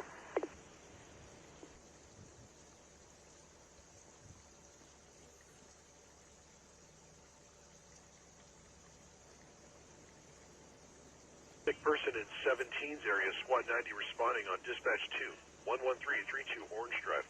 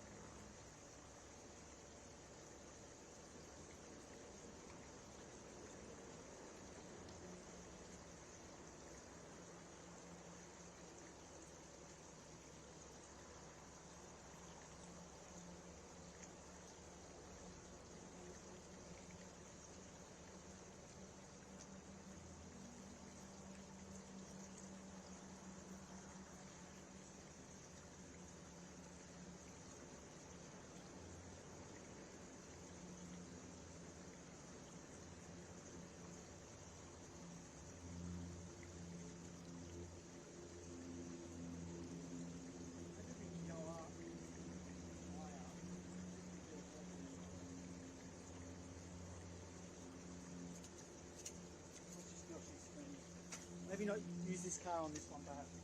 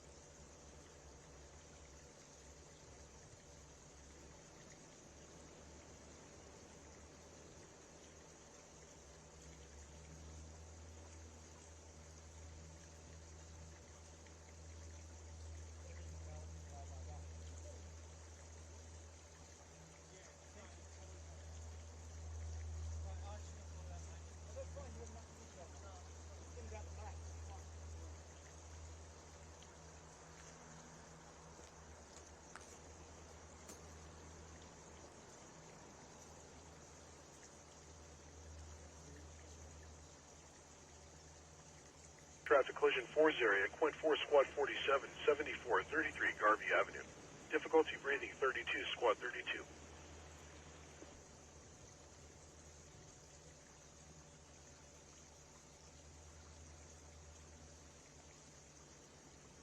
Bleeding 33 is engine 140, Squad 33.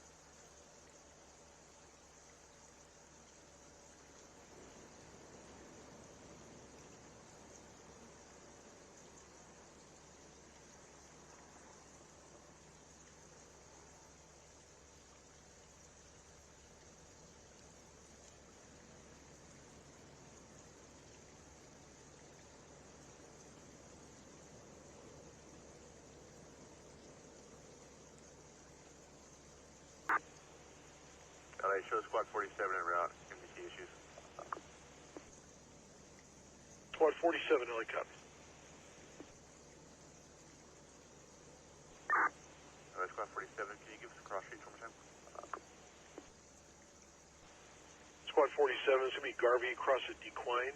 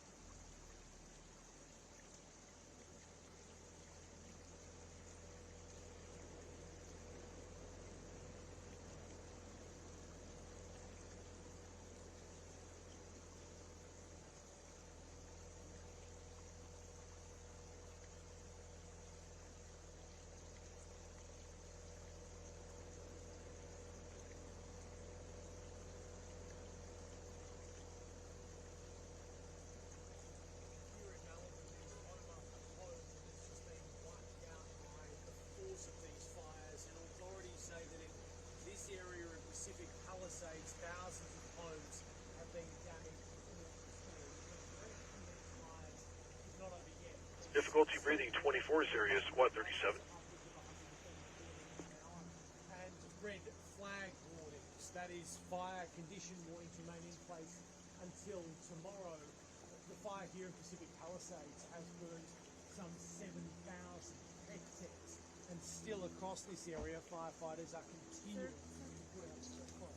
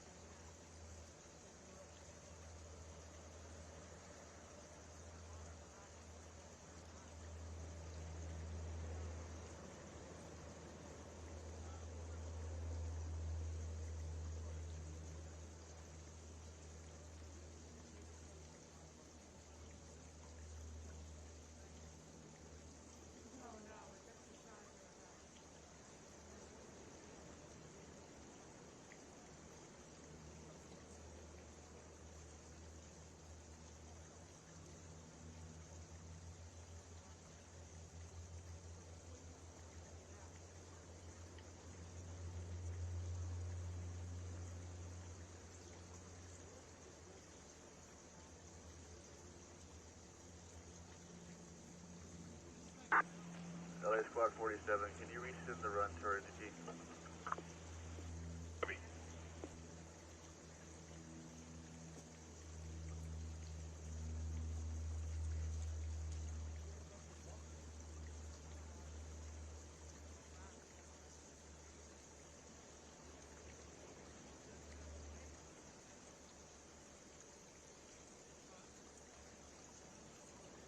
Rescue 129, Squad 134, to the head injury. 10th West Cross of Columbia.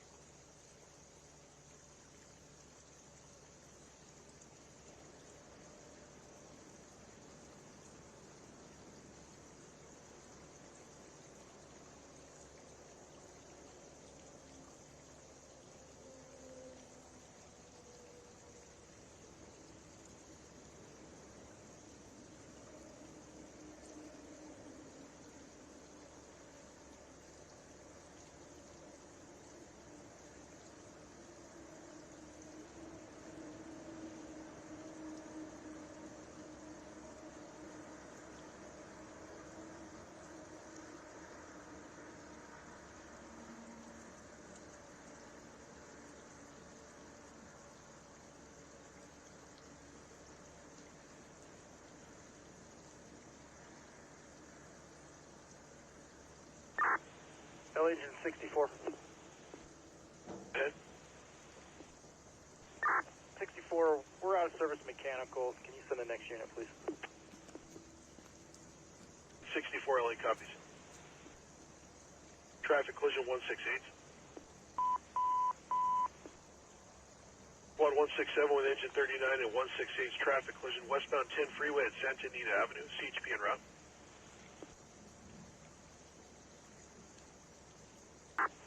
LA Squad 167 en route.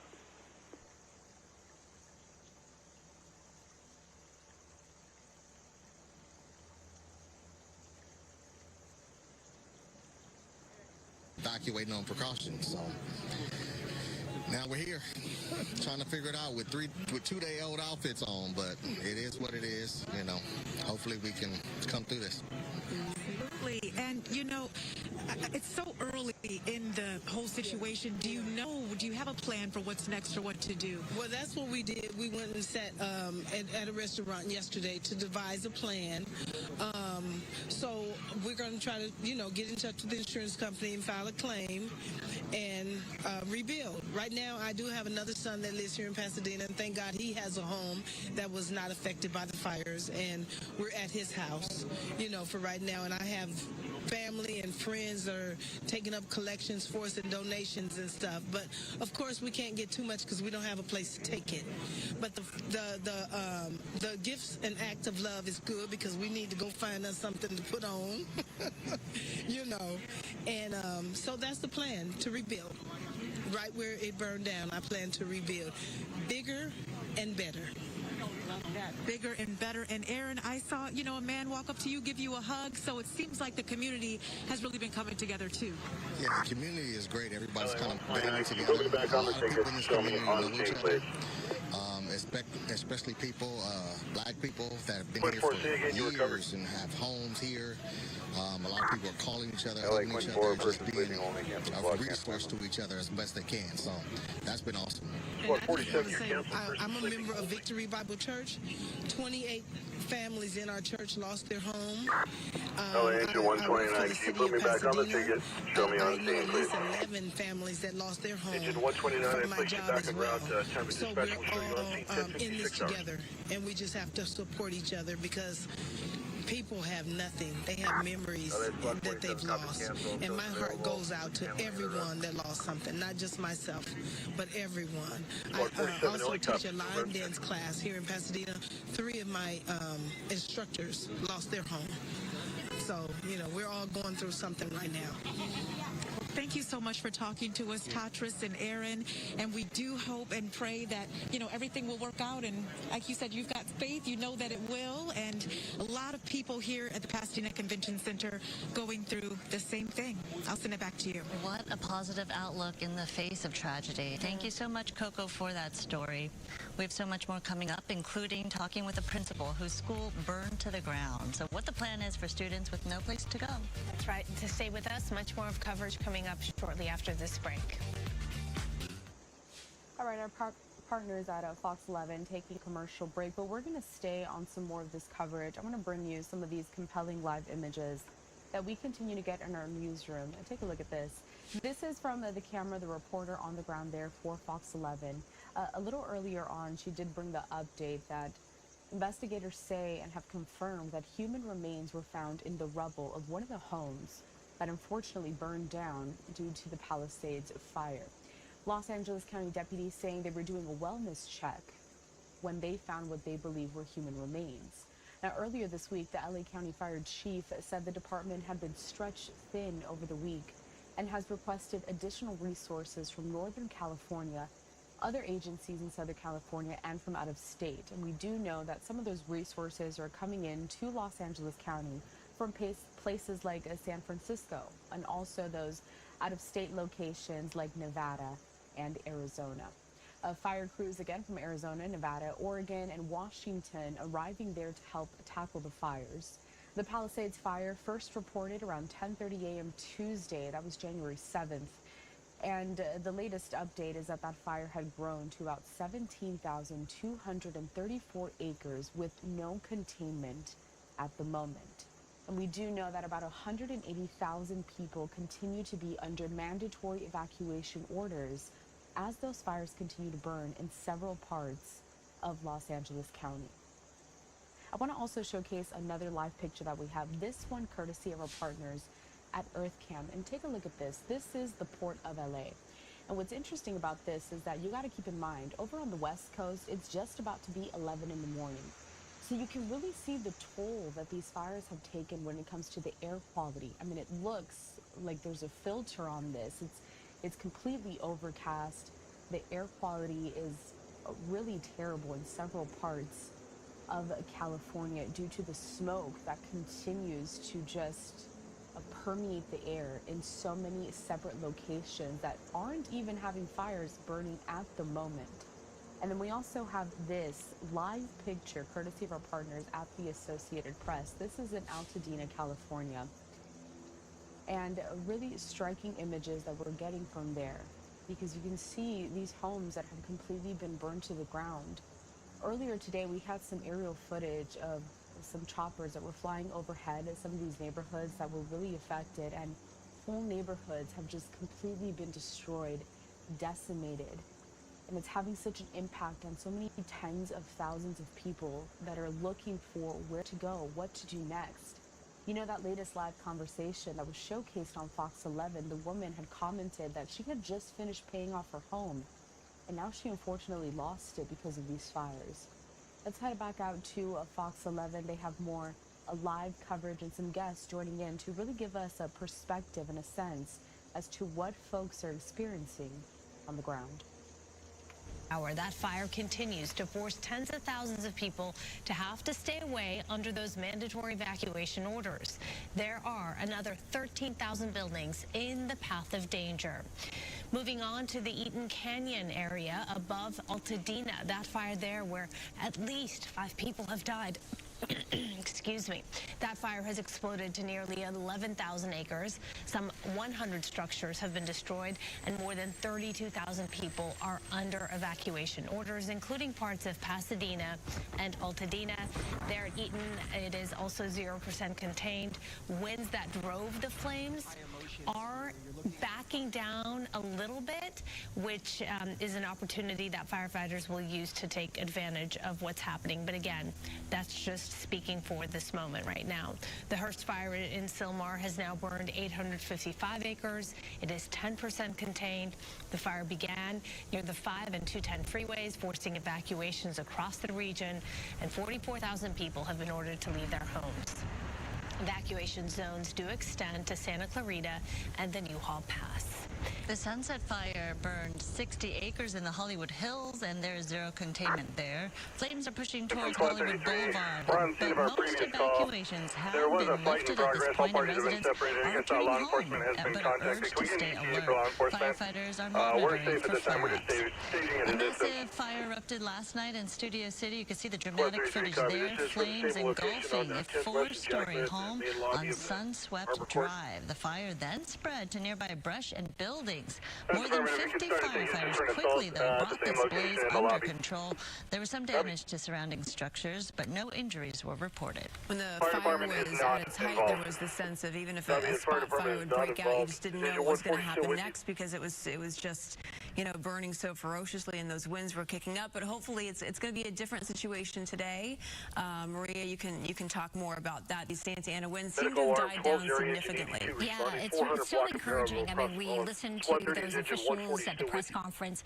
Bobby even just reiterated it as he just talked to several individuals as well from the fire department, and we are taking great advantage of it. Certainly, we're seeing some by the air assets that are up there. The wind situation right now, although some breezes are strong, it looks like it here in Camarillo, nowhere near the ferocious and fierce winds we saw yesterday or the day before. So we'll take this, right, 10 to 20 miles per hour in Camarillo. Much lighter in Fillmore, Malibu, out towards Palisades, much lighter as well.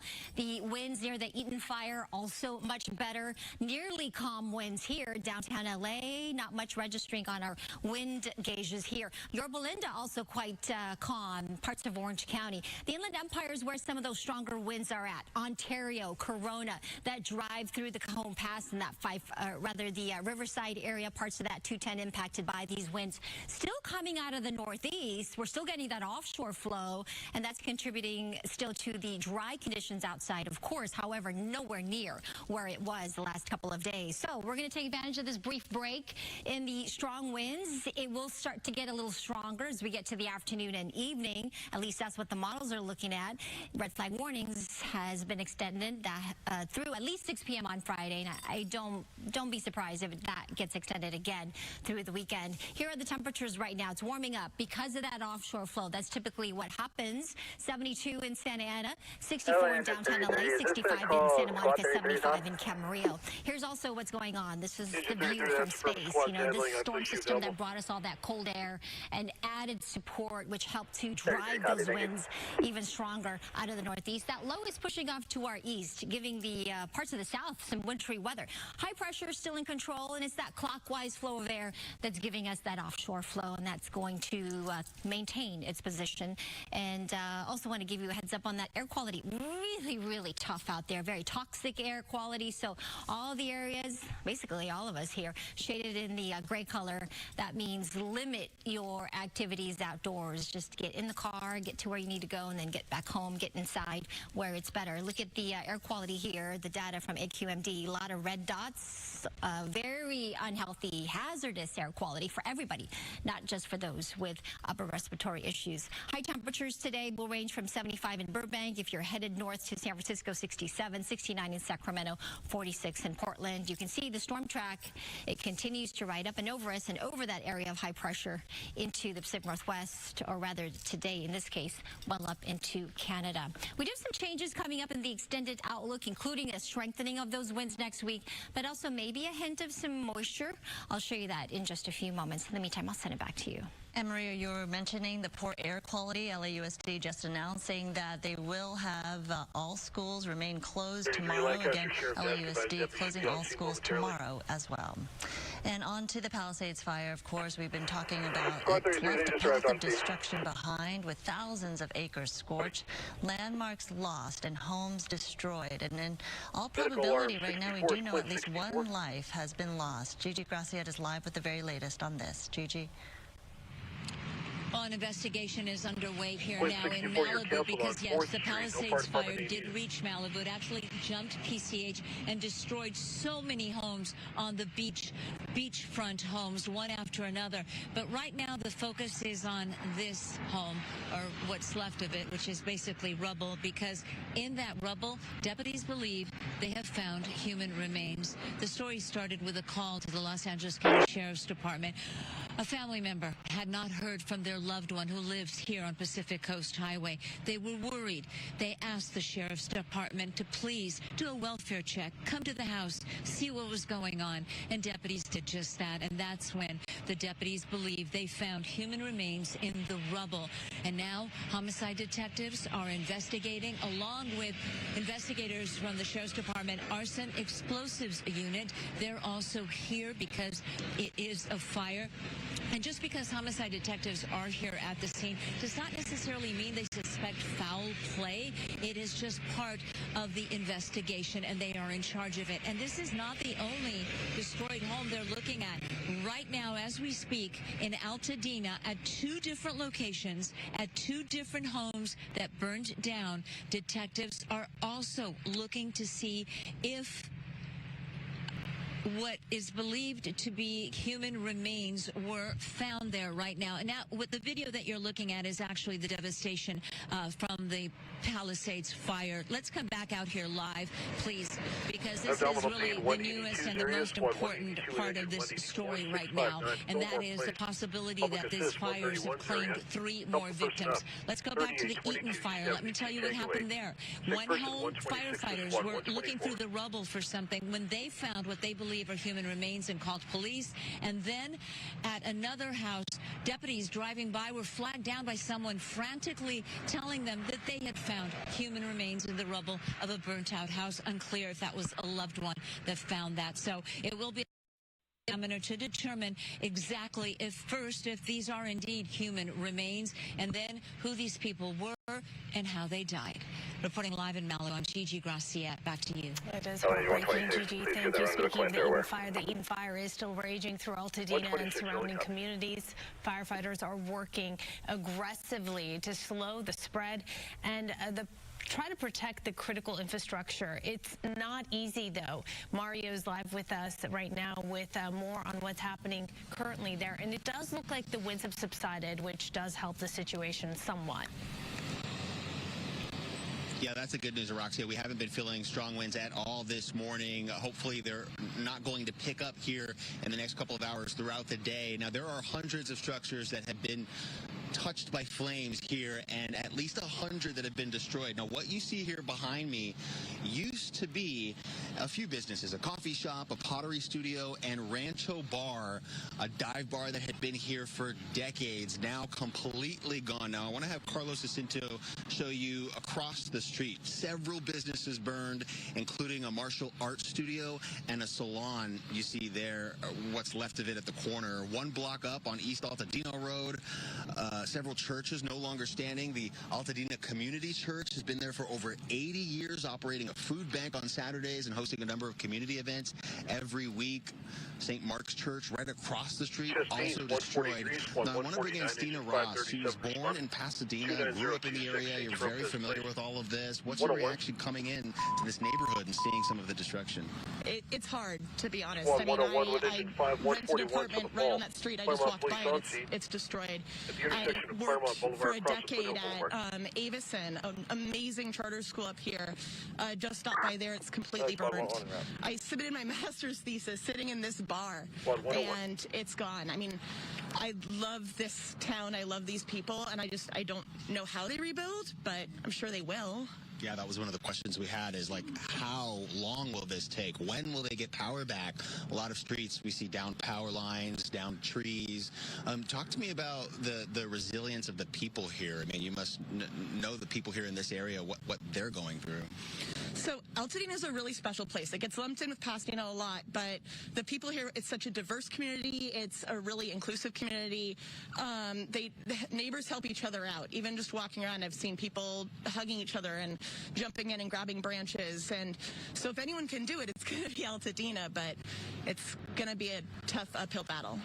All right. Thanks so much for talking to us. Appreciate your perspective on all of this. It really is devastating. We've driven around this area throughout the morning, and several streets, entire blocks leveled by the fire that continues to burn in the hills up above Altadena this morning. For now, live, I'm Mario Ramirez. We'll send it back to you. All right, Mario, thank you for that update. From there, let's go up to Stu and Sky Fox, who have been above all these fires all morning long. Ooh, look at these drops, Stu. Yeah, the super scoopers are here, and they're doing the dirty work, and it is looking good. Taking a look at this one right here, just picked up water out of the Pacific Ocean. Going to be bringing it out over to the Palisades fire. We're going to keep an eye on it. Not sure exactly where he's going to drop. We've been taking a look at a lot of the homes out here, and there is devastation in so many neighborhoods. But that one neighborhood over by the village was definitely going to be the worst. Even as he's flying along right there, I'm not going to lose him, but you can see another entire little quadrant of homes just leveled from that fire. Now, those super scoopers, they always work in pairs. I think his buddy is probably going to be behind him.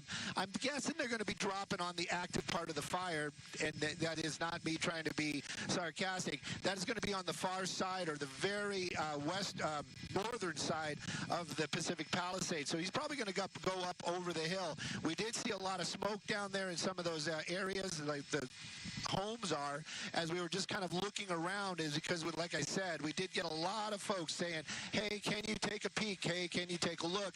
And there is an active fire down here in one of the neighborhoods. And a lot of the smoke that you're seeing and the haze in the shot isn't really even from the Palisades fire. This is most of the smoke is actually coming from the Eden fire, if you can believe it or not, because the winds are all kind of blowing that same direction.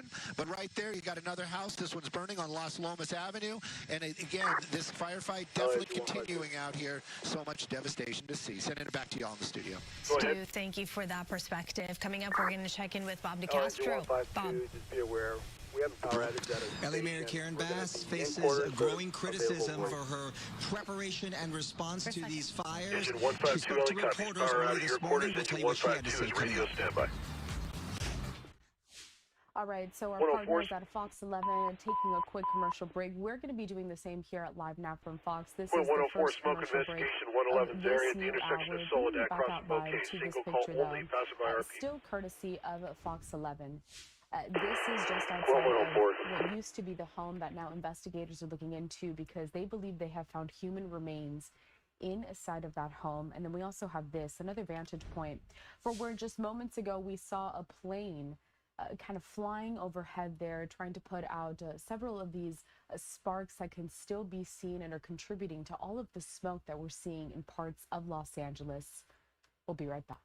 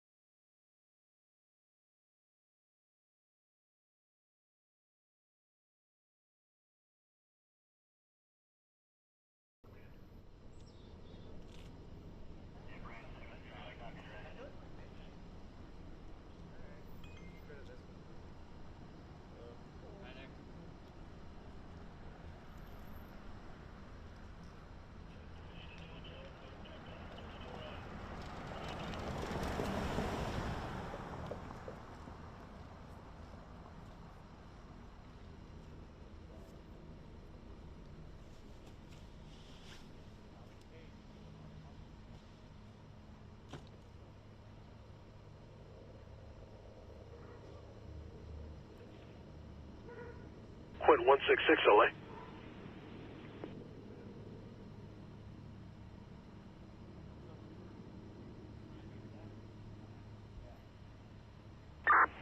LA, was that traffic for Quint 166? Quint 166 affirmative. Please landline dispatch supervisor extension 6183 ASAP.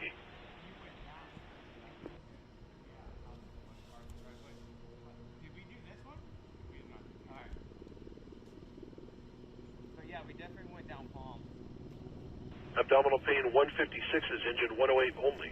24545 Rosette Lane. Chest pains 126 is squad 111.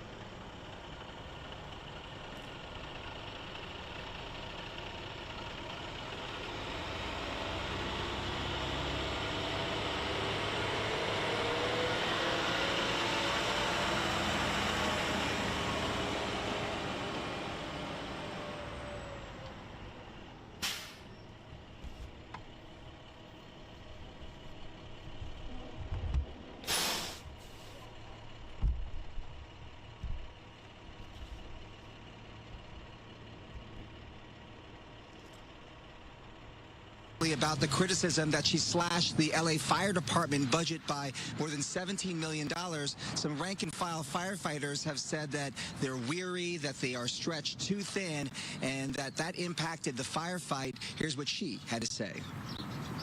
Can you address the criticism now over the budget issue and the slashing, $17 million You know, I think if you go back and look at the reductions that were made, there were no reductions that were made that would have impacted the situation that we were dealing with over the last couple of days. And then there was a little bit of confusion because money was allocated to be distributed later on, which was actually going to support salaries and other parts of the fire department that were distributed a little later. So I think it's most important to understand that we were in tough budgetary times. Everybody knew that, but that the impact of our budget really did not impact what we've been going through over the last few days. Again, back to the unprecedented windstorm, wind at such ferocity that we haven't seen in years.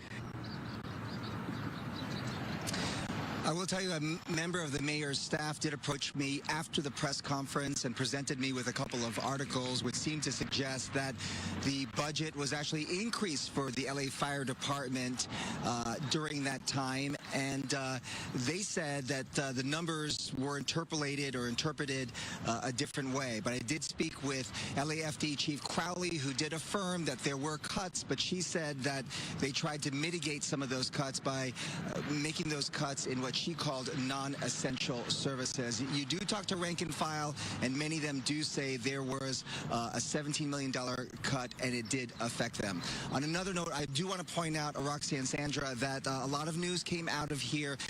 One of the big data points I want to tell you about is the 20 people who were arrested because of looting in these fire zones. And I did talk to LA County Sheriff Luna, Chief Luna, and he does tell me that they are increasing and stepping up patrols in that area. He says that as you approach some of the stops before you get into these fire zones, that they are going to start screening people a little bit more acutely. They're going to make sure that only essential people go into these fire zones. And they say if you are illegally trespassing in these areas, he says you will be arrested. He went on to say that they are exploring the possibility of curfews, of legal curfews in these fire zones. That's something that we could see in the near future. And he also told me that they're looking at the possibility of getting the National Guard to come out here and help them police these areas. We'll send it back to you. A lot of information there, Bob. Thank you. Appreciate that.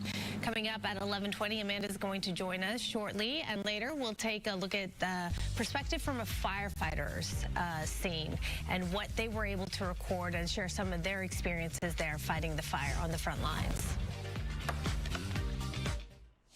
Fox 11 taking another commercial break. We're going to stick with some of these live images, though, because they are very compelling. I'm sending you back out here to Altadena, California, this live picture that I brought you just moments ago, where you can see still so much smoke in this area. And we saw some patches of fires still burning here, dangerously close to a lot of these structures. So you can see there's a home there. There's also what looks to be a cell phone tower, power lines that have gone down because of these massive fires that have completely torn through several of these neighborhoods, displacing tens of thousands of people, 180,000 right now under mandatory evacuation orders as those fires continue to burn. And you can see that the smoke is slowly overtaking this vantage point that we have here. Another one that I'd like to bring you is some of the response that we are seeing here, as we know that agencies from across several departments in California, but also out of state and also out of the country. I do believe that this is a plane. I was speaking with my executive producer before, but this is from Quebec's Transport Department. This is a plane from Canada here that we're seeing scooping up water. I'm hoping to get it. Additional rescue 26 is area for squad 26, engine 43 out of quarters. Down on here Sending into the water. 15807 this Healand water. Street. It's doing so right now. And what they do is that they go to all of these areas where they still see some of these flames kind of spreading across to help quench those fires and just try to work on that containment. As I've been saying, and we've been hearing from Fox 11, some of these fires are really burning out of control. Some of them are under 0% containment, including the largest fire that's burning at the moment, which is the Palisades fire. It's already at last checked burned just over 17,000 acres, continues to grow, and we have seen really the aftermath, the devastation of what those fires have done to several of these communities. LA 104 at Soledad, okay, there's no smoke here. The last thing we can see is fire from the eating up the brush. As everything has completely been burned down. But the I think we're helicopter about to lose this shot. Usually the plane kind of gets out of focus as it tries to get to its destination. But this is just one of the several images that we're watching out for, and just one of the coordinated response that Los Angeles County has worked with several partners from across the region to help with these fires. Let's head back out to Fox 11. They are also showcasing a picture here of what we're seeing, and perhaps they have a little more context to share. He estimated about 500 homes had burned to the ground in one neighborhood in the Palisades. At least, right? We're seeing neighborhood after neighborhood like this. Yeah, just and that's totally just one leveled. fire. Think about that. That's one neighborhood and one fire. It's you said this earlier that we've been seeing a lot of it up close, or at least a whole block, but seeing it with the aerial views. Sorry about that. Is your mic not having a technical difficulty? How's that? Okay. We've been seeing a lot of these up close, shots of the houses, and even a block wide, but to see the aerial shots of it, it's just, you have no words. And you think certainly when he zooms out, you're going to see where it ends, and it just wasn't ending. It makes you sick to your stomach. Right. It's not. It kept going and kept going, and it's what people have been saying. It's apocalyptic, but we are not in a movie. This is real life. Even though some of our favorite movie stars are in the mix of all this. I mean, from local LA residents, mom and pop shops, to some celebrities that we recognize. Everyone is being affected in some way, in so many extreme ways, by these fires. Many have fled during evacuations in the area, while others have had to say goodbye to their homes that they've had for years.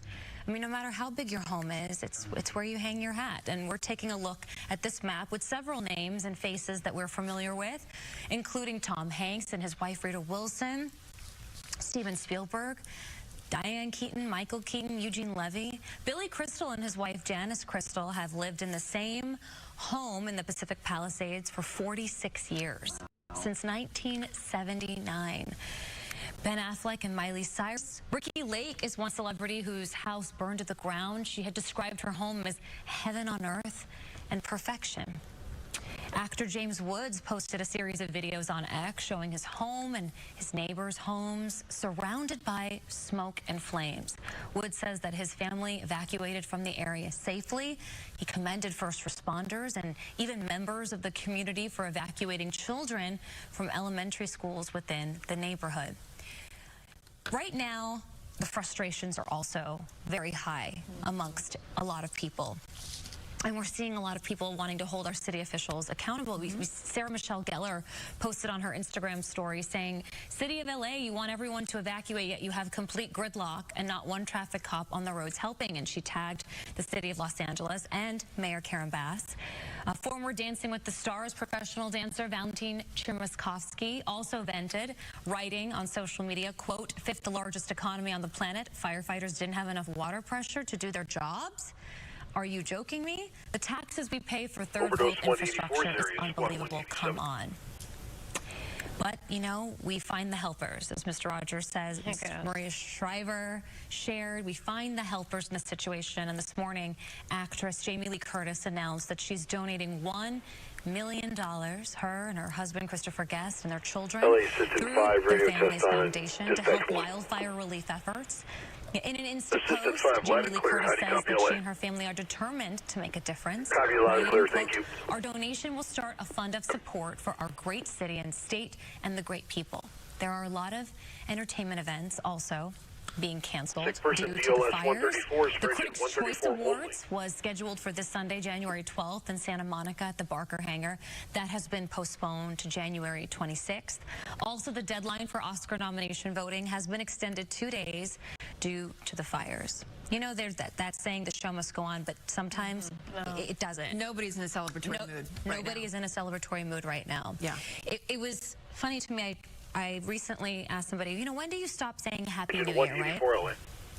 Now. Now, this week. We were saying Happy New Year up until Tuesday morning at 10:30. And it's just, what a start to 2025. 184, this is now cardiac arrest. Total of 2 patients in cardiac arrest from an unknown drug overdose.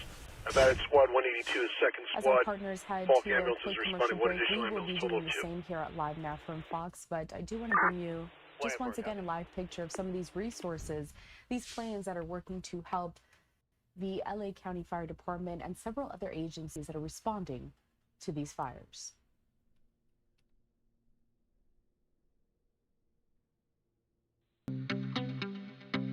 Sick person BLS 40 for Quint 4 only. Panic attack in the Motel 6 lobby, 1001 St. Gabriel Boulevard. AP10, are you available?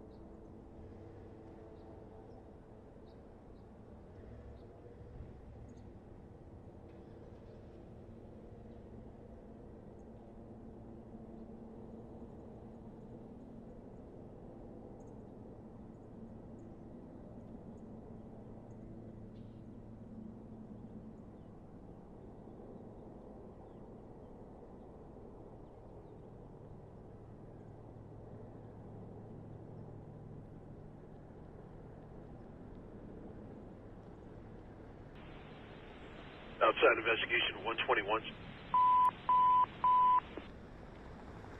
Engine 120 reported smoke coming from the chimney at the address 471 Armitos, Cross Streets, Pikes, Sheriff and Rep. 120 responding to smoke in the chimney. LA 184 advised units at enter off at Humane Way. Squads 182 and 187 enter off at Humane Way. Copy. Sick person 143 is engine 157, squad 73, 27803 Rainier Road.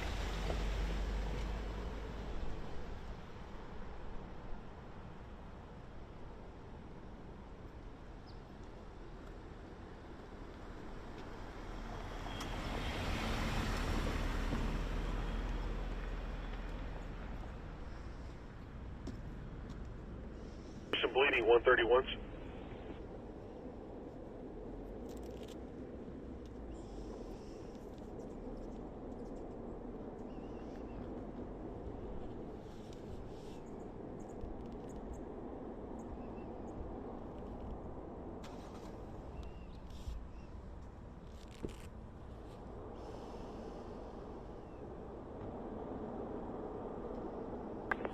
LA from APT, can you attach us to that run in forage area? And per the captain's discretion, we can handle with just an ambulance. P10 LA copies. Point 40 a copy from AP10. LA Quint 4, copy. We'll let AP10 handle with the ambulance. Thank you. Point 4.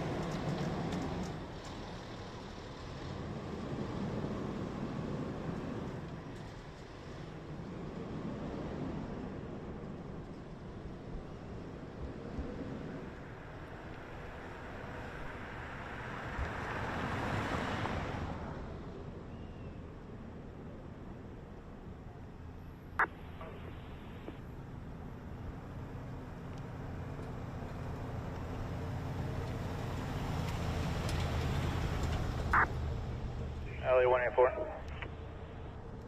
Go ahead, sir. Just an update. We have one in full arrest. Second one's just an OD. We still need both squads. Just advise one squad, one is not in full arrest. 184 LA copies. One patient in cardiac arrest. The second remains in overdose. Keeping both squads, both ambulances.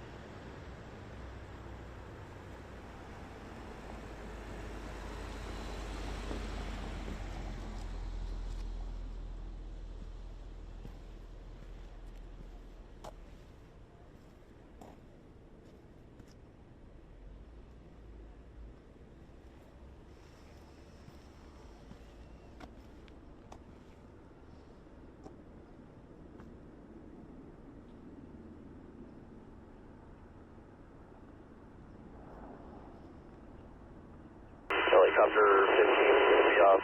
Barton available in 20 minutes. Daniel, please to go. Copter 15, LA copies. Available voice 20 minutes to NAO.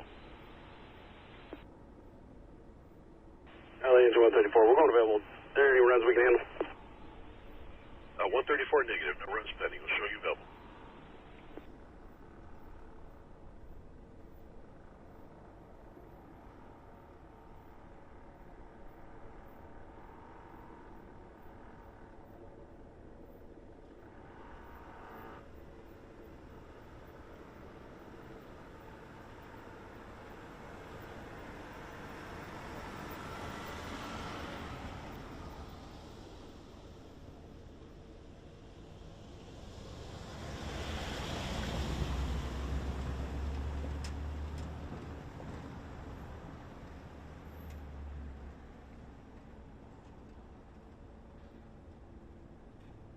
Smoke investigation 29s for engine 29 only. At the intersection of the 10 freeway cross of the 605.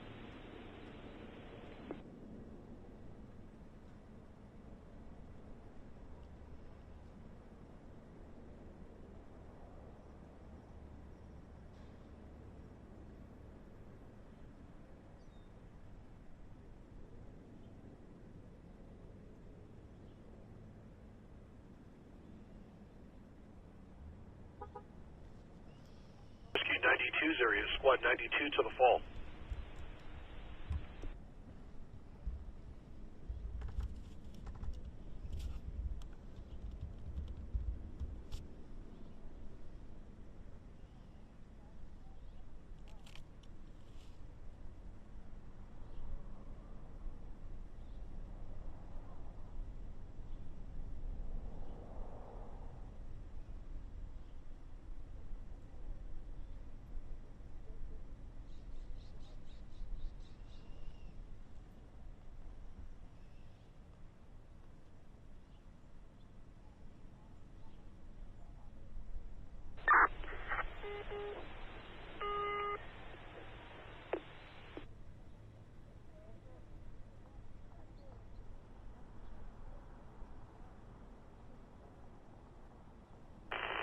LA 157, you can cancel the squad.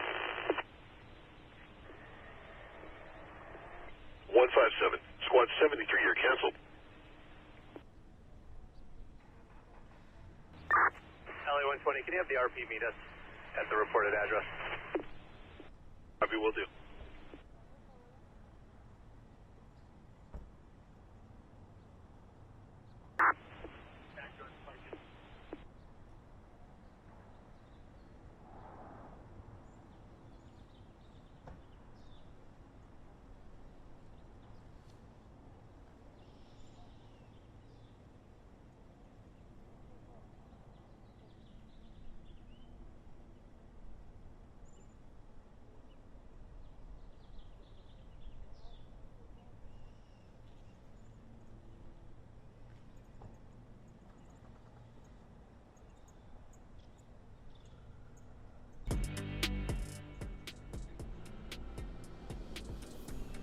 Engine 120 RP will be there in a couple minutes. Thank you. Copy. Assault 43 is for hazmat and tender 43 at the intersection of Stimson Avenue crossing Yarrow Street.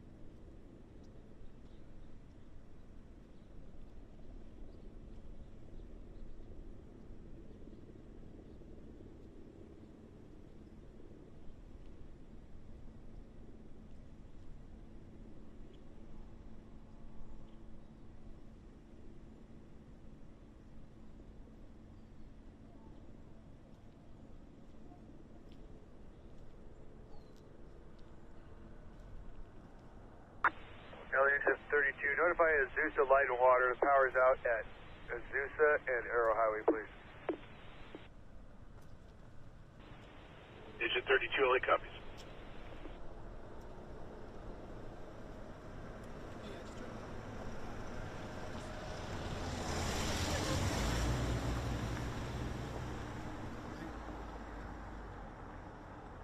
Okay. Okay. Well, there's an active fire apparently down the way. Okay.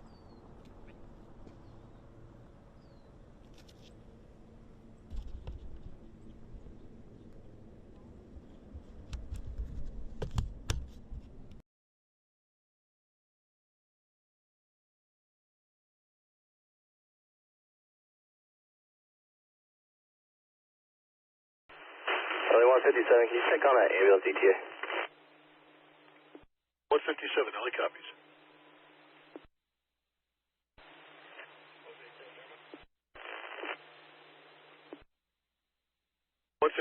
at 11:43 hours.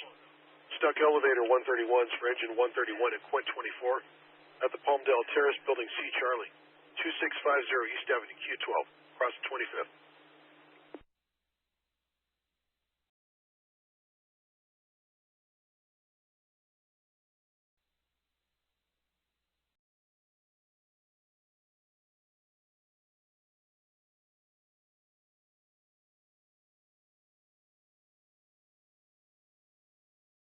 LA. LA 229, go ahead. Agent 29, sir, when you complete your smoke investigation, can you move up to Fire Station 166? LA ambulance 29, copy, move up to 166. 29.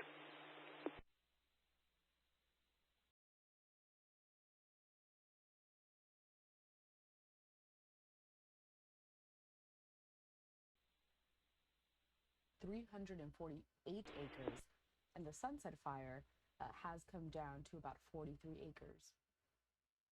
Also, at least 5 people have died because of these fires, those deaths attributed to the Eaton Fire. And again, 180,000 under mandatory evacuation orders, 100,000 under evacuation warnings, and about 205,000 customers are without power at this time. I want to also bring up this post on X from the mayor of Los Angeles, Karen Bass. She was part of a press conference earlier today, and she has this to say: thanks to the bravery and collaboration of our LAFD, the Sunset Fire is fully contained. If you are returning home, please drive slowly and watch the road. Firefighters are still working in some damaged areas. I do believe we have a couple of more posts that we can filter through, as we're getting several reactions here on your screen from President Biden, who says that first responders like the California National Guard soldiers of the 40th Military Police Company are the best of us. You left your own families, some of whom might be in harm's way. Rescue 29's area, squad 29 to the stroke. Of the wildfire 3541 Puente Avenue. Avenue. We owe you for your service. Across the Sierra. Also, this from California's Governor Gavin Newsom, saying, everywhere I go, I see firefighters and first responders putting their lives on the line to protect Californians affected by the wildfires. Your bravery and dedication to protecting our communities are nothing short of heroic. Thank you for embodying the Golden State's resiliency. Let's head back out to Fox 11, their coverage, and a look at the forecast. A little bit stronger, as you can see. It's going to be ebbs and flows of this, and it looks like we're going to get an onshore flow even on Saturday, which is a good thing, and then a little burst of some winds on Sunday. But here's the bad news. Next week, Monday, Tuesday, it looks as if we're going to get another round of some stronger winds after being able to recover a little bit, perhaps on Saturday. So this is what we're expecting, another round of moderate to strong Santa Ana winds as we get to Monday, Tuesday of next week. The fire danger is here. We've got red flag warnings all through from Ventura County, parts of LA County, of course, and a large part of Inland Empire and Orange County. I do think the majority of the stronger gusts will be here in Orange County and the Inland Empire. So the wind gusts expected to be stronger, 60, 70 miles an hour. So this is where you really need to stay alert, stay vigilant, everybody, and remember the smallest spark can cause a fire, and it can spread rapidly under these weather conditions, even with the winds weakening a bit here. Wind advisories now. The wind gusts here nearing 40, 50 miles an hour. So nowhere near what we talked about yesterday or the day before when the wind gusts were near 60, 70, 80 plus miles an hour. So much, much lower. The wind watches, though, are in effect for a large portion of Ventura and LA again as we get to looking ahead to those stronger winds we're expecting as we get to next week. So keep that in mind. Here's the models. This is one of the reasons we're expecting it to get windy again next Monday and Tuesday. It depends on where this area of low pressure will go. We're watching this closely because even though it's several days away, this could determine whether it will stay dry as we get to the remainder of the week. As this pushes in, according to this model, next week Thursday, there's a chance. Right now it's about a 10 to 20% chance we could get some precipitation from that, which would be so welcome, right? This is well into next week. It's a long ways away. We'll keep you posted as we continue to watch the models. In the meantime, those winds will be gusty at times today and tomorrow. A little weaker on Saturday with an onshore flow. Notice the temperatures drop as a result of that sea breeze, and then they'll pick up slightly again. Remember, on Sunday with another opportunity for those very strong winds like Monday to Tuesday. We've left the raindrops out for Wednesday, Thursday, just because it's still, several days away, but just wanted to keep it out there, and perhaps it'll come to fruition. 42 in the mountains today with those red flag warnings. 64 in the high desert, 72 in Palm Springs, and as you can see, it does stay dry with those winds returning next week, Monday and Tuesday. Stay safe out there, everybody. Thank you, Marie. Yeah, I think that state and city officials are hoping that today is the day that they make a turnaround, they turn a corner, and that firefighters can finally get a handle on the situation. But so many people are stepping up to help their fellow Angelenos in this time of crisis. But of course, there are those who take advantage of the situation by looting. And last night, Haley Winslow witnessed that firsthand in Altadena. It has turned into the wild, wild west here, you guys. It is just complete insanity on all corners. We've been kind of traveling around here the last few hours. We're currently on Altadena and Lake Drive. We just caught looters. So many looters here. There were looters down the street held at gunpoint. Police are kind of doing the best they can, like these firefighters, the first responders here. They're seeing looters walking down the street with large TVs, just taking advantage of what little this town has left. Did you start a bariatric ambulance? Right, and this is something that Sheriff Robert Luna made mention of at a news conference at 8 o'clock this morning. So far, there have been 20 arrests for looting and preying on people's homes. New LA County District Attorney Nathan Hochman spoke a few hours ago and let the looters know he has some very strong words for them. He plans to bring the full force of the law at them. Los Angeles has true grit. It has resilience. And it will rebuild, and it will rebuild better than ever. But along the way, there might be people out there who want to take advantage of the people who are suffering these tragic losses. These criminals need to hear, as they've heard from the sheriff, as they've heard from Chief McDonald, an unmistakably clear message that if you want to go ahead and loot, if you want to commit burglary, if you want to engage in grand theft, if you want to engage in these internet scams where you're going to take advantage of people who are going to be seeking insurance and government benefits, you will be arrested, you will be prosecuted, and you will be punished to the full extent of the law. And the reason I want to send this warning now is I don't want any mistake later that somehow they thought, oh, it's not a big deal. It's a huge deal.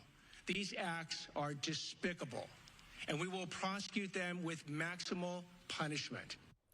It's the same thing when you're talking about people who rob people in broad daylight as they're just walking down the street and they're vulnerable, and you have people who are taking advantage of Agent 92 is the available, boys. situation. It's really disgusting. Agent 92 is available, boys. This happens all the time. Whenever there's a tragedy, there are people who take advantage of other people. And 29, really nothing further from the informant. He's no longer in the area. What goes through Just these give the same people's minds, location, 10 but to it's just 605, disgusting is also the only eastbound word I 10 can to think of. southbound 605 Trans Road. doing this, you know, Absolutely. because it is an example of just preying on the people who have lost everything. It's a new level of low. Yeah. 29 available, showing move up to fire station 166. So we're just listening there to some of the live coverage from Fox 11 in Los Angeles. I did want to bring you out live, though, to this really striking image that we're getting, a chopper footage and a view from over Altadena, California. The camera continues to zoom in and out, and hopefully they zoom out once again. But look at that. All of that smoke, fires still burning in several parts of Los Angeles County, and you can just see that crews are working very hard to try to get these flames under control, but there's so much brush, there's so much vegetation in this area that those flames are not having too much trouble. They're spreading to several other parts. It's not looking like too many structures are in this area at this moment. And earlier we did see some of these planes kind of do these dunks where they dip down into the water. They gather up like gallons and gallons of water that they're going to use when they fly over these areas, and they just quench all of these flames to keep these fires from spreading even further. So this is over Altadena, California. We know that we're monitoring several of these wildfires, the largest one being the Palisades fire that is currently burning more than 17,000 acres. And that was the first fire that really started. It was early Tuesday on January 7th. It has continued on to this Thursday, January 9th. Crews are working hard to extinguish these flames, but I wanted to bring you this picture because really compelling, and it gives you a sense as to what some Angelinos are seeing at this moment. We're seeing the camera pan out there, and just look at that. The smoke. It's incredible. It's looking like clouds, really, but it's not. This is all due to these fires. 29 LA. We're stepping away for our final commercial break of this hour here at Live Now from Fox, but we continue with more of these live, compelling images and checking back. 29 just for at least several hours until point 166 completes their assignment in fire. California. We'll be right back. 29 copy.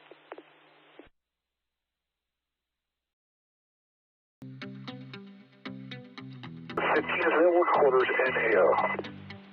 Copter 15 is available quarters NAO. 145.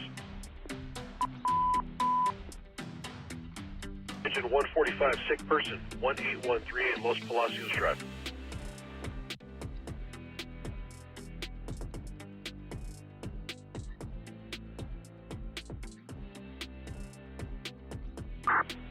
LA 145 en route. 145.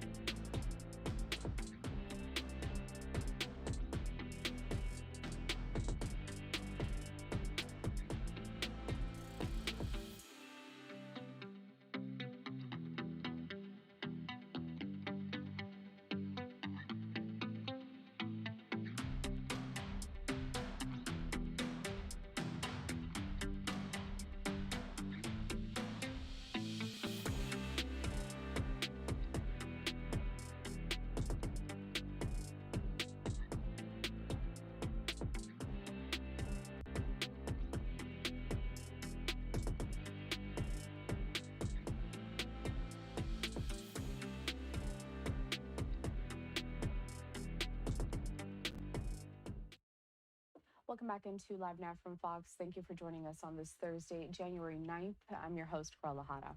We're quickly approaching the top of the next Seizure hour. 85, Series 1154, 1255 West Zero Highway. On the West Coast, that's 11. Inside investigation 143. And the West Coast is really where we're 537 focusing a lot responding, of our bells ringing. coverage today because these fires 28330 Old continue to Springs Road. rage out of control. I'm bringing you back out live to this picture that we have, chopper footage. This is over Altadena, California. The camera continues to zoom in and out, but you can see all of the smoke there in this area and all of the vegetation as this fire continues to burn. All of these embers just overtaking all of this. Look at that. I just want to hold off on this picture because it's massive. When we're looking at this plume of smoke, you see those fires kind of burning down there off in the distance, really causing mass devastation.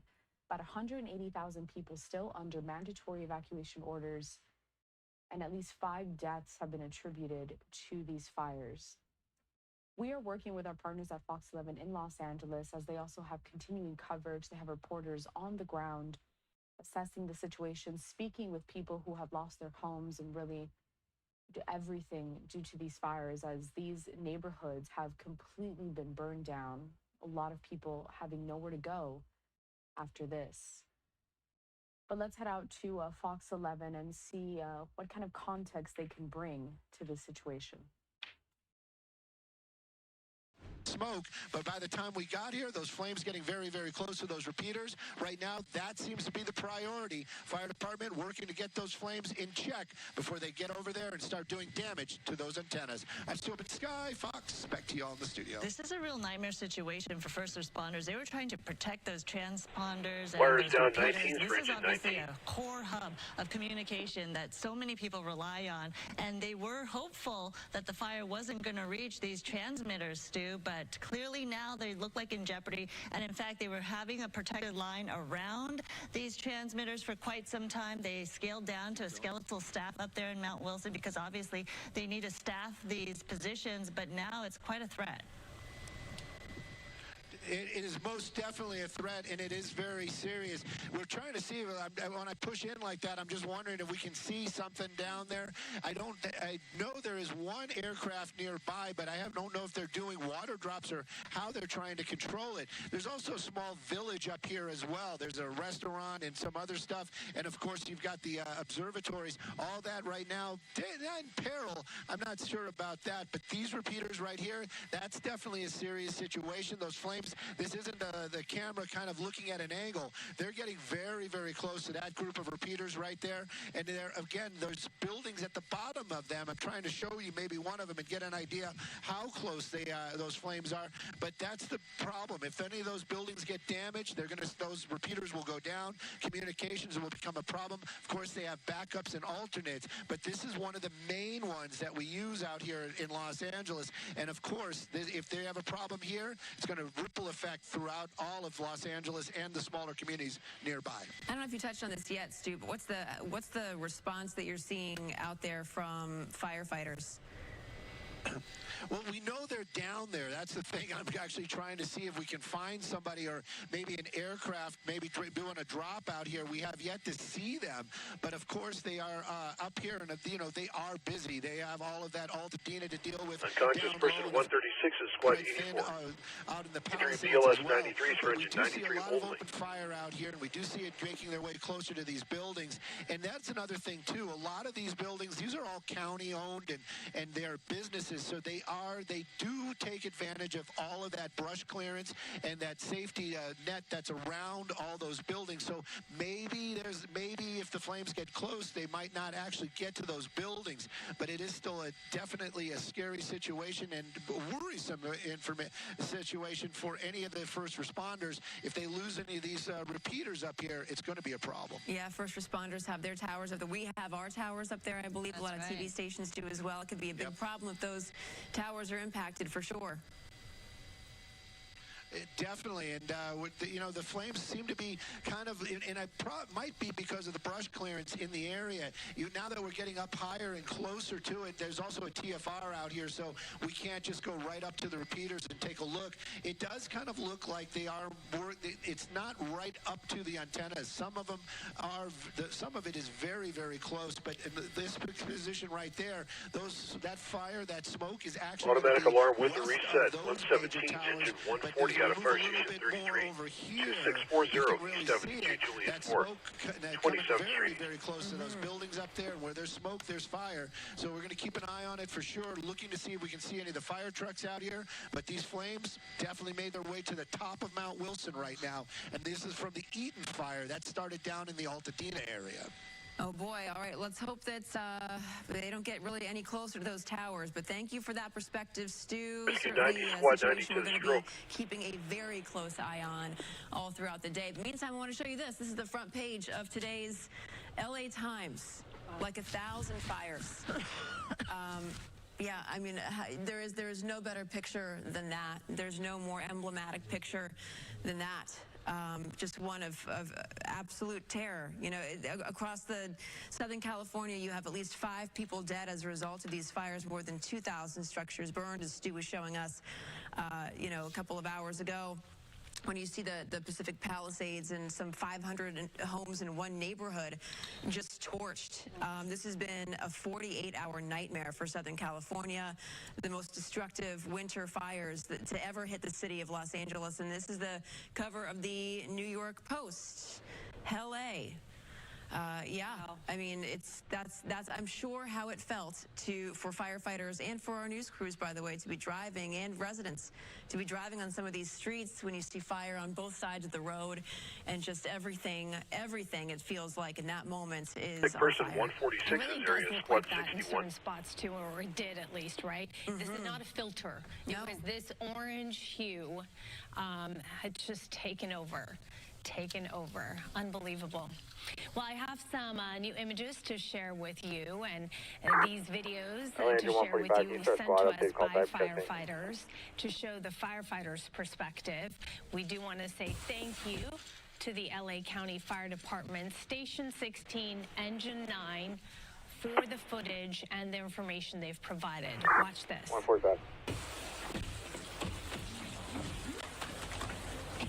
LA engine 140, we made contact, false alarm. So Station 16, Engine 9 got assigned to the Palisades fire an hour after it began, and they worked nonstop for about 24 hours. No breaks in between. Wow. They say after one assignment or one mission was complete, they went directly to the next assignment. And I'm going to quote the firefighter directly here to give you a sense of what it was like for these crews here, what they were dealing with. He says, at certain points, the wind was so strong, firemen were literally having to get on the ground or find refuge behind fire engines and structures in the middle of PCH while the wind standby for a structure fire. Through. Your typical strategy and tactics were not possible. 37.24 only. Respond to the structure fire. 37836. That's 37836. Lasker. Cross of Avenue R Romeo 4. Timeout 1204. Situation, they say. Multiple agencies working together to save as much as possible. And the challenges are great. They're extremely different and difficult compared to other fires. Some of the challenges include the space, they say, between the homes, which made gaining access really tough. They also say they had a really hard time trying to convince homeowners to get out of their homes. A captain of 25 years says that he's never seen so many homes on fire Unconscious so person quickly. 188 area, With the squad type 182. of wind gusts that they were dealing with, they actually had to hold on to any solid LA squad object 37 out of that structure to on not district. get knocked over. Imagine this: trash cans, large pieces of metal, 37 material, helicopter. even a garage door which was blowing past them. They were These are, yeah, you're talking hurricane force winds. Exactly. All they could do was 37 no try to slow plan the will just fire be on down. dispatch 1 of They say B6 that direct. fire was impossible to stop. Squad 37 copy, thank you. The story shared is, when they're on the coast there, and there's homes burning on both sides, and they're working hard to try to slow the progress. The homeowner approached them saying, hey, can you come across the street? Help me out here. And the firefighter says, you know, at that point, we had limited resources, and we could see that their home was already on fire, and there was nothing they could do. And that homeowner said, well, I don't have insurance, so I'm going back. I'm going to go back and save my home. And they said, don't go. Let us get you out of here. And they were very adamant about the fact that they didn't have health or fire insurance. So they say they don't know what happened to that home. They don't know what happened to that homeowner. Contender 136 with squad 134 to the sick person. A different look and perspective because you're seeing it right there from the ground. It really does. Thank you for sharing with us. What dangerous conditions that these men and women have had to work in this last 48 hours. I mean, you really get a sense of how overwhelmed. LA Engine 37, add my squad to the ticket. And the thick smoke, not being able to see or to get yourself oriented as to where you were. And what kind of conditions you had to face with the embers blowing right horizontally right past you and not knowing what was going to be catching on fire next. It had to have been just an absolute nightmarish situation. Very scary. And by the way, that firefighter, I've been in touch with his wife. Our kids go to school together, and you know, she also didn't have contact with him for a very long period of time. And there's so many families out there who have brave men and women providing this incredible service for the rest of us in the community. And imagine your loved one being out there on the front lines and you don't have connection with them, you have no communication, and you're relying on the news or just word of mouth, and you're waiting to get some information. That is very frustrating. Yeah, not hearing from them for likely hours. And some of these firefighters are pulling, you know, 24-hour days. Right. Imagine how it feels when you don't get rest and you can't really function. Well, now not only do you have to function, but now you're in charge of trying to save other people's lives and homes. Yeah. It's just incredible. So there's a reason why we say they're heroes. Big thanks to those firefighters for providing us a glimpse of what they have to go through. Yeah, absolutely. All right, we are going to reset things here. It is 12:08 on this Outside Thursday investigation, morning. 146 is the area, Forcing massive 61 holding evacuations. reported smoke. Hundreds of thousands of residents have been ordered to leave their homes as those flames threaten thousands of Outdoor structures. fire 130. You've got the strong Santa Ana. Blast, there's going to be a fence fire. Engine and squad 37 can't handle. Cancel the truck. The LA area right now. You've got the Palisade Point 24 cancel. Engine and squad 37 will handle the fence fire. 37836 last gravity. The Silmar area. Also the Sunset Fire in the Hollywood Hills. An evacuation center has been set up for Palisades fire victims, and evacuees can go to the Westwood Recreation Center. That's on 1350 South Sepulveda Boulevard. Another evacuation center is open there at the Dream Center in Los Angeles. And Psychiatric emergency BLS 37 for engine 24 only. And larger In the jail at animals. Palmdale You Sheriff. can go to Pierce 750 College, and that is EQ. at 6201 Winnetka Avenue in Woodland Hills, or the Los Angeles LA Quick 24, give us that run in place of the engine. Riverside Drive in Burbank. If you have smaller pets like dogs or cats, they can be taken to the Agora Animal Center at 29525 Agora Road in Agora. And Coco McAvoy actually talked to one Eaton fire evacuee at the Pasadena Convention Center who's sharing his story and offering a message of strength. Engine 112 pushing route. Today, you know, it's kind of hard to keep it together because our life is gone. It's not gone. We're alive. We're fortunate. But LA Engine 112 is in route. There's nothing there but the chimney. You know, it's Engine 112, 1209. And so many others, all our neighbors and everybody, the memories. Altadena's a special place. And I hope we bounce back. You know, it's going to be a hard process, a slow process, but I hope we bounce back. We will.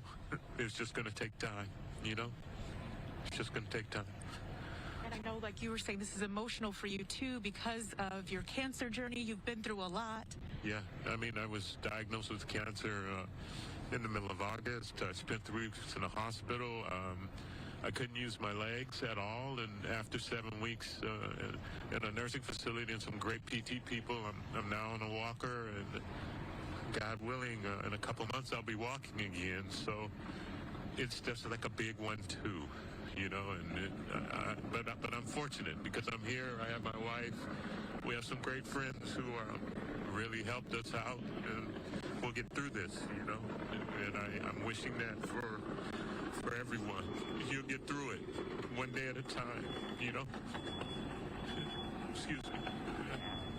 That man must feel so overwhelmed. I just want to give him a hug. My goodness, he's already been through so much, and then this on top of it. It really is, and there's so many stories like that too. You know, that's just one story. Outside investigation 32, strange at 32, Maria, eastbound actually, 210 I First do want Avenue you to talk about undercross. this because I noticed a lot of people saying, "Hey, the wind has stopped. It's not blowing as hard. Why are there still fires?" Can you please speak to that?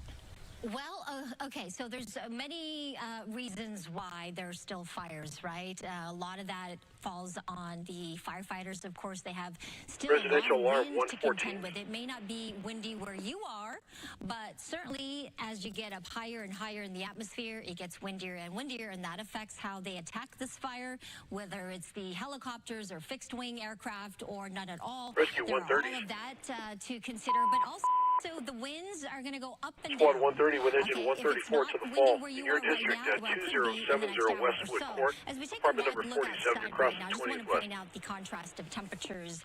It is winter, and look at the 20s and 30s and some wintry weather across parts of the deep south. Here in the southwest, warmer with those temperatures in the 60s and 70s today because of that offshore flow.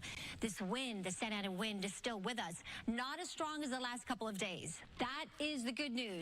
I like saying these numbers because it is hopefully helping and really helping the firefighters fight, get control of these fires that are still burning. It's going to take a while to get containment on these fires. 21 right now miles per hour in Oxnard. Nothing like the 60, 70 mile per hour winds we were talking about just even as early as yesterday. 16 mile per hour winds in Palmdale. Fontana, much lighter, 8 miles per hour in Santa Ana. The winds that are taking a break right now, it's going to be brief. All right, so hopefully this is the time period, this is the window where they can try to get more control. It will get stronger as we get to the afternoon and evening hours this evening. Nothing like what we saw. However, it's just going to be stronger than where they are now. So that's why it behooves everybody to get to attack it now with more intensity than before. Red flag warnings do continue. In fact, it has been extended through tomorrow because of the fire danger that will continue regardless of how strong or weaker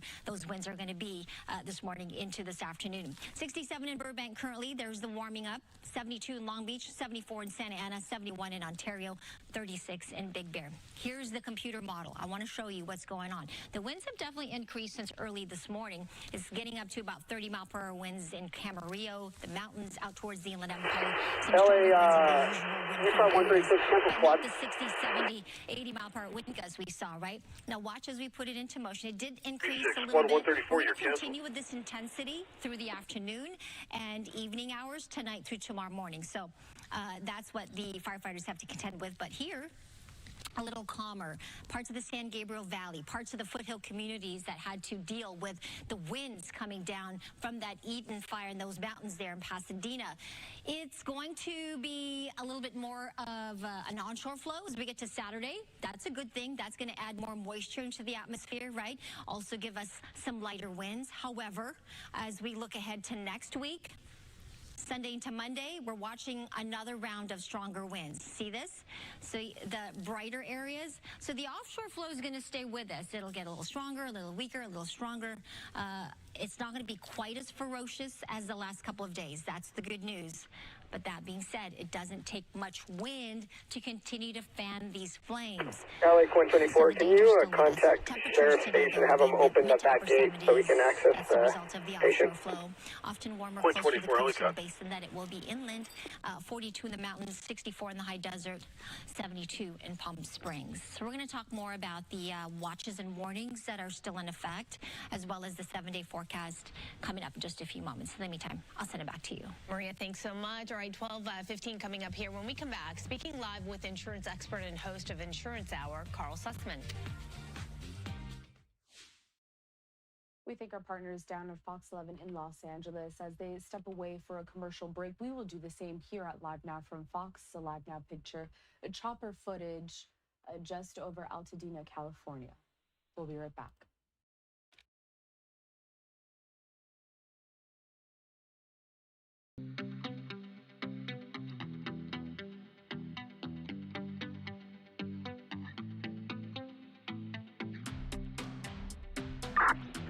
LA 32, we're on scene.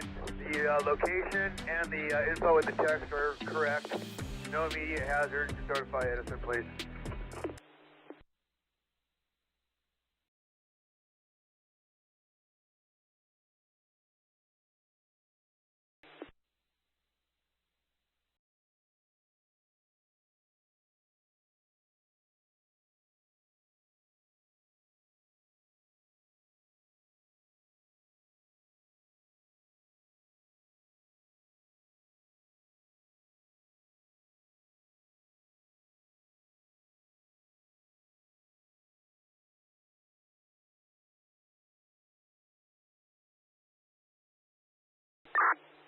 Engine 32, their location is going to be Azusa and the 210 freeway.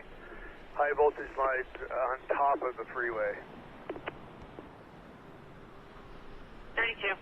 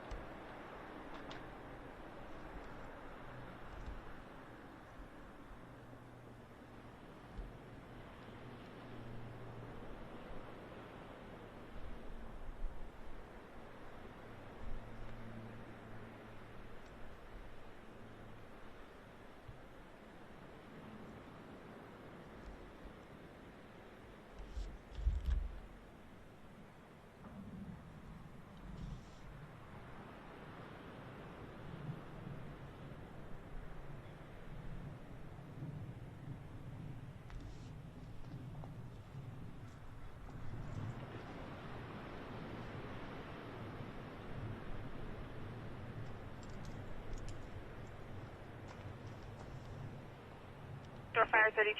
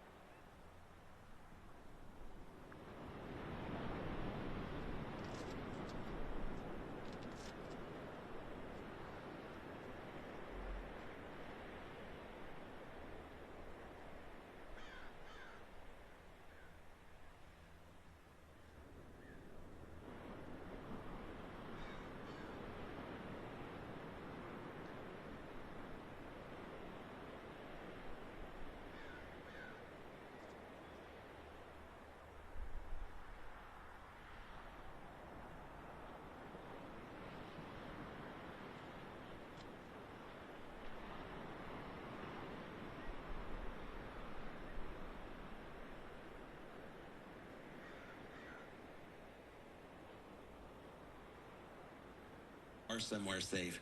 The stuff that we left behind, and if the worst has happened and you've lost it, this is what insurance is for. This is why you purchase it. This is why you've been paying for it. And now it's time for the carriers to step up and do what they need to do. The first thing you want to do is take a deep breath. After that, get ready to file your claim. We're telling everyone that you really want to get the claim filed sooner than later, even if you don't have 100% confirmation of what it is that's happened.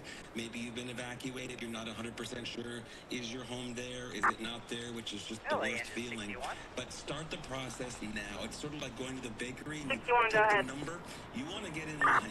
You want to get your claim started so that when the process can begin, you'll be able to already be in line and you'll already be in a position where you can be assigned a claims adjuster and you can start things moving forward from there. And how much, can people reasonably expect to get from their insurance company after they do file a claim? Well, depending on the policy they have, some companies work in one way where they're going to ask for a lot of information. They're going to ask you to make lists of things that were damaged, lost. What did you have? Other carriers, it might be as simple as you're going to ask for policy limits because the house is gone. You don't have to go through line by line and do that. One thing to be aware of is a lot of these losses will be with the California Fair Plan Association, and they have a very specific script that they have to go through. And I know it can be frustrating frustrating. I've been on probably 30 or 40 calls with clients this week, and they'll ask you, was any personal property damaged? And of course you want to scream because you just told them the house is gone. But they have to ask, and they're going to ask you, do you know the cause of the fire? And you want to pull out the rest of your hair. Just, again, a little bit of grace, a little bit of patience, because they're going to be going through this with literally hundreds of people. So just be prepared to be asked the same types of questions over and over again. And again, if you have a total loss, then you should be anticipating being able to get the limits that are within your policy. I mean, you talked about grace just a moment ago, and some people are saying this could be the final straw in fire insurance coverage in Southern California. Already before this, State Farm dropped 70% of its policies in the Palisades alone. That's more than any other zip code in the state, because they knew that this area is considered high risk. What are people to do here?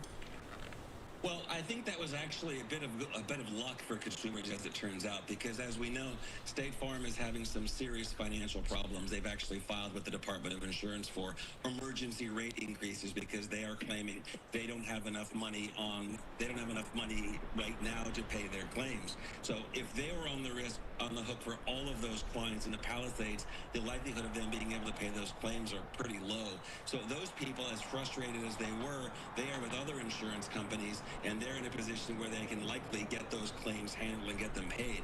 As far as what we should be expecting at this point, fortunately, all of these regulations that the Department of Insurance has been talking about since September of 2023, if you can believe it, finally became law in December.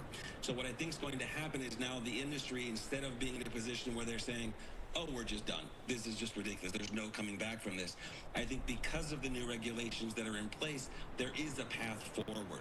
So I think what we're going to see is we're going to see the industry stepping up and paying some really, really big bills, and then based on these new guidelines, they're going to be reshuffling how they underwrite, how they price, how they discount, all those sorts of things. And areas that are higher risk for fire are going to be higher premiums to pay, and areas that are lower risk for fire are going to be less expensive. If your fire insurance dropped you, what do you do now? Because so many people who just lost their homes are facing questions like this, and they have no idea what to do. Well, what happens is if your home is gone and you need to rebuild, you need to get a special type of policy. They're called course of construction policies, and there will be companies running around to write those policies, right? They're going to smell the blood in the water, and they're going to say, oh, we can write all this business, right, for course of construction insurance. Now, the Department of Insurance is extremely consumer-friendly, very pro-consumer. They've already issued an edict that says that if you are in any of the wildfire-affected areas or even the surrounding areas, then the insurance carrier that you had before the fire cannot non-renew you or cancel the policy. So you've got a guarantee of 12 months before the carriers can even consider taking any action on your policy. So there's a sufficient cushion in there that I think that by the time we might be looking for there to be a policy renewing or needing to have a different type of policy other than a construction policy, the industry should have balanced out by then, and we should be able to have some options to get coverage. All right, Carl Sussman, thank you so much for your insight. I appreciate you, and I hope you're doing okay.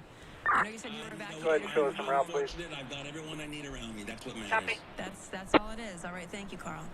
Thank you. Meantime, we do have some breaking news now from the wildfires and the smoldering ashes of KLF Eaton and the 146 to squad Palisades 61. fires. What could be several chilling discoveries that have just been made. Investigators believe they have just found potential human remains. Gigi Gracia joins us from Malibu with the details on 3 active investigations. Gigi, what can you tell us?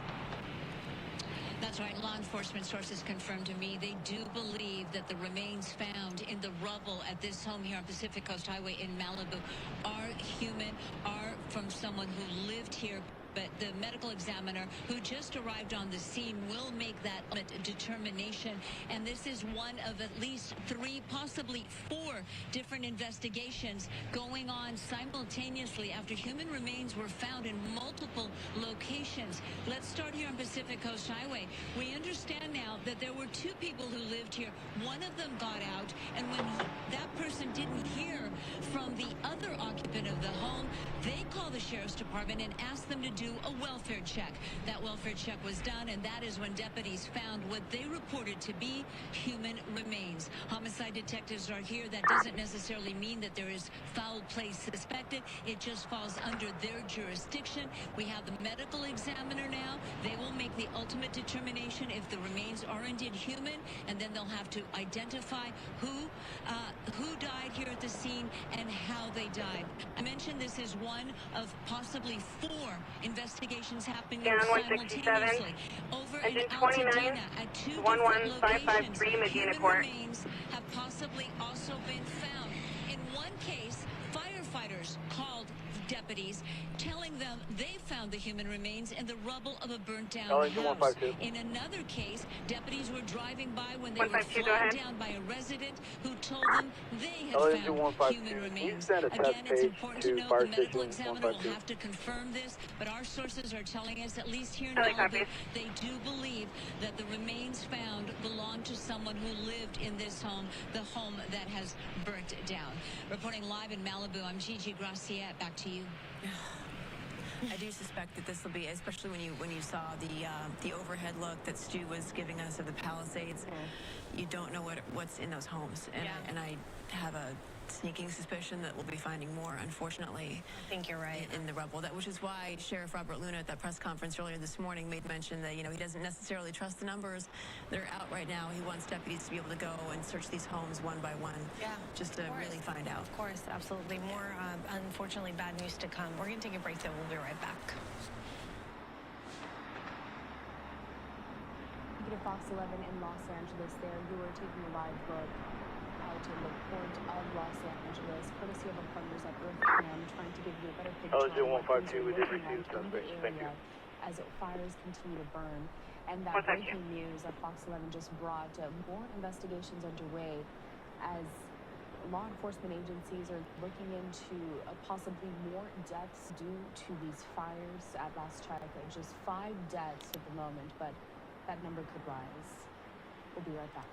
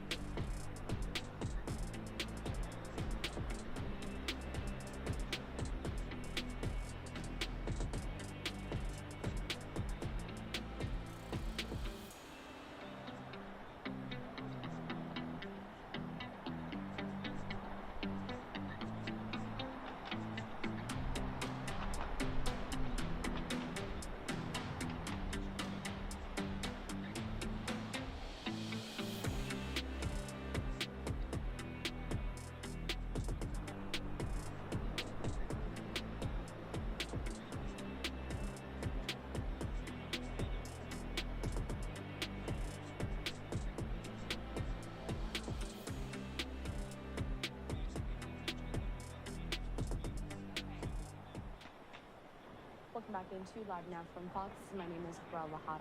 Time right now is 3:30 p.m. on the East Coast, 12:30 over on the West Coast.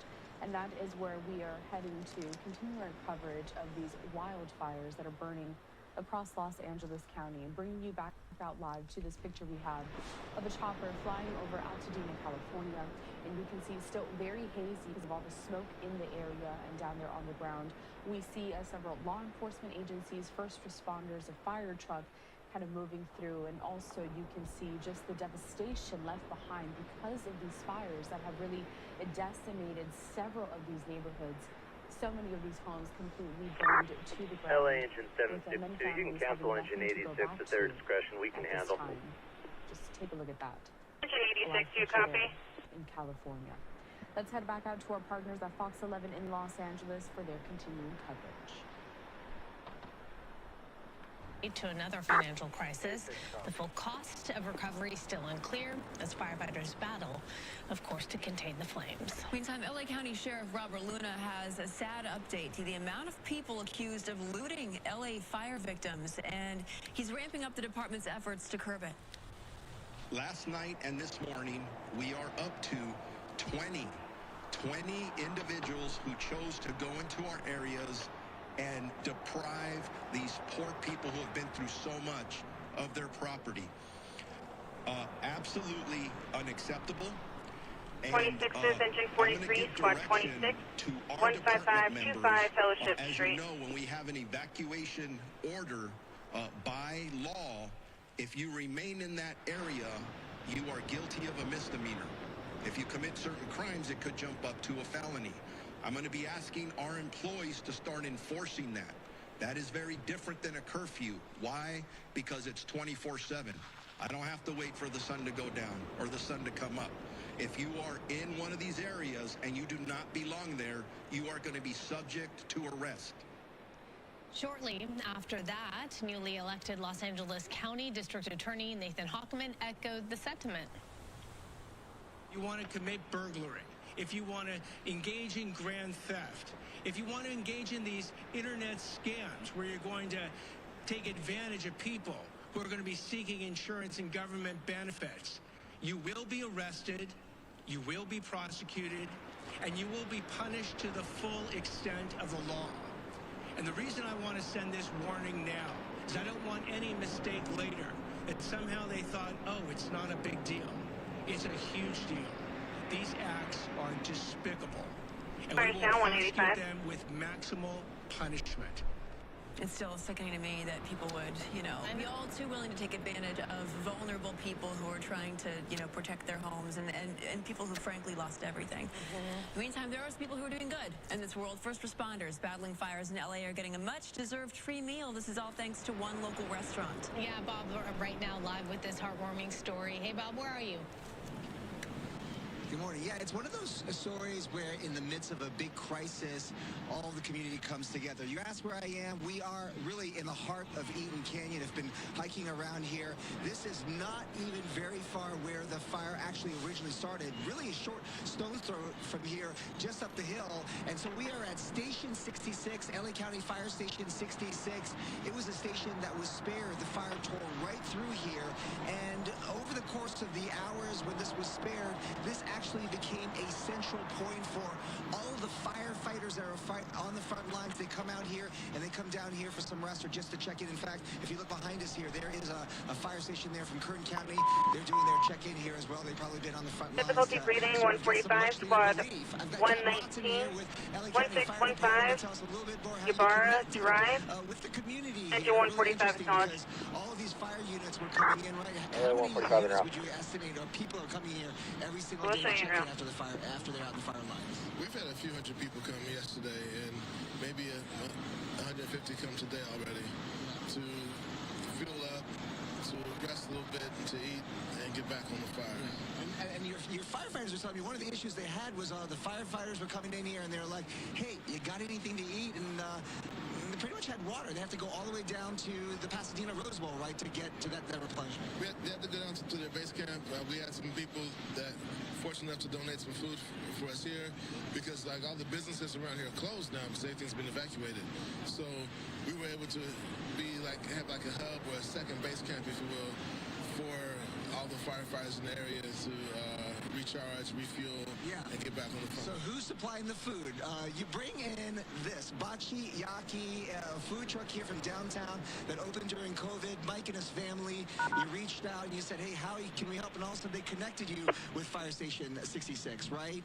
Tell us what you guys are doing here. So we're donating our food to hard-working firemen. My sister reached out to them, and luckily we were able to connect and come out here and just do what someone should do. Just, you know, they're putting their lives on the line, so we can definitely go ahead and feed them. So we have, you know, our famous hibachi bowls that we actually do, and it's got protein, fried rice, and sriracha and soy sauce for them to go and stuff. So lots of hot meals. I think I have the Instagram on your screen because you kind of became a little viral here, but right, because you started providing this, right, and then people started reaching out and like, well, okay, you're helping out. How can we help out? Right. They started bombarding us last night, and they donated all this to us.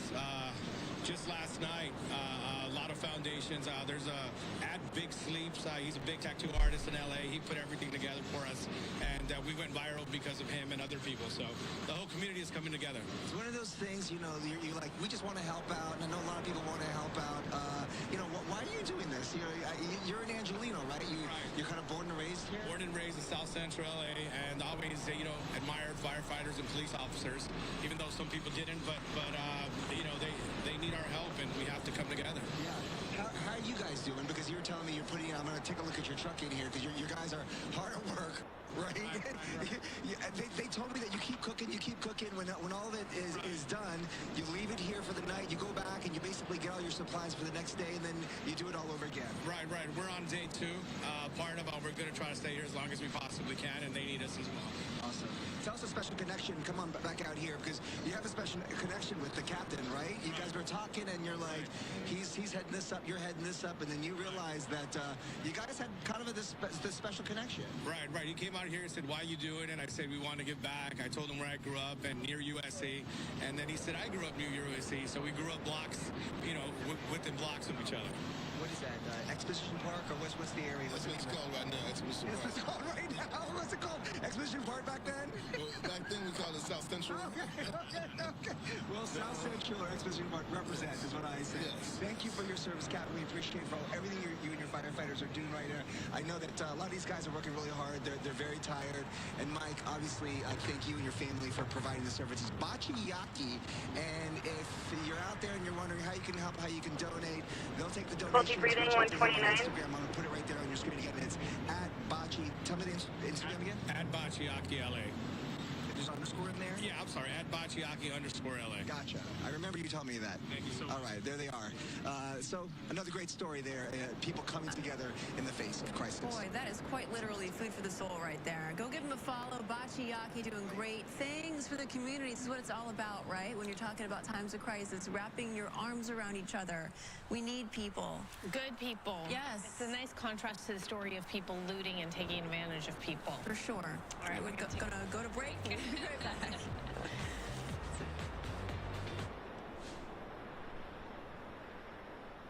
Partners there on Fox 11 in Los Angeles, bringing a very great story as we're seeing Angelinos coming together to help everyone that has been devastated by these fires all across Los Angeles County. A live now look at the Port of LA, courtesy of our partners at EarthCam. We will also step away for a quick commercial break, but we'll be back with more of this coverage next.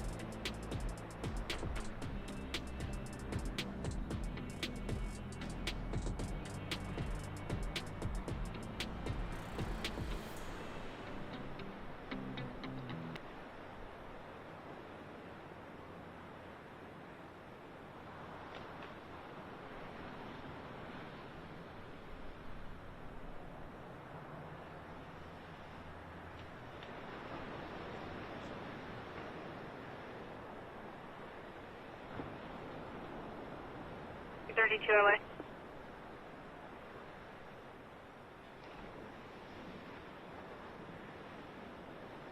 Failure 5, dispatcher. Air 5, dispatcher, go ahead. Yes, ma'am, Air Rescue 5. We're off of Barley Flats en route to Brackett Airfield. You can give us 10 on the timer, available voice, Air 5. Copies. 10 minutes on the timer, off of Barley Flats to Brackett Airfield. 32 LA.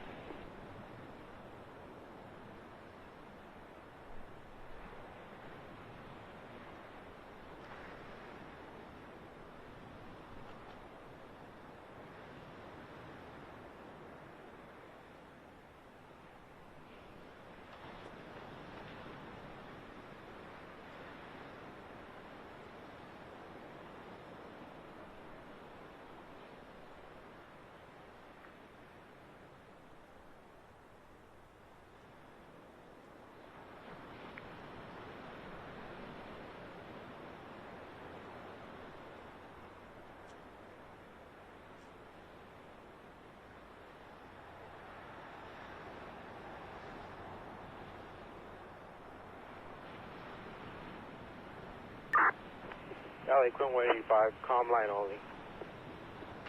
185. Did you 169 LA? 169. PD is on scene, unable to locate, requesting we cancel. 169, copy, cancel ambulance, cancel spot. 167, cancel your response.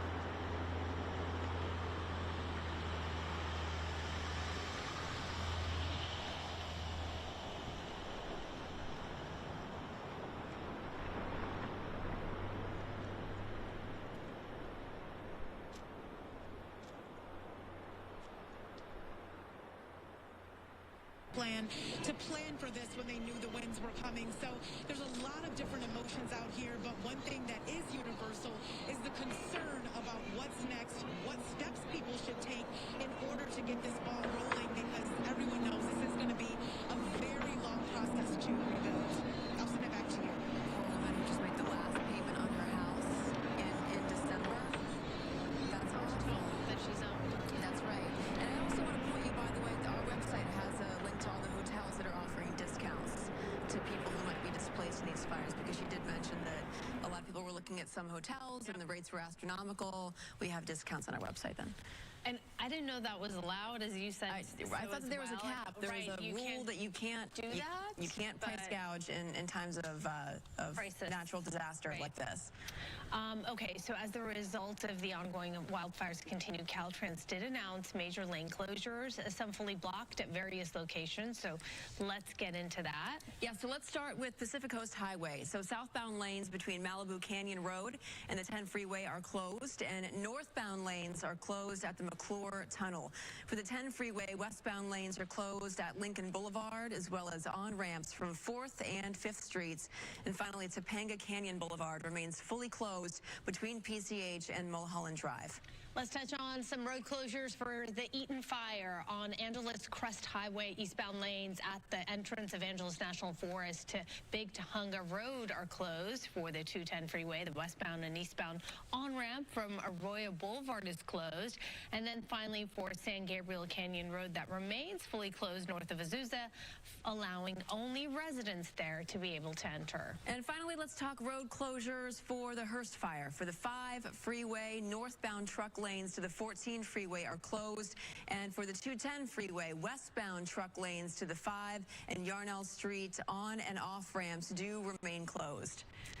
So Stu Mundell up in Sky Fox, he gave us this incredible perspective this morning, and this really paints a picture as far as the complete and utter devastation in one Palisades neighborhood. And here he is showing us his perspective and talking about what he's seeing from Sky Fox. This is like the first chance that we're actually kind of getting a look at that real devastation when they keep saying over 1,000 homes burned in the Palisades. This is one of those areas, this neighborhood, I would venture to say probably 500, maybe more homes out there. As I just get wider and wider, you can see some of the homes still standing, but so many of them just flattened out here. We can bring the map back up here in just a moment, but this is off of Sunset near Alma Real Drive. That's going to be the general area, and that's also part of the downtown area there as well. But take a look at that. This is when you talk about a brush fire and you say, oh, there's some homes that have been destroyed, I never picture anything like this. This is just blocks after blocks after blocks of that neighborhood out here, and you can just see it just goes and goes and goes. And then sometimes there is, oddly enough, there's like a structure standing or maybe a garage standing, but for the most part, I would say every home in this neighborhood flattened due to the Palisades fire. And I would venture to say also, during one of the press conferences, I did hear them talking. One of the people talking about an entire neighborhood burning, and there was no resources there. This might have been what they were talking about, because it just goes and goes and goes. But also in that same breath could you imagine being a firefighter, and even with all the resources that you could possibly have at your fingertips, how do you battle an entire neighborhood burning? This has got to be 500 homes, maybe more. This is something that I personally have never seen, and again, I would venture to say a lot of other folks watching have never seen, especially here in the Southern California area. Is that with that shot that I realized that the firefighters were no match for a fire that was this destructive. And I'm not kidding. We were watching it in the newsroom, and it got so quiet. I know. That you could hear a pin drop. And I heard some people even get emotional watching it. I know. Well, because first of all, it really doesn't look real. It looks like a Hollywood production, or really like a war zone. I hate using these cliches, but it does look like a bomb went off. And my gosh. And then you think about, they were fighting those fires and the conditions in which they were fighting those fires, and still are, where they can't even see, right? Because of the winds. It's just insanity. And then people and families and kids going back to these neighborhoods then once it's all said and done, once it's clear to do so. How do you process that? How do you process? I think that's what it is. What do you tell your kids? That the neighborhood that they would run around in is now gone. Well, also, how do you even begin to clean that up? It's going to take a lot. And we did speak to a school principal of a small school in up near Eaton, right, in Altadena. And at that moment, it dawned on me that many of the kids who now don't have a school also don't have a home, too, because most likely the kids who go to that school also go to have homes in the surrounding area, so they're losing a home and a school. These kids are going to have a very tough time. As adults, it's hard for us to grapple with this stuff. So it took my breath away. I'm not going to lie. When I saw these visuals, and that is just one neighborhood in one fire, and we know the Eaton fire was almost as destructive because you're talking 10,000 plus acres. Exactly, exactly. There are ways, though. I know people want to help. People want to see what they can do to help others. Want to let you know about some resources here. Uber and Lyft are both offering free rides to temporary shelters. You need to use a promo code, though. So for Uber, you've got Wildfire 25, and then you have CA Fire Life 25. So that is one word, CA Fire Life 25. That is for Lyft. Keep in mind, there are limits, though. Uber's rides do have a $40 or less limit, and for Lyft, you can get 2 rides up to $25 each until they get to 500 rides. And can we keep that up, actually, so people can just take a picture of it really quick? Yeah, it's better than me telling you. Grab a picture of that. It's a lot of information that we're giving to you at once, and we understand it can get overwhelming. So yes. You know what? Hold on. So let me just go back here and see this. Fire relief. CA Fire Relief 25. There you go. Yes. Best thing to do is really to screen grab that. Okay. Let's move on to this, Airbnb.org, working with 211 LA to give free temporary housing to people who've been displaced from their homes or forced to evacuate because fires. You do have to fill out an intake form with 211 LA to be approved to begin with. So we have that information. So if you go to our website, it's probably the best way to go about this. Go to foxla.com and you can get linked up there. For more short-term relief, immediate help, every Planet Fitness in our area that's still open is offering free access to things like showers, locker rooms. You can also stop and use their Wi-Fi, charge your phone, whatever device you have, or even just relax. Maybe use their lounge massage chairs. That's gonna be really helpful for people. KLS 152 to squad 154. Exactly, I know. So this is for anyone impacted by the fires, including first responders, by the way. Yeah. You do not need a membership. So again, it's free. Just keep in mind some locations have been forced to close because of the fires. So you do want to go to an open location, check ahead of time. Again, go to our website. You get all this information.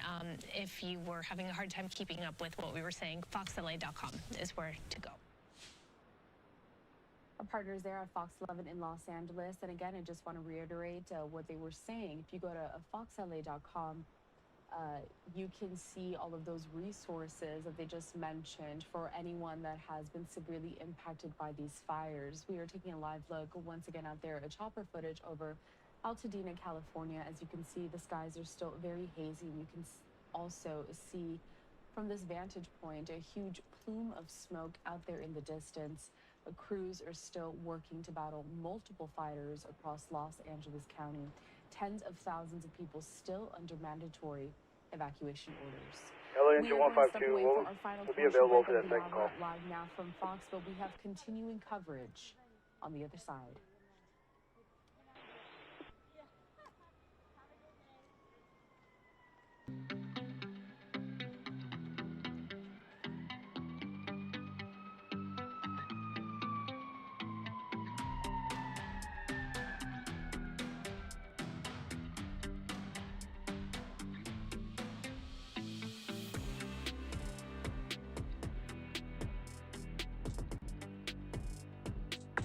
LA Squad 32, copy. We made entry, you can cancel PD. Copy.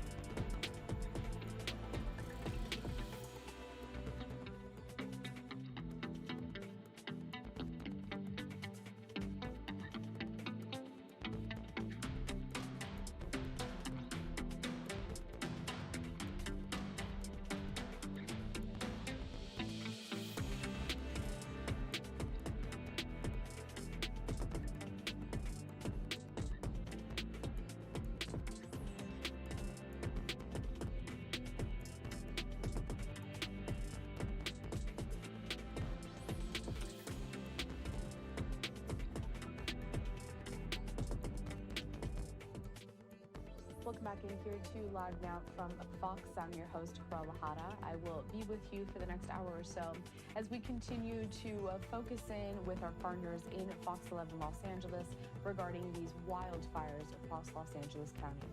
They're checking in with their reporter live on the ground. Let's watch.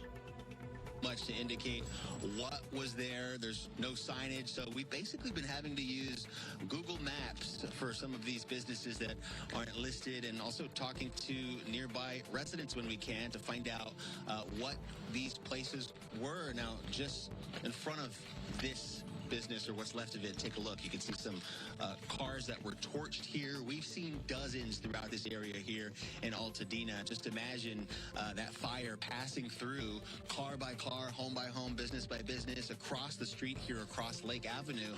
You can see about 24 cars parked in the lot there. That is a Brake Masters that caught fire 145, yesterday. We're talking about 100 structures that have been destroyed by the Eaton fire, hundreds more that have been damaged. The fire sitting at over 10,600 acres, still 0% contained, and we know that 5 lives were lost and a significant number of injuries were reported, with many being rushed and treated at hospitals. The sheriff expects that death toll to rise, unfortunately. Now, this was first reported Tuesday near Altadena and Midwick Drives around 6 p.m. Some of the communities still under mandatory evacuation orders at this hour include Pasadena, La Cañada, Flint Ridge, Altadena, and Sierra Madre. Now, I will say, while driving through the area, we've seen downed power lines along North Lake Avenue, downed trees, torched cars, as we showed you, lining the streets, and several road closures. We heard earlier in that news conference there were roughly 20 arrests for looting, and we talked to a few homeowners, 2 homeowners here on Boston Street who were returning here to the neighborhood. Their homes were untouched, fortunately, but they didn't want to show anything from their property or really talk because they were worried about looting. So it continues to be a concern for some of these vulnerable neighborhoods as the Eaton fire continues to burn up above the hills in Altadena. For now, live, I'm Mario Ramirez. We'll send it back to you. Yeah, Mario, and unfortunately that is something that you have to think about after you've lost everything that you know. What does the neighborhood that you're at specifically right now, how does it look as far as what's standing and what's not?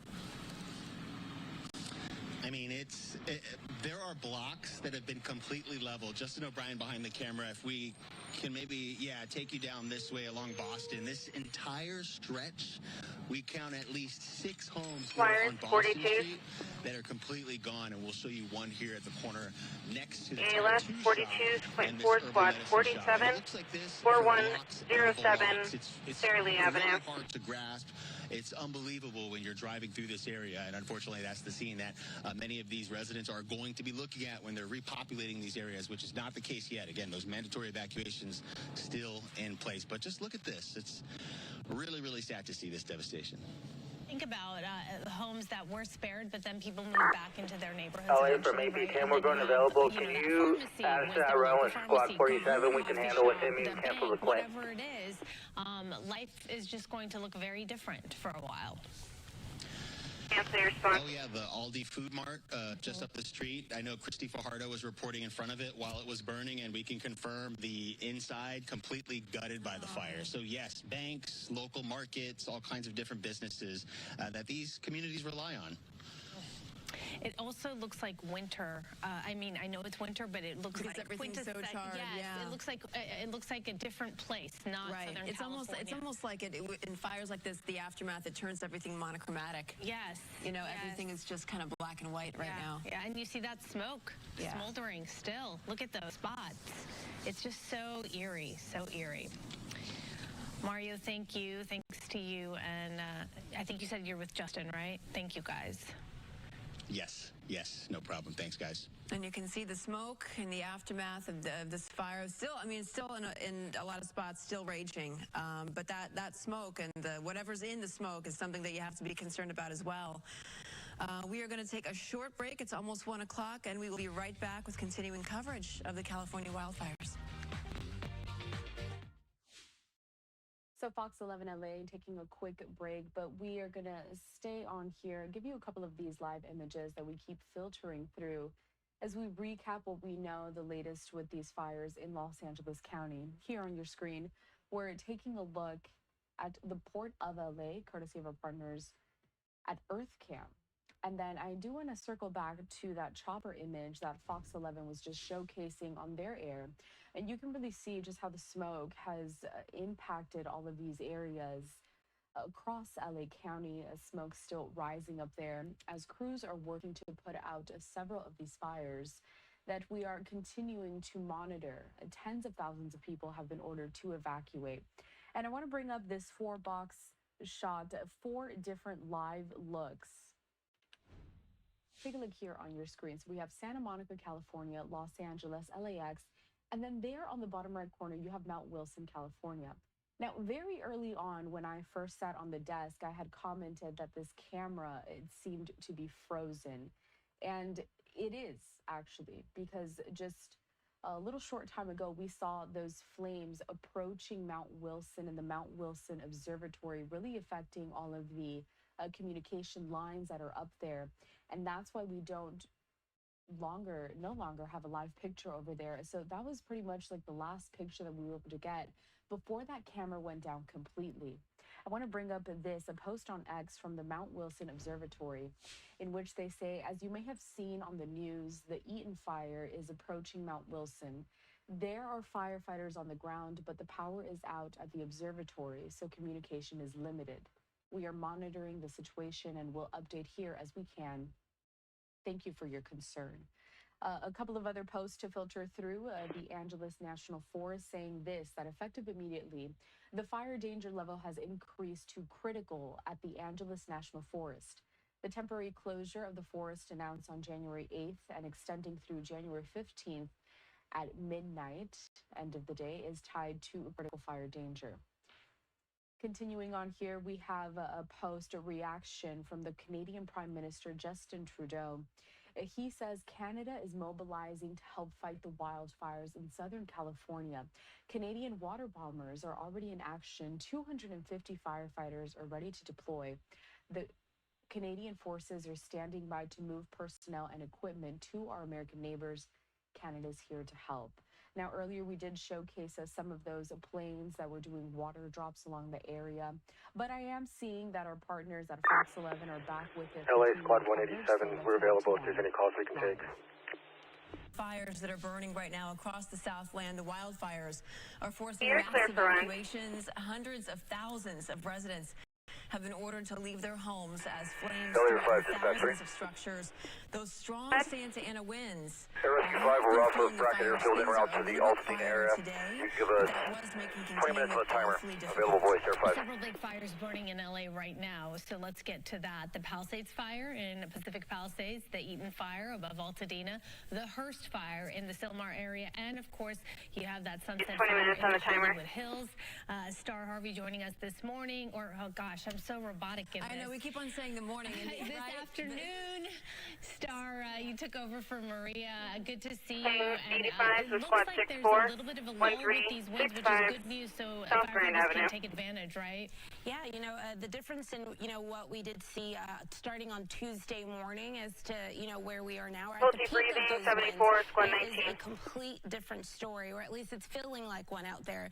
But again, we are expecting the winds to ramp right on back up, you guys. So we do currently have some of those lighter winds pushing out of the northeast, and this is going to be for some of the area. Low-hanging calm line. We do still have some breezes and gusts moving along some of the area, but we will again have some of those stronger situations pushing into this afternoon. I have us as early as the 3 o'clock hour, and like our advisories, we're expecting those winds to carry us through portions of tomorrow. We do have the continuation of that red flag warning. It has been extended several times.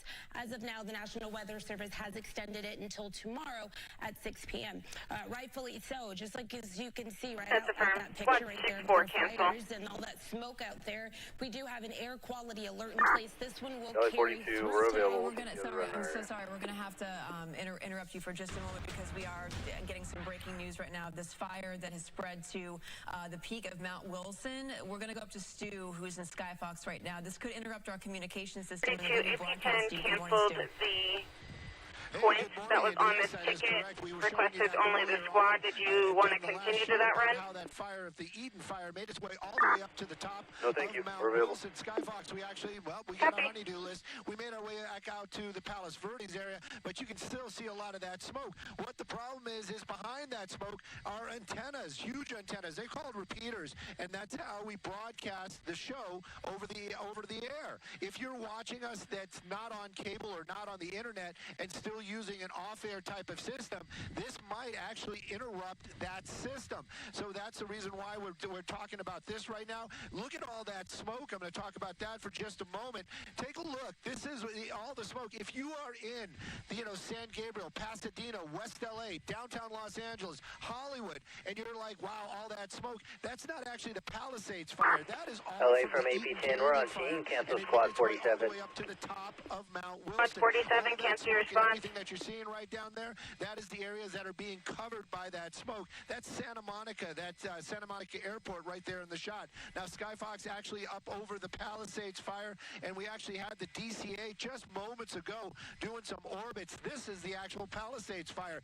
Most of the smoke from this is making its way out over the ocean and actually going out towards Ventura and Oxnard. So there is a lot of smoke out here. There's still a lot of activity. They did have the DC-8 here. They were going to do some FOS check drops. They are really still trying to work to get this thing locked down before those winds really start picking up again. Right now, there's the DC-8.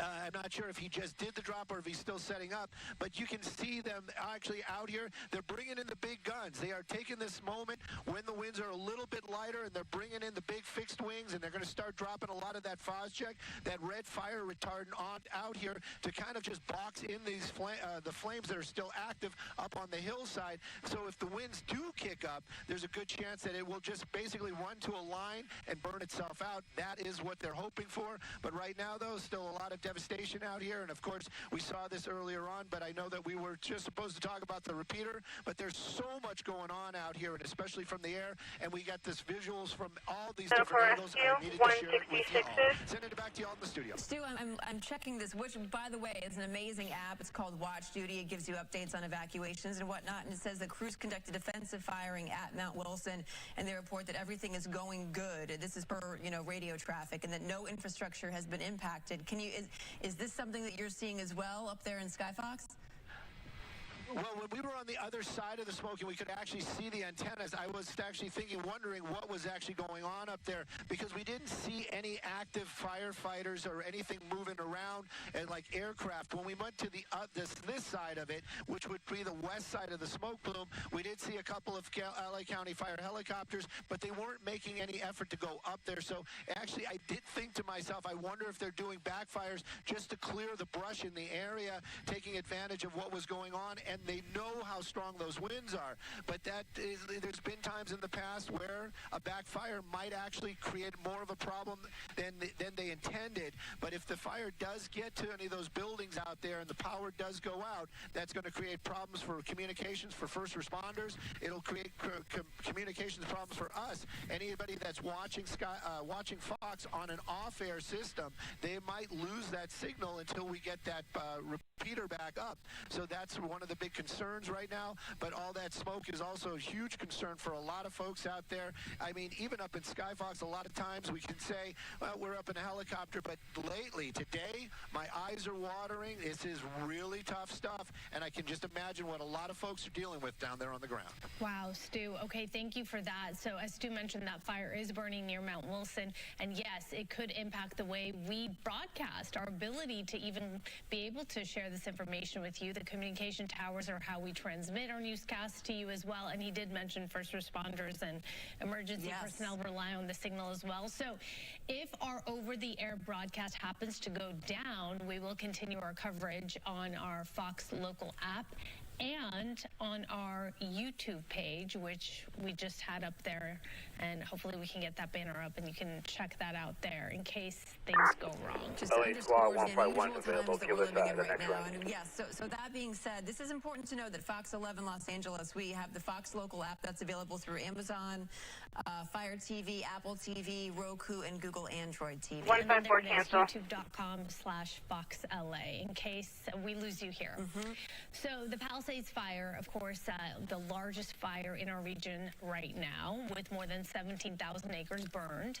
Yeah, so Tom Bakar from our sister station, KTVU, is actually live now in Malibu. Tom, good afternoon. What can you tell us? I want you to take a look, because this is the grim side of what we're talking about. The grim side of this is the coroner's wagon. They just a few minutes ago loaded the remains of a human being who was in this burned out building, home. What happened was that a relative of the person who is now deceased had called in, was not able to contact the loved one, and asked the sheriff's office to go out and do a welfare check. When they came out, they saw, of course, the destroyed building, but they also thought what they saw was also human remains. That falls under the jurisdiction of the homicide folks, and as a result, it doesn't mean it's necessarily a crime. It is just their jurisdiction, and they called in crime scene lab investigators to take a look. Well, they determined that the coroner should be called in, and indeed the coroner was called in. And the coroner did find human remains, certainly appear to be that, and put them in the coroner's wagon to be taken for medical examination. Now, there are two other such of these incidents, as you probably know, in Altadena, so the coroner's office has been busy. But having said that, when you think about this, and I've covered these things for decades, only 5 deaths in a fire of this side is a testament to LA County preparation, a real testament to the people who actually followed evacuation orders and the actual response that went on, which may be criticized for some things, but it worked. And when you think about this, the Paradise Fire, a small town in Northern California, the worst fire, had 85 deaths. And I don't think it was any worse than some of the stuff we've seen around here. And it's not even in the top 20 here. 6 deaths are the ones that are start the top 20 most deadly fires. And LA County in this fire so far has had only 5. So it's a testament to preparation and what people actually did by paying attention to all of that. Now, this scene will be cleared, you know, obviously now, without the human remains. It's no longer a scene of anything other than a place that's going to have to be cleaned up. But some family is going to get the terrible news that their loved one has indeed perished, and that person is now on their way to the medical examiner's office. I'm sure they probably have already been informed. Reporting live from Malibu, Tom Bakar for KTTV, Fox 11 News. That is just so tragic. Tom, I wanted to ask you this because it is obviously still so early since these fires erupted, and the rubble is for miles and miles. Do you know if fire officials have had a chance to go through home by home? I know that the call came in through a welfare check with that particular home, but what about the others? And there are so many homes that have burned to the ground. You wonder if there could be more, sadly. You hope that number holds, though. You really do. Well, I hope it holds, but the reality is that every home has not been looked at. Now, a lot of people are probably still being sought to find out where they are and all of that, and many, many people who are missing end up being, showing up or calling in or doing whatever it is that they have to do, or they contact loved ones, and that list gets very small. Traffic collision ALS 43, squad 118. In a vast fire the size of this and the other ones in the LA basin, that there are other victims, they certainly do, because two things are at work here. Some people don't have loved ones that would call in, or might not think to call in for a welfare check or something like that, or maybe couldn't get through and didn't think much of it. And the other thing is just the sheer volume of what you're talking about. And it's not like, the bodies are laying out in easy to find form. In some cases, they've been incinerated. In some cases, there could be feet of ashes on top of them. So no, I think that there's very high likelihood that this number is going to go up. But at this point in time, it's way too early in that process. But when they do, there's a possibility of that. They go out and they check that immediately, because other than saving lives, recovering bodies is a very high priority after any kind of disaster like this, because you cannot possibly let people back in if there's a single chance that one of these properties might have something like that going on. So that is the situation based on my experience, which goes back quite a few years. That's right. Tom Bakar with our sister station, KTVU, reporting there from the Palisades fire in Malibu. Tom, thank you so much for your reporting. Okay, thanks. Here's a look right now of the map of the Palisade Fire started near Piedra Morada and Monte Hermoso drives. I haven't said that Did you copy the swap? right? It's been a while when we were talking about how this fire began, and those red flag warnings still in effect despite the fact that we've had days of this. The winds in a bit of a 43, you now have squad 26, Plant 118, you now have your squad. I've mentioned throughout the morning, those winds are going to pick up. That's right. And I believe the red flag warnings are going to be remaining in effect, Depending on where you are, but again, as all of our meteorologists have mentioned throughout the morning, those winds are going to pick up. That's right. And I believe the red flag warnings are going to be remaining in effect, until tomorrow? Yes. Right, tomorrow evening. So we're also hearing from our colleagues who live in Topanga that the website that you see, hopefully we can put it up there on your screen. This is for residents in Topanga. Well, if it's not there, let me just tell you, it's the Topanga Coalition for Emergency Preparedness.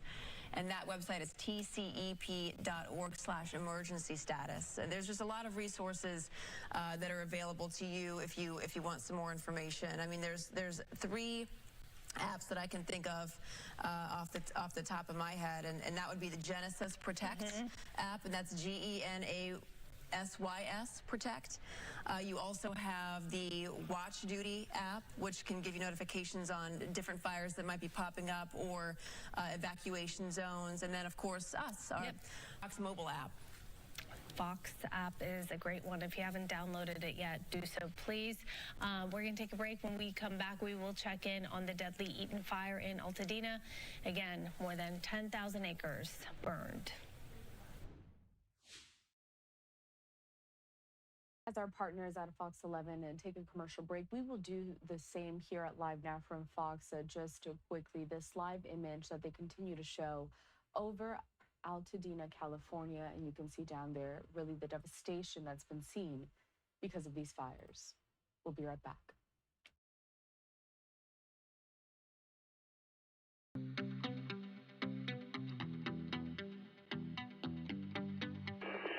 Elevator 5, dispatch 3. 5 on dispatch 3, go ahead. Yes, ma'am, Air Rescue 5, additional 20 on the timer, still in the Altadena area, conducting an admin flight. Air Rescue 5. Air Rescue 5, LA copies, additional 20-minute on timer, 20 for admin flight.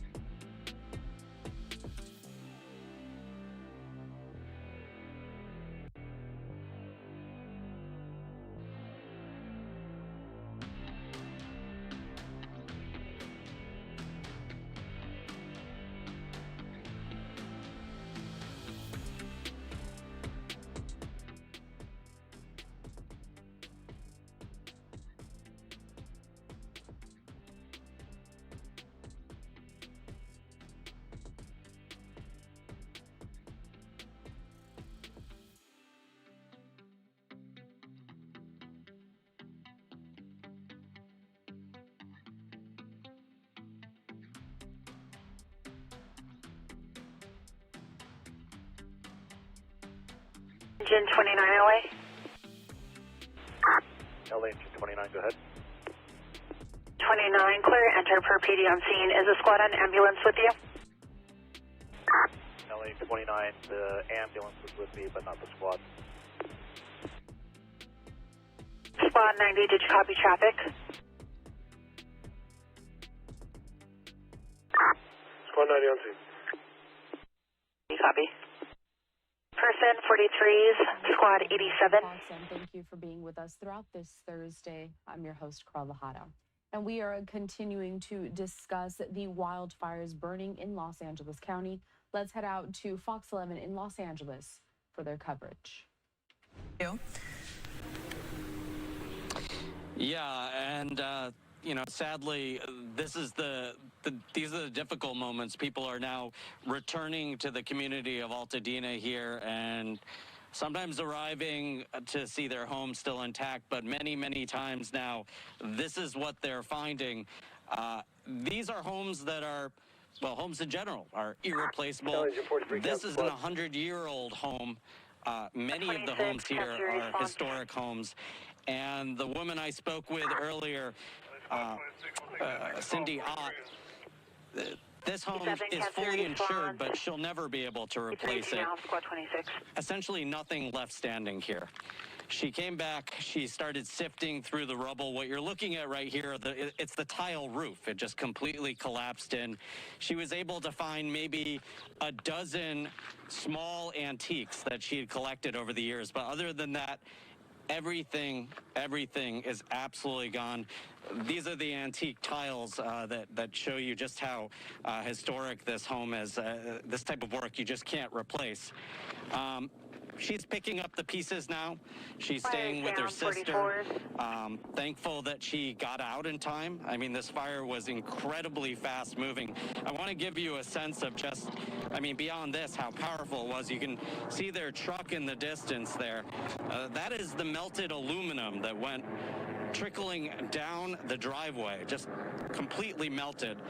But this also shows you sort of the randomness of this fire. We've talked about this on and on. The home right next door, completely standing. The neighbor showed up just a few minutes ago, just sort of in awe of the juxtaposition of this home completely destroyed and the one next door essentially left completely intact.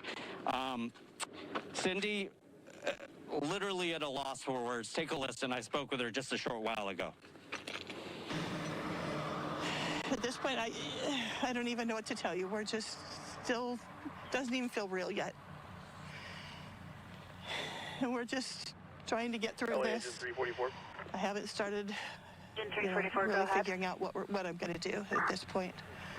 So right now this is my daughter, and we're just kind of going through and seeing what little things we can find just to, for the memories of the house. Yeah, those memories, really all she has left right now. Many, many people, if you go up and down this block, just sifting through what's left of their home. And then beyond it, they look at their community, which has been really leveled. Businesses gone, churches, synagogues, 5 schools badly damaged, the water system not usable right now. I mean, the work here to bring this community back, it's going to take time. Back to you. Yeah, absolutely. All right, Zach Sauce from our sister station KTVU there for us. Thank you so much. Thank you. All right, coming up, we'll talk a little bit about what's going on with our local teams and their game schedules. This is a lot of postponements, cancellations. A lot of people wondering, right? Yeah. Those details next. So there we just heard a live report. Partners at KTVU, that's Fox 2 in San Francisco, also lending a hand to our team at Fox 11 in Los Angeles as the coverage continues on all of these wildfires and really the devastating impact that we have seen after the fact, some of which is showcased on your screen right now with these striking live images that we are getting from a Skyfox, the chopper up there, looking overhead. Just take a look at that, an entire neighborhood, all of those homes gone, and all of those families with nowhere left to go, many of them losing all of their belongings.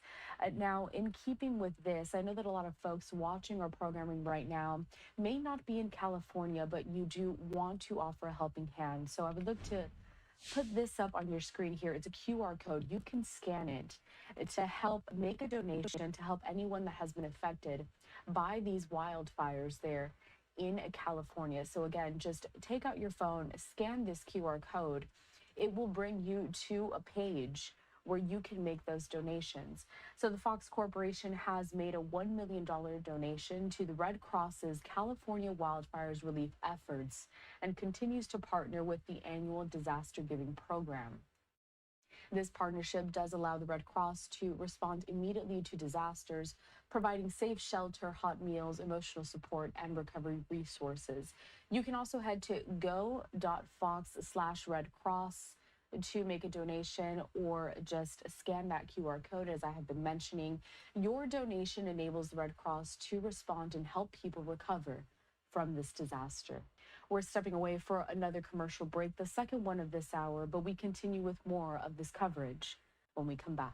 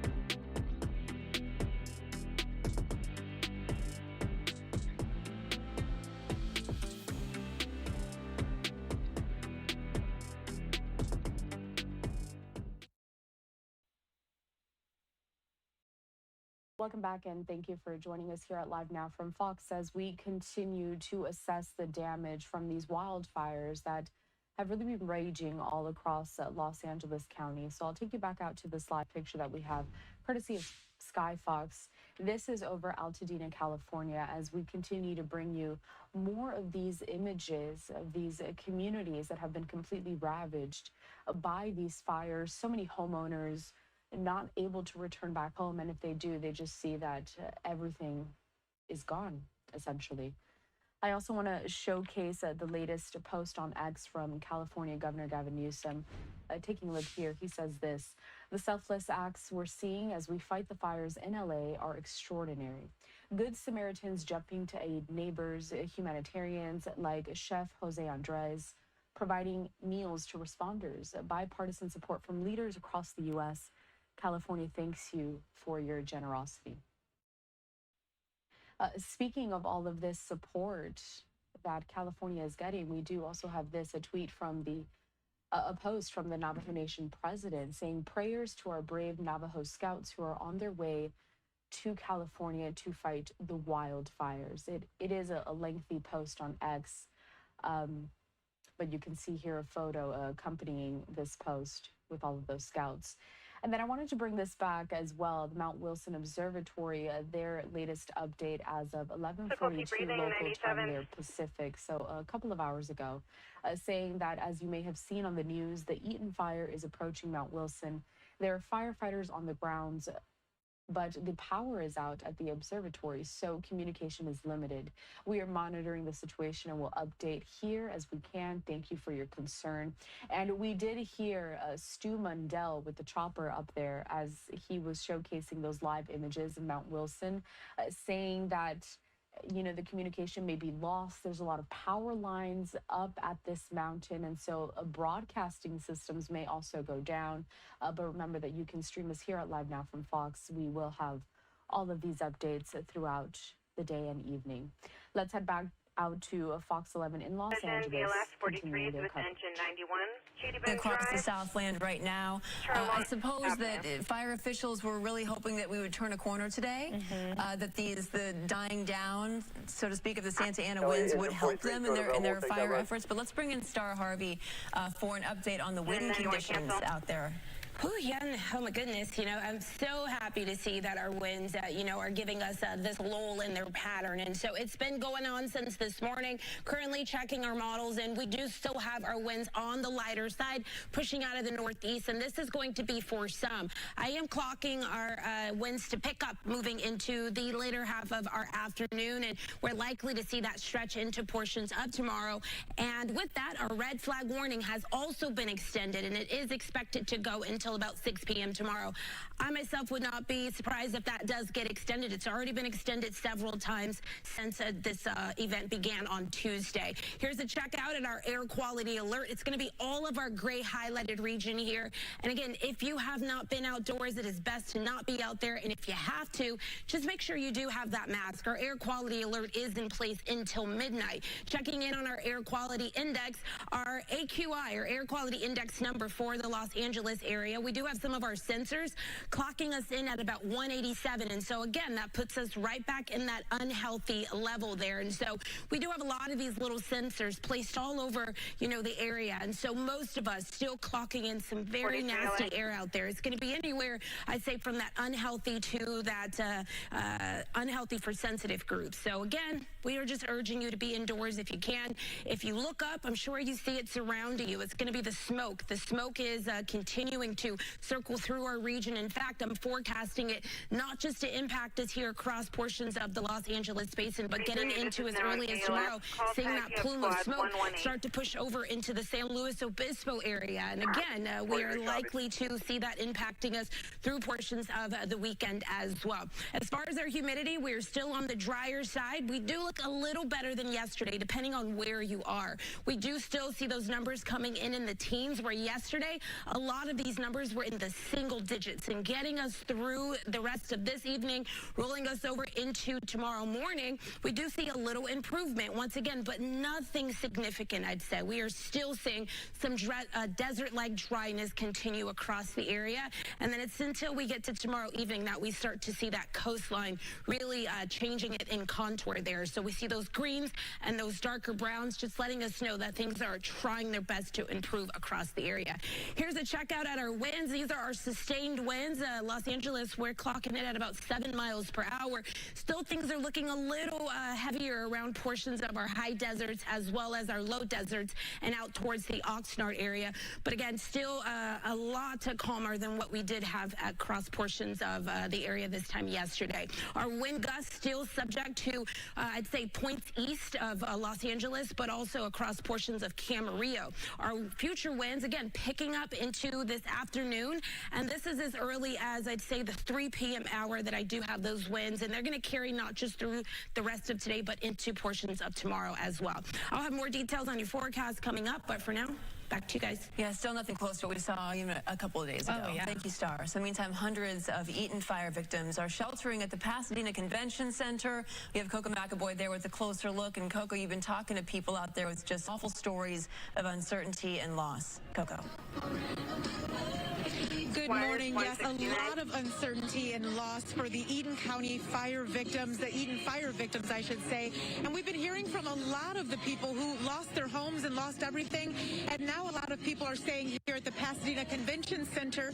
About 1,200 people stayed here last night for shelter. I'm now here with Lisa Derderian, who is the Public Information Officer for Pasadena.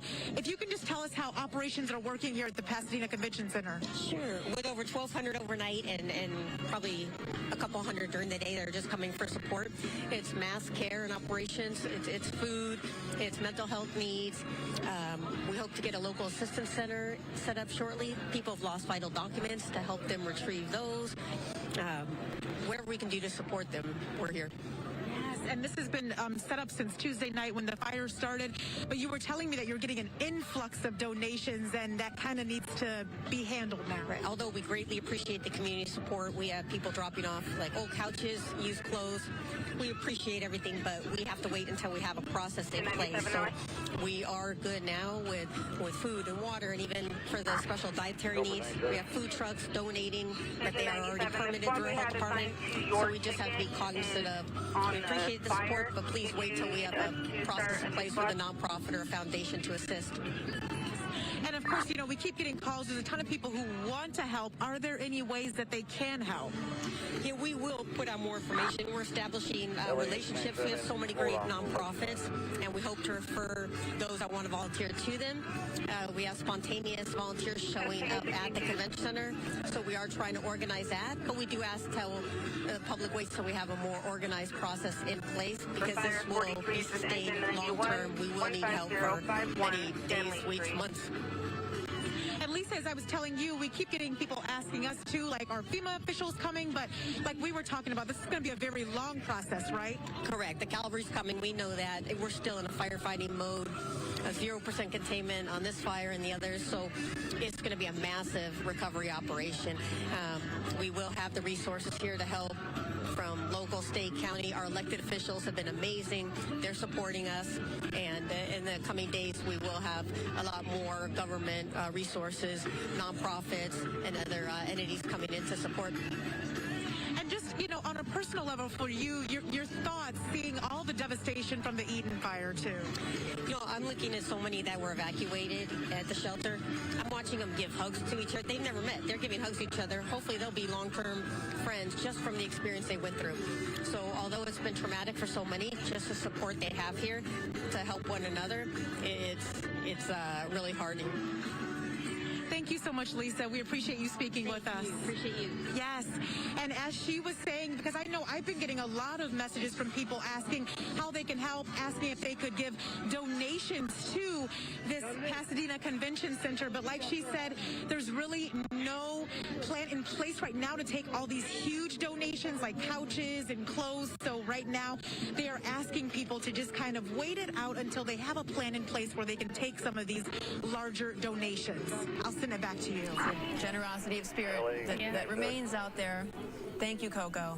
Love to see people chipping in and trying to help others out right now. Coco, thank you. So there was a news conference this morning, and after that news conference, LA Mayor Karen Bass faced some tough questions from reporters. This is what she said when Bob DeCastro asked her on her thoughts on the city's lack of preparation and rapid response. Let me just say, first and foremost, my number one focus, and I think the focus of all of us here with one voice, is that we have to protect lives, we have to save lives, and we have to save homes.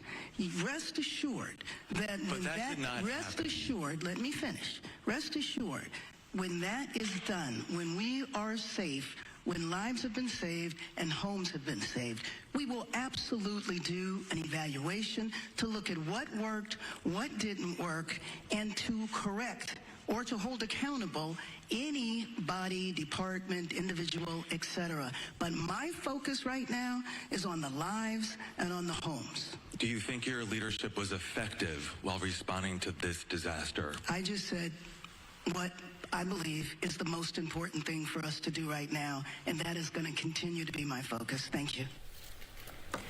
And I think those questions will come into sharp focus in the days and the months ahead, for sure. These are the questions that the community is asking. Yes. So yes, absolutely, certainly. we'll stay on top of that. And so what is the estimated value you're thinking of all this wildfire damage? Well, according to AccuWeather forecasting company, we are looking at $57 billion across the Southland. That's just an astronomical number. That, in fact, is more than 3 times the damage of the Hawaii fires in 2023, the fire there in Lahaina. But it's still less than the record-breaking 2020 wildfire season on the West Coast. The film and TV industry are taking a major hit, with production halts and postponed events adding to that financial toll. The state's already fragile insurance market faces new pressures as well. Some say this is the tipping point of these insurance companies when it comes to their coverage in Southern California. These fires are pushing the state into another financial crisis. The full cost of recovery is still unclear as firefighters continue to battle and contain the flames. That is the top priority right now. Well, so many people are stepping up, as we've been talking about all day long, to help their fellow Angelenos. That's the silver lining in all this, right? But of course, there are those who are taking advantage of the situation and preying on fire victims by looting. Last night, Haley Winslow witnessed it firsthand in Altadena.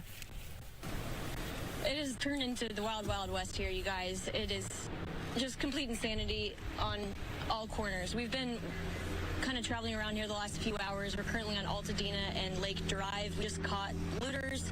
So many looters here. There were looters down the street held at gunpoint. Police are kind of doing the best they can, like these firefighters, the first responders here.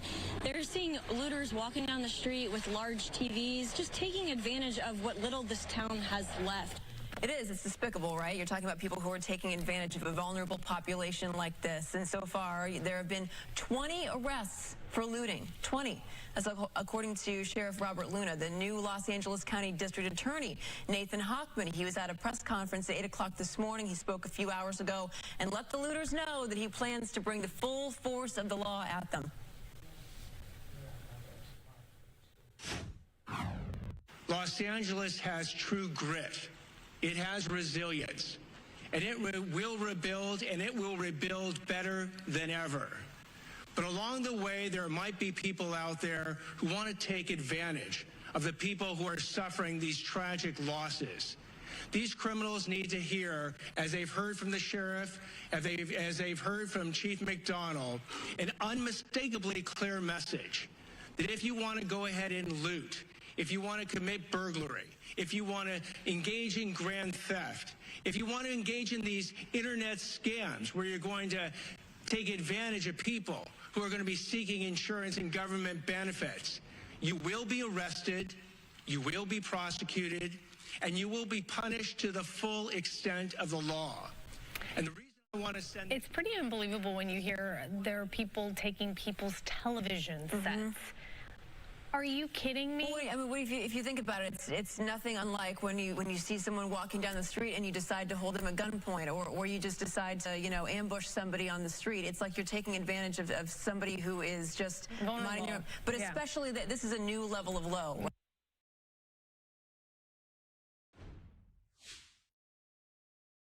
It does seem that our feed with Fox 11 in Los Angeles has frozen, so we will check in on that and bring you more of that continuing coverage. In the meantime, live on your screen, courtesy of our partners at EarthCam, a live now look over there in Los Angeles, California. We will continue with more of this continuing coverage regarding the wildfires, the devastation left behind when we come back.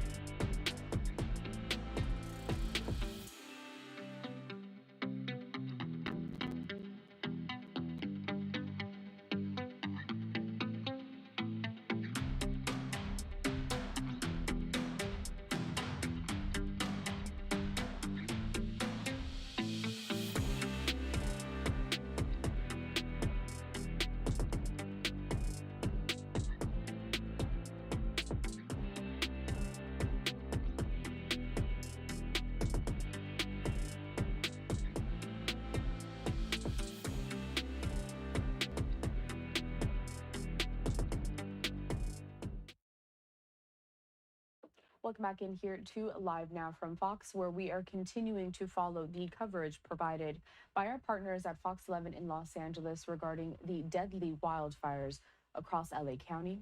Let's watch. Traffic collision, vehicle over the side, 63s. Big Tejada Canyon So Road, I do believe they headed to Road, a commercial break, so engine we'll check in with them 82, in just a and moment. In Air the 5, meantime, I want to bring you this update on the next update that we're going to be getting from fire officials coming up a little later on this evening. Here is the latest post on X from the LA County Fire Department. It says Eaton Fire Press Conference Thursday, January 9th, 2025 at 3 p.m. at the Rose Bowl. So that is 3 p.m. Pacific time, 6 p.m. Eastern time. And of course, we will be sure to carry it in full as it gets underway. In this press conference, we can expect to hear from the Los Angeles County Supervisor, as well as the County Fire Chief, the Sheriff, and other fire and law officials. They will provide the latest information on the Eaton fire, which is attributed to those 5 deaths that we have seen all units switch to because of these fires. And we know that more investigations are underway, trying to see if that death toll continues to climb. Here, once again, the post from California Governor Gavin Newsom saying the selfless acts we're seeing as we fight the fires in LA are extraordinary. Good Samaritans jumping to aid neighbors, humanitarians like Chef Jose Andres providing meals to responders, and bipartisan support from leaders across the U.S. But I am seeing a live picture that we're getting in here. President Joe Biden, I do believe, being briefed on the federal response to the wildfires. Let's take this live. Engine 29, Squad 167, 4011 Maple Avenue. 1-800-621-3362 to get the kind of help they need for everything from the basics that they don't have access to right now.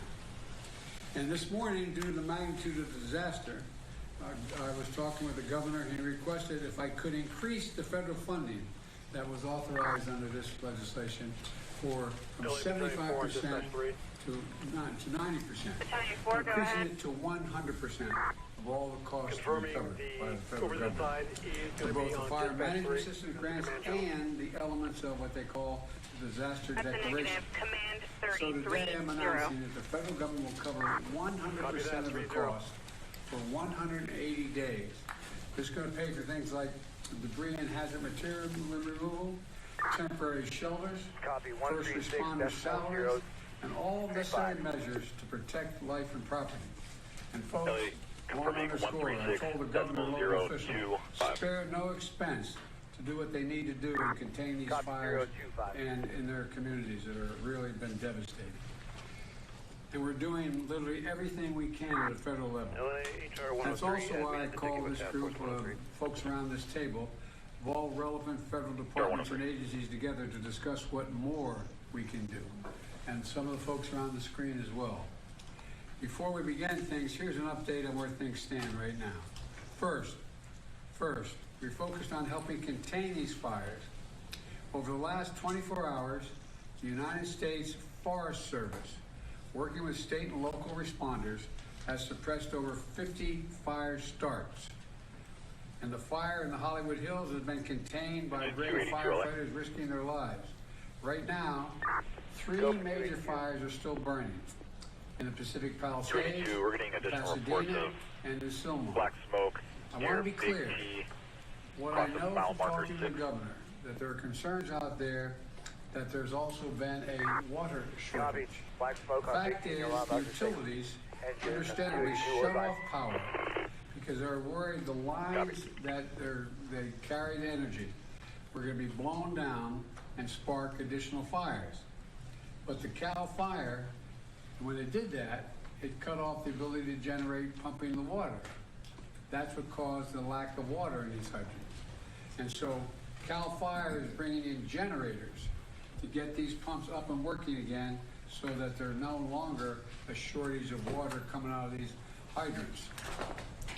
I'm also surging all federal resources possible to Southern California, including 400 additional federal firefighters. Looks like we got kicked off that run. Can you resend it to us? Over 30 firefighting helicopters and planes. Engine 82 for the 2-car. Firefighting You were committed planes to the and helicopters. They said they wanted to take the run. Confirming you want to be added. Defense C-130s that are equipped to suppress wildfires. Today, the Secretary of Defense also authorized 500 wildfire ground clearing personnel from the Defense Department. And I've directed the department to continue working with Governor Newsom to identify additional resources that can be provided for public safety and security. And we've secured additional firefighters and firefighting aircraft from our ally in Canada as well. I also want everyone in Southern California to know we're going to keep at it. We're sticking with this. We expect there may be a temporary break in the winds, but in some areas the winds are likely to continue well into next week. And so we're going to continue to sending everything, literally, every resource we can find that's appropriate to help the governor and the first responders. Second, we're focused on helping people who have been displaced or in many cases lost everything. You've reported on, you've seen the homes just burned to the ground. Whole areas burned to the ground. Large areas. They've been displaced and they've lost everything. As I said, since the fire started, FEMA has been working with the state to help residents get shelter, groceries, prescriptions, and other critical goods like baby formula. We're also sent FEMA Director Criswell to Los Angeles to manage our response on the ground. She was supposed to be on this call, but we have a deputy here because she is out in the field with the governor right now, surveying what's going on. Let me close with a message to the people of Southern California. We are with you. We're not going anywhere. To the firefighters and first responders, you are heroes. Many of these firefighters are out there risking their lives and some, well, I won't go beyond that, but risking their lives, and while their own homes are in danger, their families are in danger. To the firefighters and first responders, you really are, it's not hyperbole, you're heroes. You're genuinely heroes. And the worst, this is the most widespread devastating fire in California's history. It's amazing. And there's nobody who understands it better than the press been covering this on a minute-to-minute basis. And you literally have to run into the flames. LA copies. That old expression, 182. God made man and he made you available. We show squad 183 at first. In the flames. In doing so, you're leaving your own families and who may be in harm's way as well. So we owe you. And we're going to make sure that you get every resource you need, every possible resource you need. To the families who have been impacted by this disaster, you're living through a nightmare, I know. And I promise you, we're going to help you get through this and eventually recover and rebuild. I'm going to turn it over now to the Vice President before we go on to the folks in the various cabinet positions as well as agencies that control these issues. Madam Vice President, I know you're directly affected, so you fire away. 16 Indeed. Thank you, Mr. President, and also for the work that everyone around the table has been doing with the appropriate sense of urgency, because this is an urgent matter. What we have seen in California, and in particular in Southern California, is apocalyptic in terms of the nature of it and the unprecedented nature of it as well. And what we are seeing is a situation that is extremely dynamic. It is very much in play, and to some degree unpredictable, because we are literally waiting to see which way the wind blows. And I cannot praise enough the local leaders, most of whom I have talked with, and in particular our firefighters, who, as the President has said, they are working around the clock. They are working 12-hour, even longer shifts, and they are doing it with a sense of optimism, but also with an understanding of how serious this moment is and how important their work is to real lives and local. Thousands of families have been displaced. Many of those families with young children with nowhere to go. And what we know is that this is a matter of current urgency, but this is also something that is going to have an impact for months and years to come. And on that point, I will also make note of the fact that, sadly, many insurance companies have canceled insurance for a lot of the families who have been affected and will be affected, which is only going to delay or place an added burden on their ability to recover. And I think that is an important point that must be raised, and hopefully there can be some way to address that issue, because these families, so many of them, otherwise will not have the resources to recover in any meaningful way. And many of them have lost everything. In the midst, however, of all of the trauma that has occurred, we have seen extraordinary acts of heroism. I am hearing countless stories of strangers helping strangers. People who are opening their homes where they are intact and have not had to evacuate, opening their homes to neighbors, to friends of neighbors, feeding them and providing shelter for them. And I do think that it speaks to the best of who we are as a country, which is in times of crisis, we find the heroes among us who we may not have known before, but act out of a sense of courage, but also a sense of working right now in California on the front lines of this fire. And in particular, I want to thank the firefighters for all they are doing. They are, as the president said, putting themselves in harm's way, and they are doing the work that is about helping people who are perfect strangers to them and doing it in some of the highest moments of need that anyone could face. And with that, I'm going to turn it over to Liz Sherwood-Randall. Turn it back to me. Okay, back to the president. Look, I've had a chance to speak with a lot of the elected officials, including the senators, some of the congresspersons in the region, as well as the vice president as well. And I want to be clear that one of the reasons I've asked this larger group to get together is because they control the very agencies that are needed from the federal level to get things done. And you know, we're in a situation where the U.S. Forest Service Chief, Randy Moore, is here.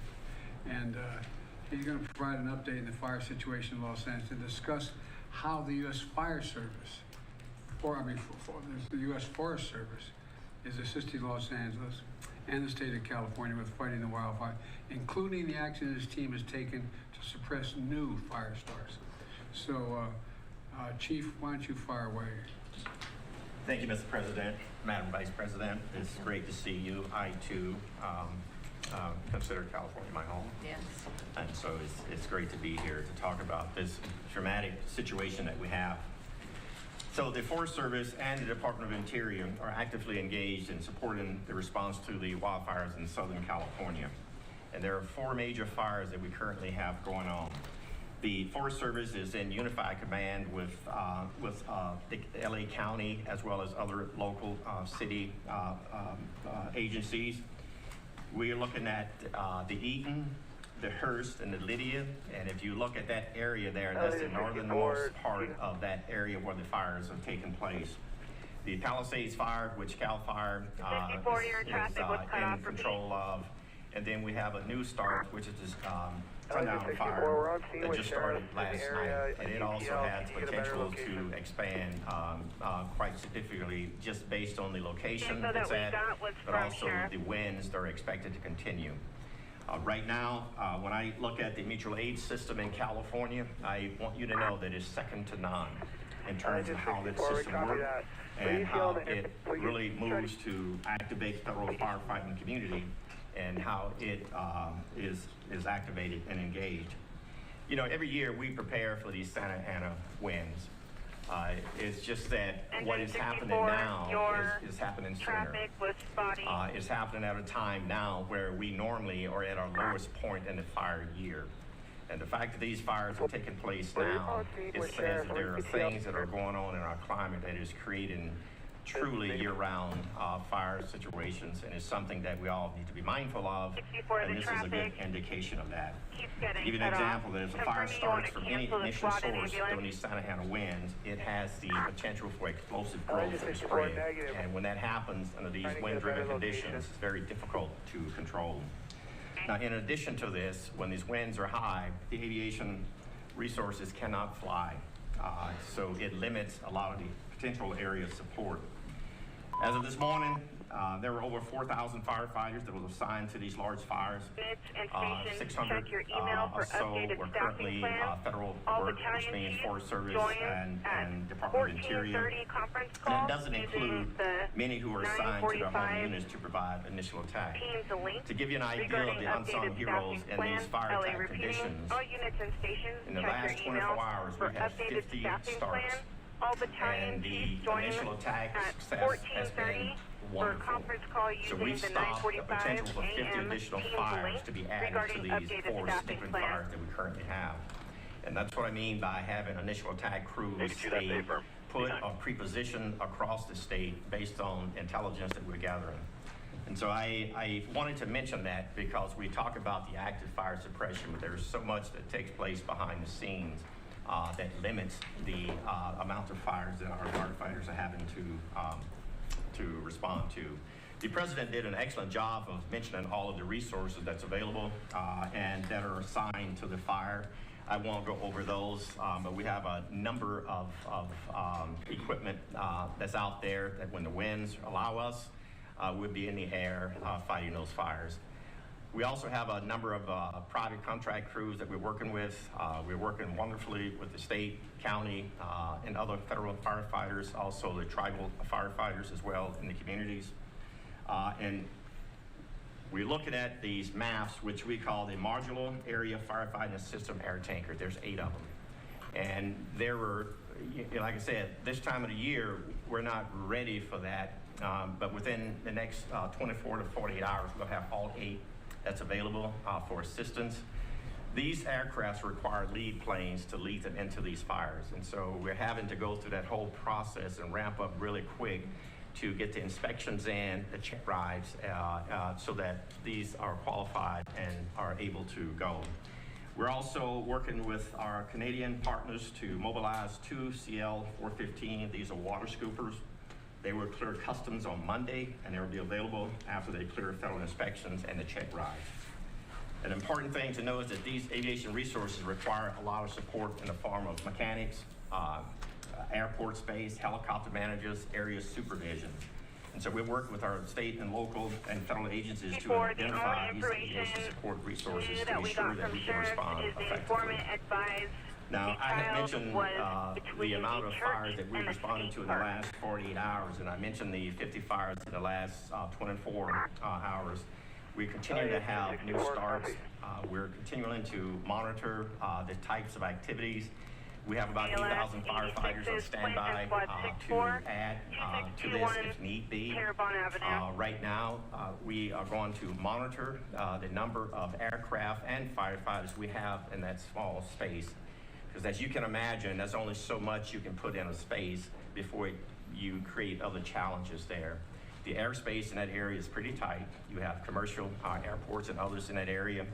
You also, unfortunately, have drones in the air, which is a concern to our pilots and to the safety of the aircraft, and so we have to be mindful of that. I only bring it up to let you know that this is not a very easy environment to operate within. Our firefighters, both federal, state, and local, and tribal, are doing just an outstanding job, and what I consider to be some significant challenges in a significant environment. I think, as I look at some of the questions that you may tend to ask, it's typical that the causes of fires isn't known immediately because resources are really focused on response. However, all the fire causes are investigated, and I want to be upfront with that. Each one of these fires will be investigated to see what the cause and origins of them are. And what we know now is that it would be unusual for there to be lightning-caused fires in Southern California at this time of the year. Fire investigations are the responsibility of the jurisdiction on where the fire starts, and we're ready to assist with this if and when needed. Thank you all. Stand by for the updated call plan. Randy, tell me about the conditions that we're dealing with on the ground. What's most concerning? We are on most concerning right now is the wind. Because the wind is limiting our ability to put aircraft in the air. Aircraft will not put that fire out, but it gives our firefighters and boots on the ground a really good opportunity to put the fire out with a little help from retardant and water drops. With these Santa Ana winds, what's interesting about this part of California, these Santa Ana winds comes off the ocean usually in the mornings, and then you have the sundowner winds in the afternoon pushing the wind back the other way. So while you're fighting to stop the fire this way in the morning, you're also fighting to stop the fire from coming back at you in the afternoon. The sundowner winds are not significant as we speak, but those are the challenges we have in that part of California. And so again, our firefighters are doing just an outstanding job of working in that type of environment, which their lives are really at risk pretty significantly. Be advised, we're still attached to the I told you Administrator Griswold is off with the governor, inspecting some of these areas. So we have Bob Fenton. Bob, can you hear me? Copies. Hello, Bob.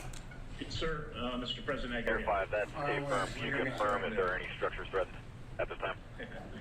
So the administrator right now, the governor, the mayor of LA, county, local officials, getting a briefing on the fire to really understand what the needs are as we move forward, not only with regard to the firefight, which Chief Moore was talking about, but also to regard to support for the population displaced. Over 360,000 under mandatory evacuations, hundreds of thousands more with warnings. And so what we're doing now is ensuring that that we're able to provide any support to provide mass care to individuals, any assistance for the sheltering, any assistance for feeding, and then through the programs that we provide for individual assistance that you authorized through the declaration, we're able to assist individuals with funding to offset their hotel costs. So applying to FEMA on the 1-800-621-3362 number is important, or disasterassistance.gov. We're sending teams out to the shelters.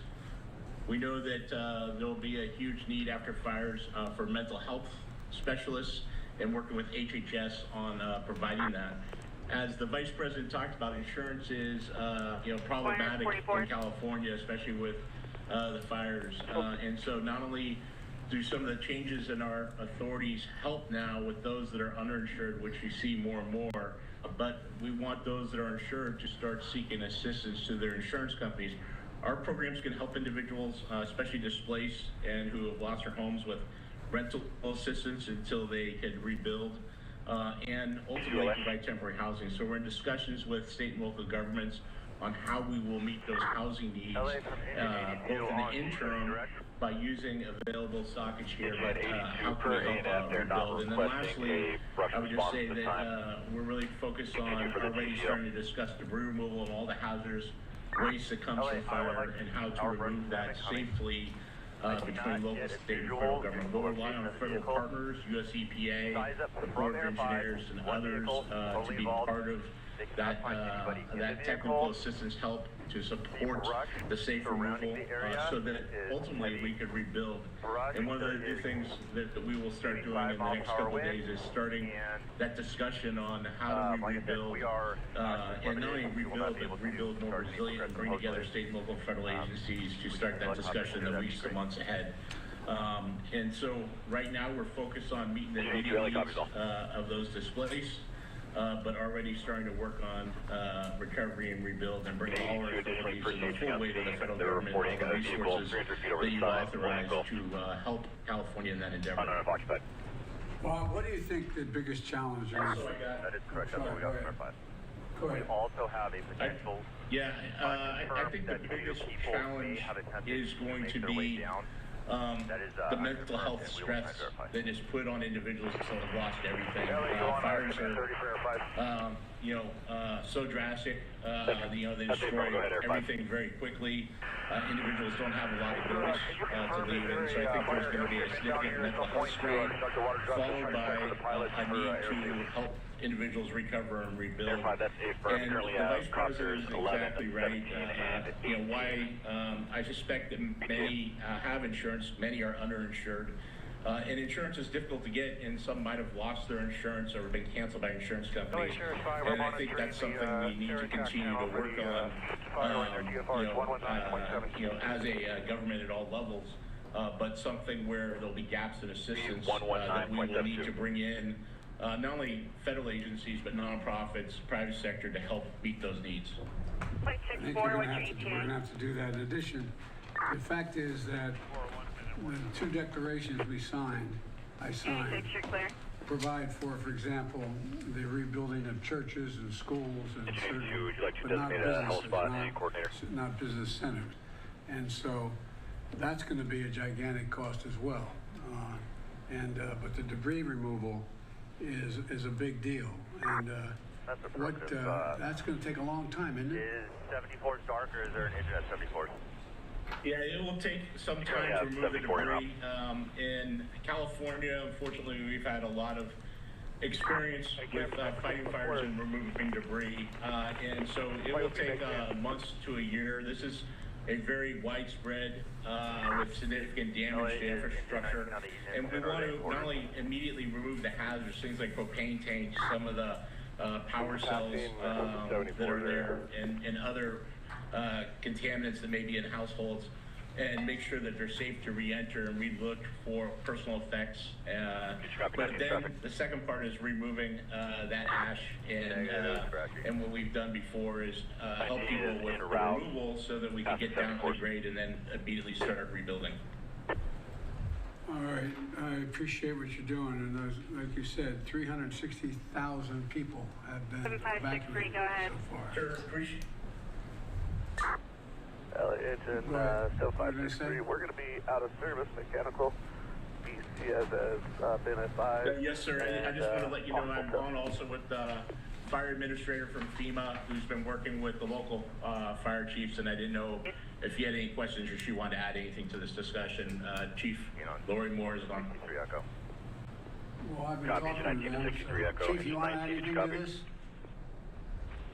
I will, sir. Thank you very much. And you might know I've been here, got here last night. It was important to get here on the ground with the fire chiefs and the firefighters that are here. So I've been with LA County, LA City Fire Chief since last night. We're at the Palisades EOC right now, as Regional Administrator Fenton just said, with the governor, with the FEMA administrator getting the brief. The coordination of resources, it helps for us to be here, U.S. Fire Administration, as part of the response, because we're on the ground, we're able to explain ground truth and coordinate resources, streamline the communication between federal. We're also here checking on the firefighters on the front lines, and I really appreciate what you and the Vice President both said about the boots on the ground, because these are their communities, and nobody wants to fight the fire and save these communities more than these firefighters who are boots on the ground from the very moment the ignition began. So we're checking on them, and I will tell you they're exhausted. Obviously, many of them have been more than 6 hours on this now. They are able to take a quick nap sometimes in the truck, but they are on the job.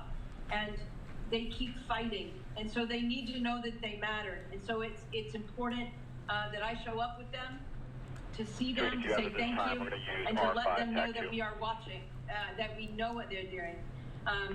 We want to make sure that we're here when injuries happen. And so we did have an injured firefighter in LA County who fell through a 3-story roof just about 2 hours ago. So several major injuries in the hospital. I'll be going to check on him shortly. And it's about the response too, because often while we're in the midst of the response, these chiefs can't explain everything that is happening, and there's a lot of questions, as you might imagine, and are addressing. And so it's important that we're here to help explain why the fire's moving the way it is, the fire dynamics, helping people understand. And when there's questions, as you know, about the response, about the water, to help people understand that it's not just, it's not over if there's not water in the hydrants. We have tenders, we have tankers, they're doing rescue. So there's a lot of work to be done, and controlling these perimeters. There's so much work that these firefighters are doing beyond the direct suppression on these fires. And so that's why we're here, and to continue to learn, because every one of these tragedies, unfortunately, is a lesson to how to prevent the next. And so it's important that we do that as well. So we're going to remain on the ground here, sir, on your behalf for a couple other days to make sure that we are part of this conversation. Well, you are part of the conversation. That's why I went out to California yesterday and met with those firefighters and met with those police officers, because there's also worry about looting and a number of other things. So they are really incredible people. They're making such sacrifices. But I think you're right. We have to provide them all that is humanly possible for them to be able to do their job. And there's going to be a need. I want to say it again, and we all know it around this table, there's a need for some help in terms of the psyche of these folks. There'll be real problems regarding the mental health issues, and we got to make sure we're prepared to deal with it. All right, now Deputy Secretary of Defense, Kate Hicks. Secretary, why don't you tell us what you and I and others have been talking about the Defense Department doing and what they're prepared to do now. Thank you, Mr. President. Yeah, I surprised you. Victor 125.675. We are very committed here at the Defense Department. We, of course, are always looking for how we can support state partners and, of course, our interagency partners in the federal sector that you've already heard from. And that includes every tool that we believe we can leverage that causes us to always lean forward to make sure our partners understand what we could bring and be responsive to requests that they're coming forward with. And we have been in receipt of some requests. I will turn, with your permission in a moment, to Chairman Brown, and then we also have on the screen with us the NORTHCOM Commander, General Guillot, who is our focal point for responses here in the United States homeland. Secretary Austin this morning out in Germany already in his opening remarks for the final Ukraine Defense Contact Group spoke explicitly to our intent and efforts underway now to provide surge support. And so I just want to emphasize it's so important to us that he's put that front and center even while he's concluding this important work overseas. You had mentioned some of the efforts we already have underway. We are ready, as I said, to engage with our partners on further efforts. With your permission, I'll turn to Chairman Brown. Please. Chairman. Mr. President, Madam Vice President, as you highlighted, we do have 500 personnel already identified to be able to support. Not so much in firefighting, because it takes some 10 days of training that would be required, and we don't want to pull firefighters away from that, but they can also support with rock clearance capabilities, commodity distribution. We talked about the airlift with their helicopters. There's 10 U.S. Navy helicopters as well as 10 Guard helicopters. The winds have been challenging to get them airborne. They can also help with the ground search and rescue, incident response, awareness, and then medical support. Those Marines will be in place in the next 24 to 48 hours. The California National Guard also has, by tomorrow, they'll have about 1,000 service members that will be available to be able to support as well. About 250 of those actually have some firefighting capability, and they can be trained in the next 24 to 48 hours to also support firefighting. As was mentioned, the C-130s with the modular aerial firefighting system, 2 of those are already channeled. Explain what that means to the average listener. Yeah, so what it is, it's a C-130 that's modified. It has a system that's put into a modular system that's put into the back of the C-130, and so it's able to push out either water or the slurry retardant associated with it. And as was highlighted, they are usually prepared to do this during the firefighting season. This is several months prior to when they would typically do this. And so there's 2 C-130s that are already at channel out there in just northwest of Los Angeles. The other 6 will be there within the next 24 hours or so. The first flight will start tomorrow, and then they will continue to be prepared to be able to support. We're also looking at surrounding bases that may have ability to bed down any displaced personnel or families. We've got about 1,000 beds that have been identified at either Edwards, March, or Fort Irwin, and they're in California. In addition, we're using March Reserve Base as a incident response area and getting that set up. Mr. President, last thing I would say is and before I turn to General Guillot, what we really try to do is identify things that we know we can lean forward on before there's even an ask. We want to make sure we cut down the timeline to get provided capability. And we also want to make sure, and I know that General Guillot is communicating that with Ms. Griswold from FEMA, so that we want to make sure we, as I say, provide an a la carte menu of all the things we have available. So even if they don't have time to think about it, we're already looking ahead. Last thing I would say is when I met this afternoon with my staff, the thing we also talked about is there's an immediate response, but there's also, as was highlighted, the longer term response of things that we'd have to be able to look at in recovery. And so we're already thinking ahead of what options DOD may be able to provide to us. So, any of your questions, and I can turn You it guys to have been immediately responsive. Thank you. I mean, you're right on top of things. But let's turn to General. Good afternoon, Mr. President, and thank you, Chairman. Northcom, on behalf of the Department of Defense, is aggressively taking actions to deliver capabilities to California as soon as they are requested. So in addition to the aircraft and ground forces and the installation support that President Biden and Chairman Brown mentioned, we've identified other capabilities such as helicopter support, search and rescue, both from the ground or from the air.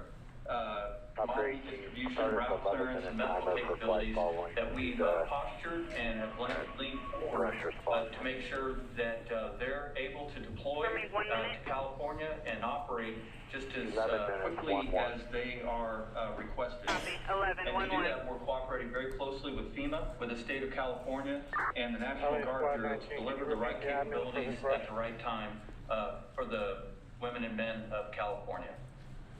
Well, the Defense Department, I got to say, stepped up immediately. I didn't even, matter of fact, I got a call what you need before I even asked.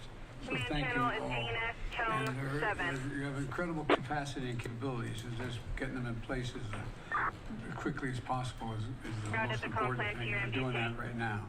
So I think you're going to see an awful lot of help coming based on what you want to do, what you can do, and the entire department is surging capacities, in my understanding, including the aerial equipment to fight these fires. So thank you very much. Now, I'd like to speak to our Department of Energy Secretary Jennifer Granholm. She will brief us on power outages and initial assessments of impacts on the power grid in Los Angeles area.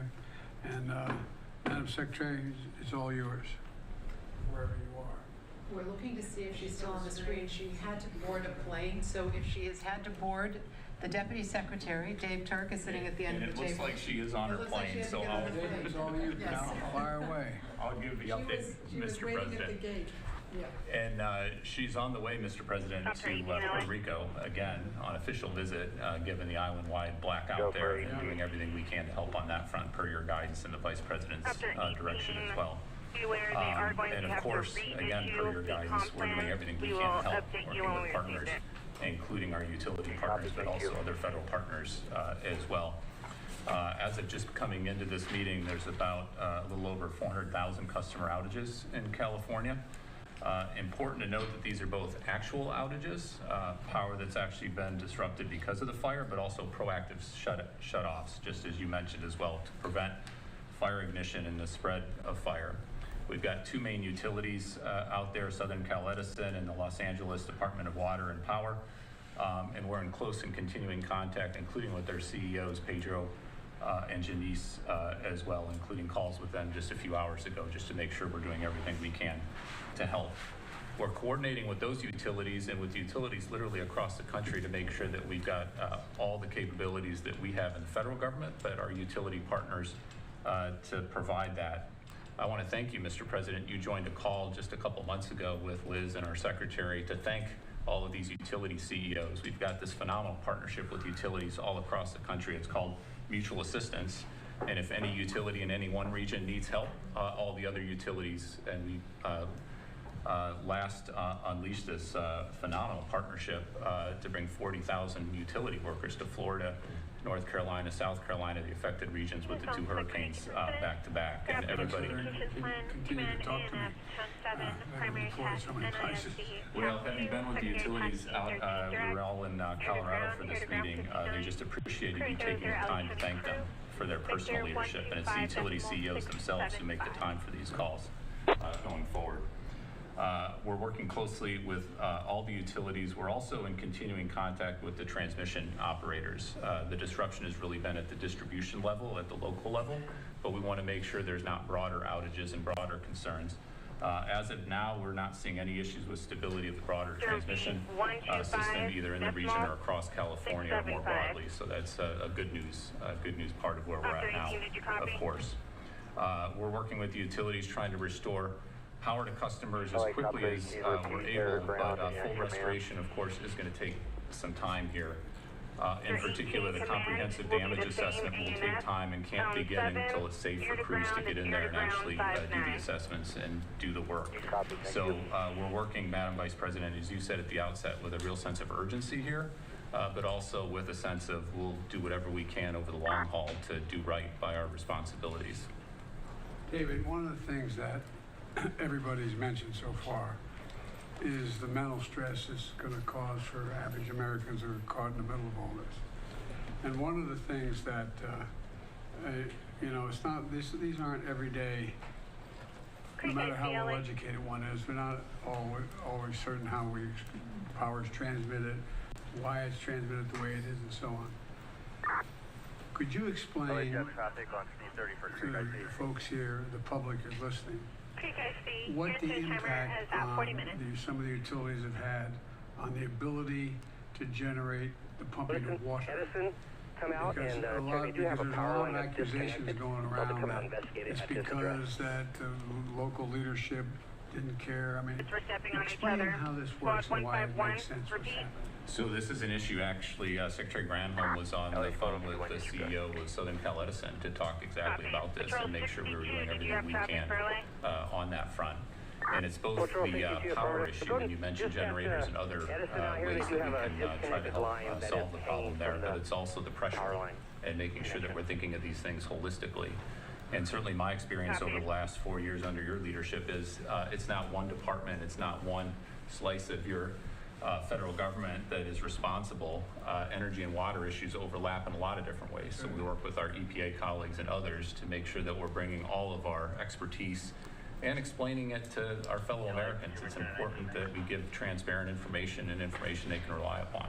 Well, I think it just, people don't know how it functions. And for example, since I've been president, I've been in an aircraft flying over more territory where there have been wildfires, from Arizona all the way up to Idaho and beyond, and that make up an area larger than the entire state of Maryland, that burned to the ground. And one of the problems has been that people don't understand that when these high winds occur, what happens is, or when these storms occur, these utility poles, these whole, you know, those big lines, you see where all the lines are on, they fall to the ground in the middle of the forest. It's not just about raking the leaves under the trees, it's about the fires that causes. And so utilities have to shut down the ability to continue to transmit on those lines. And the consequence of that, I don't think most people think, no matter how well educated they are, unless they're in the area, that there's a direct correlation between the utility company and the ability to pump water out of a hydrant. And so it allows for a lot of uninformed people to make assertions or concerns or accusations about the local officials not caring or not working. So as I understand it, the vast majority of the circumstances where the water resource has been diminished is because of the utility company not being able to maintain the electric transmission because they're getting knocked down or shutting down so they don't cause more fires. Fires, exactly. But now what is happening is, are we getting cooperation with utility companies to bring in generators and others to bring in generators to generate the energy to allow that fire hydrant to function? Explain that a little bit. So this is the pragmatic can-do attitude, and folks who've been literally doing this, our civil servants and others, for their careers, and making sure that we're solutions-oriented. We sometimes call our department the Solutions Department, as Liz knows from having been Deputy Secretary of the Department of Energy. And so whatever gets the power on to allow the water, whatever gets the job done, a lot of times it's working with our defense colleagues who have terrific assets that can be brought in quite quickly. The other point I'd like to make, Mr. President, to thank you and the Vice President's leadership and our folks in Congress, your bipartisan infrastructure legislation actually provided $10 billion. It's a GRIP program for grid resiliency to improve the resilience of our grids so that when the grids do go down, they come back on quicker. That's $10 billion that we've already gotten out the door and is being invested in communities all across the country. We need more of that. We need continued and focus on infrastructure, but infrastructure matters. It matters a great deal because, for example, one of the things that I knew, but I didn't know that I didn't put a number on it. It'd be a lot easier if these electric lines are running underground in contained vessels. So in the middle of forest, so there's nothing that, I mean, but it costs what, 6 times more? It can cost 6 times more, and we're doing a lot more undergrounding thanks to your leadership on the infrastructure funding. It's not cost effective everywhere, and some places it's necessary. Some places it's absolutely necessary, and we need to have the funding and support to do that as quickly as we can. Well, I think we're moving in the right direction. I know it, look, this is really, really, really difficult for families to have to deal with it. I mean, you know, I have a family member who lives out there, and the area where he lives, I'm not getting into the detail of where he lives. I think there's something like 240, 260 homes that are burning around, all but 14 or 15 of them. And everybody has to evacuate. And people are going, when do I get back? When will I ever find that picture album? Will I ever find the jewelry that my grandmom gave me? Will I ever, I mean, there's so much anxiety that's generated. And I think that we've been through this once before in Hawaii where the fires occurred and we're trying to build back up the community so they can open up and things be running. It's really, really, really hard. So I'm going to make an appeal right now to the United States Congress. They're going to have to step up when we ask for more help. More help to get these people the kind of shelter they need, to get the kind of help they need, because it really does matter. And you guys do, Dave, I'm not being solicitous, you all do a hell of a job. And we've learned, unfortunately, so much. And there is, in case you haven't noticed, there is global warming. It does change weather patterns. And as you explained, Randy, winds going in, winds coming out. You get the one going in, but you don't want the one coming back out. And so my point is that I think the more we can explain to the American people in plain, straightforward, honest English or whatever language of us understand what exactly is happening, the more likely we're likely to get the kind of support and not make a political deal out of this. I'm leaving this office shortly, but it's not about the politics. It's about giving people some sense of security that we're going to be able to get this under control, but it's going to take time. And it's going to take time. And like I said, in the next little bit, we're going to be going back to Congress asking for some more help on some of this stuff. And I hope they're ready to step up because we can afford it. And like I said, we have a little infrastructure bill that's over $1 trillion. It's going to be able to help a little bit. We have done a lot in terms of what we're going to do in terms of providing for this rebuilding of communities. And so I think the most important thing we have to do, those of us sitting around this table and on the screen, is explain in simple, straightforward language what the capacity we have is, how we're using that capacity, and what capacity we don't have that we need. And in order to keep things from just all these, in crisis, rumors and fear spread very quickly. And the most important thing is to just bring this down in an area, be honest with people, what's at stake, but be straightforward with them. What can be done and how we're going to get it done. So I thank you all very much. I'm proud of the job you're all doing. And I'm, quite frankly, proud of the job the local officials in California are doing. I've spent a lot of time with the governor and the mayor of Los Angeles and others. You know, they're doing everything that we ask of them and beyond. And so we're stepping up as best we can. Any of my colleagues around the table or on the screen want to add anything before we close this out? Well, as the Californian at the table, thank you for all of the leadership that everyone here has provided, starting with our president. We are beyond the point of calling it fire season. I copy. we really, and we're seeing this around the country, that whereas years before we would talk about a particular season of extreme weather, we are seeing that it doesn't matter what month of the year, we should be ready. The work that our administration has done in particular on the issue of infrastructure, together with the Inflation Reduction Act and the attention we are paying to the climate crisis, is so important, because we have got to invest as a country in adaptation, and we have to invest in resilience. And that is about homeowners, that is about families, that is about cities and local governments, state governments, and we have to adapt to this changing climate. For example, fire hydrants are pretty much built to deal with an individual house fire, not with a wildfire that is taking on entire residential communities, where these homes are providing the fuel for that fire to grow. We have to put more resources into our fire departments and firefighters, understanding that we are asking a lot of them that traditionally they never had to do.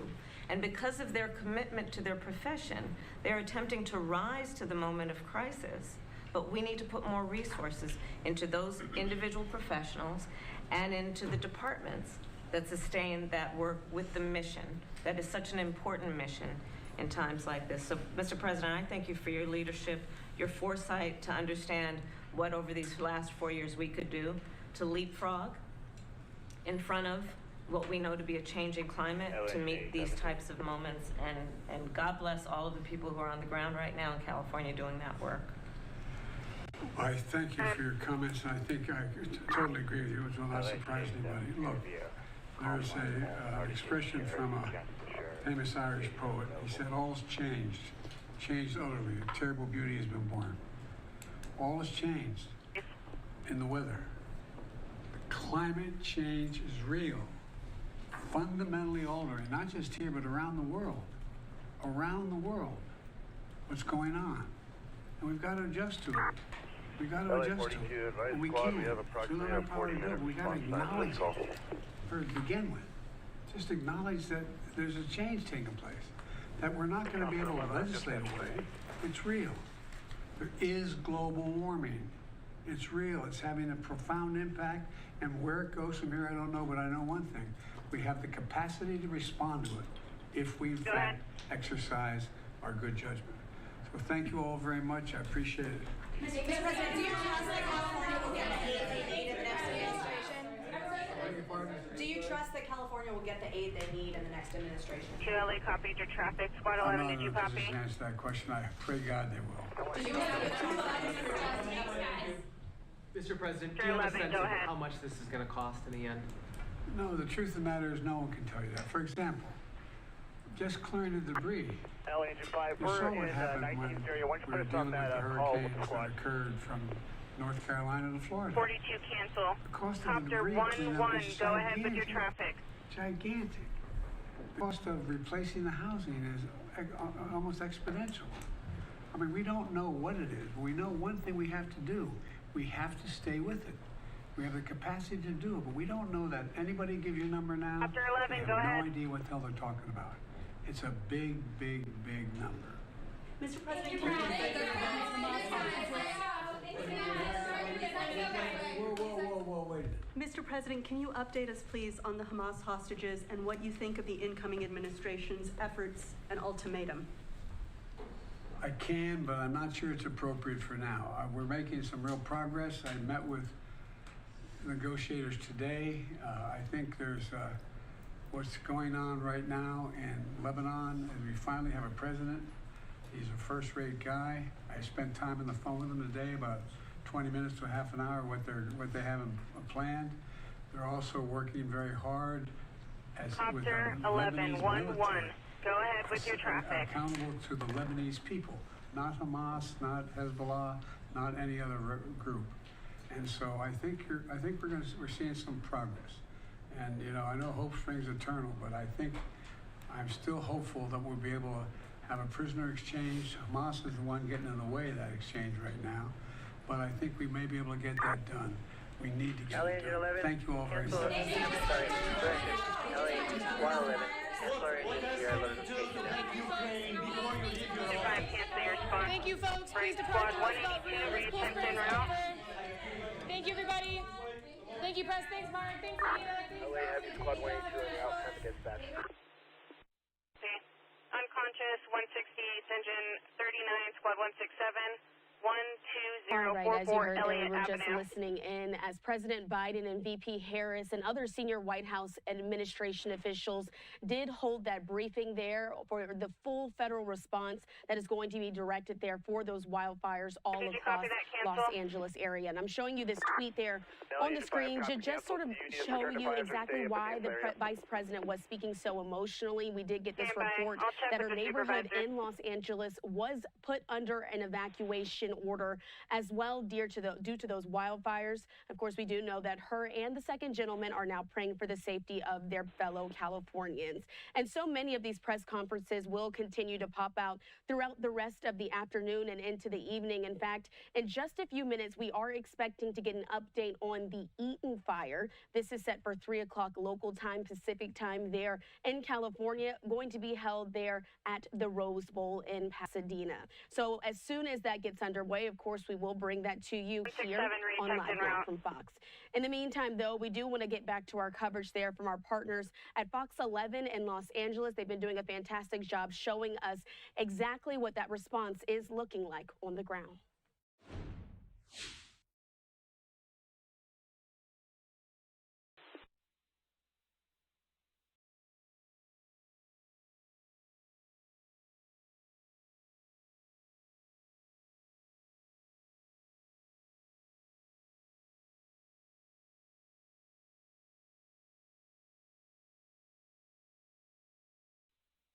All right, so we will continue on with their coverage in just a moment. We are going to take this opportunity, though, to step away for a 2-minute break.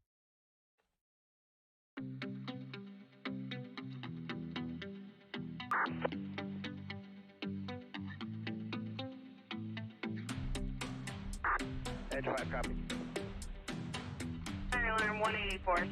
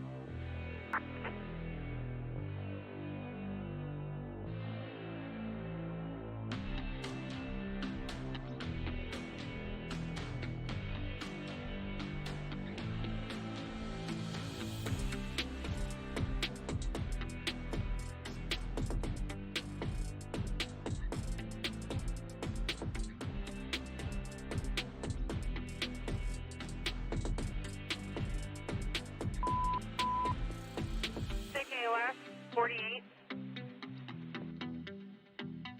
15836 East Cypress Street. Engine 513, acknowledge. Engine 513, copy. Thank you. Stay en route.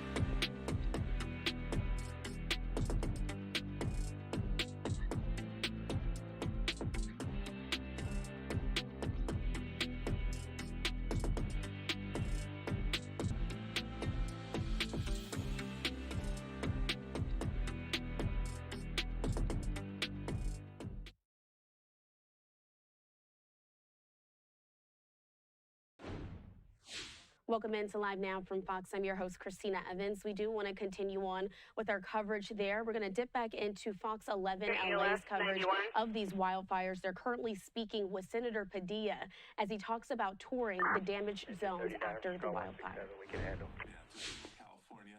Again, it's tough. We've been through disasters before. 3090, copy.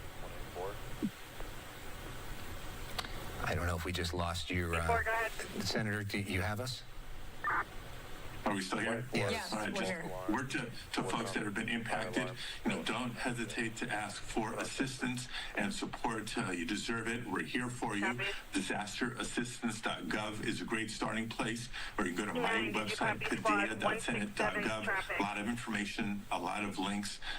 We will help your family and our communities rebuild. Senator Alex Padilla, thank you so much. Thank you. We appreciate you taking time to talk with us. We now want to bring into the conversation Rick Caruso, who is, of course, a well-known business owner, former candidate for mayor of Los Angeles, who is joining us right now by the Palisades, the Villages, which is one of his properties. There's so much destruction around there. Rick, I don't know if can you hear us? I can hear you fine, pal. Okay.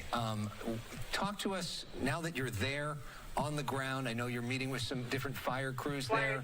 What are you seeing up close and personal? 5513 Angeles Avenue. Well, it's like what you see on your show and all the newscasts. It's just widespread devastation. I mean, it's beyond anything you can even imagine.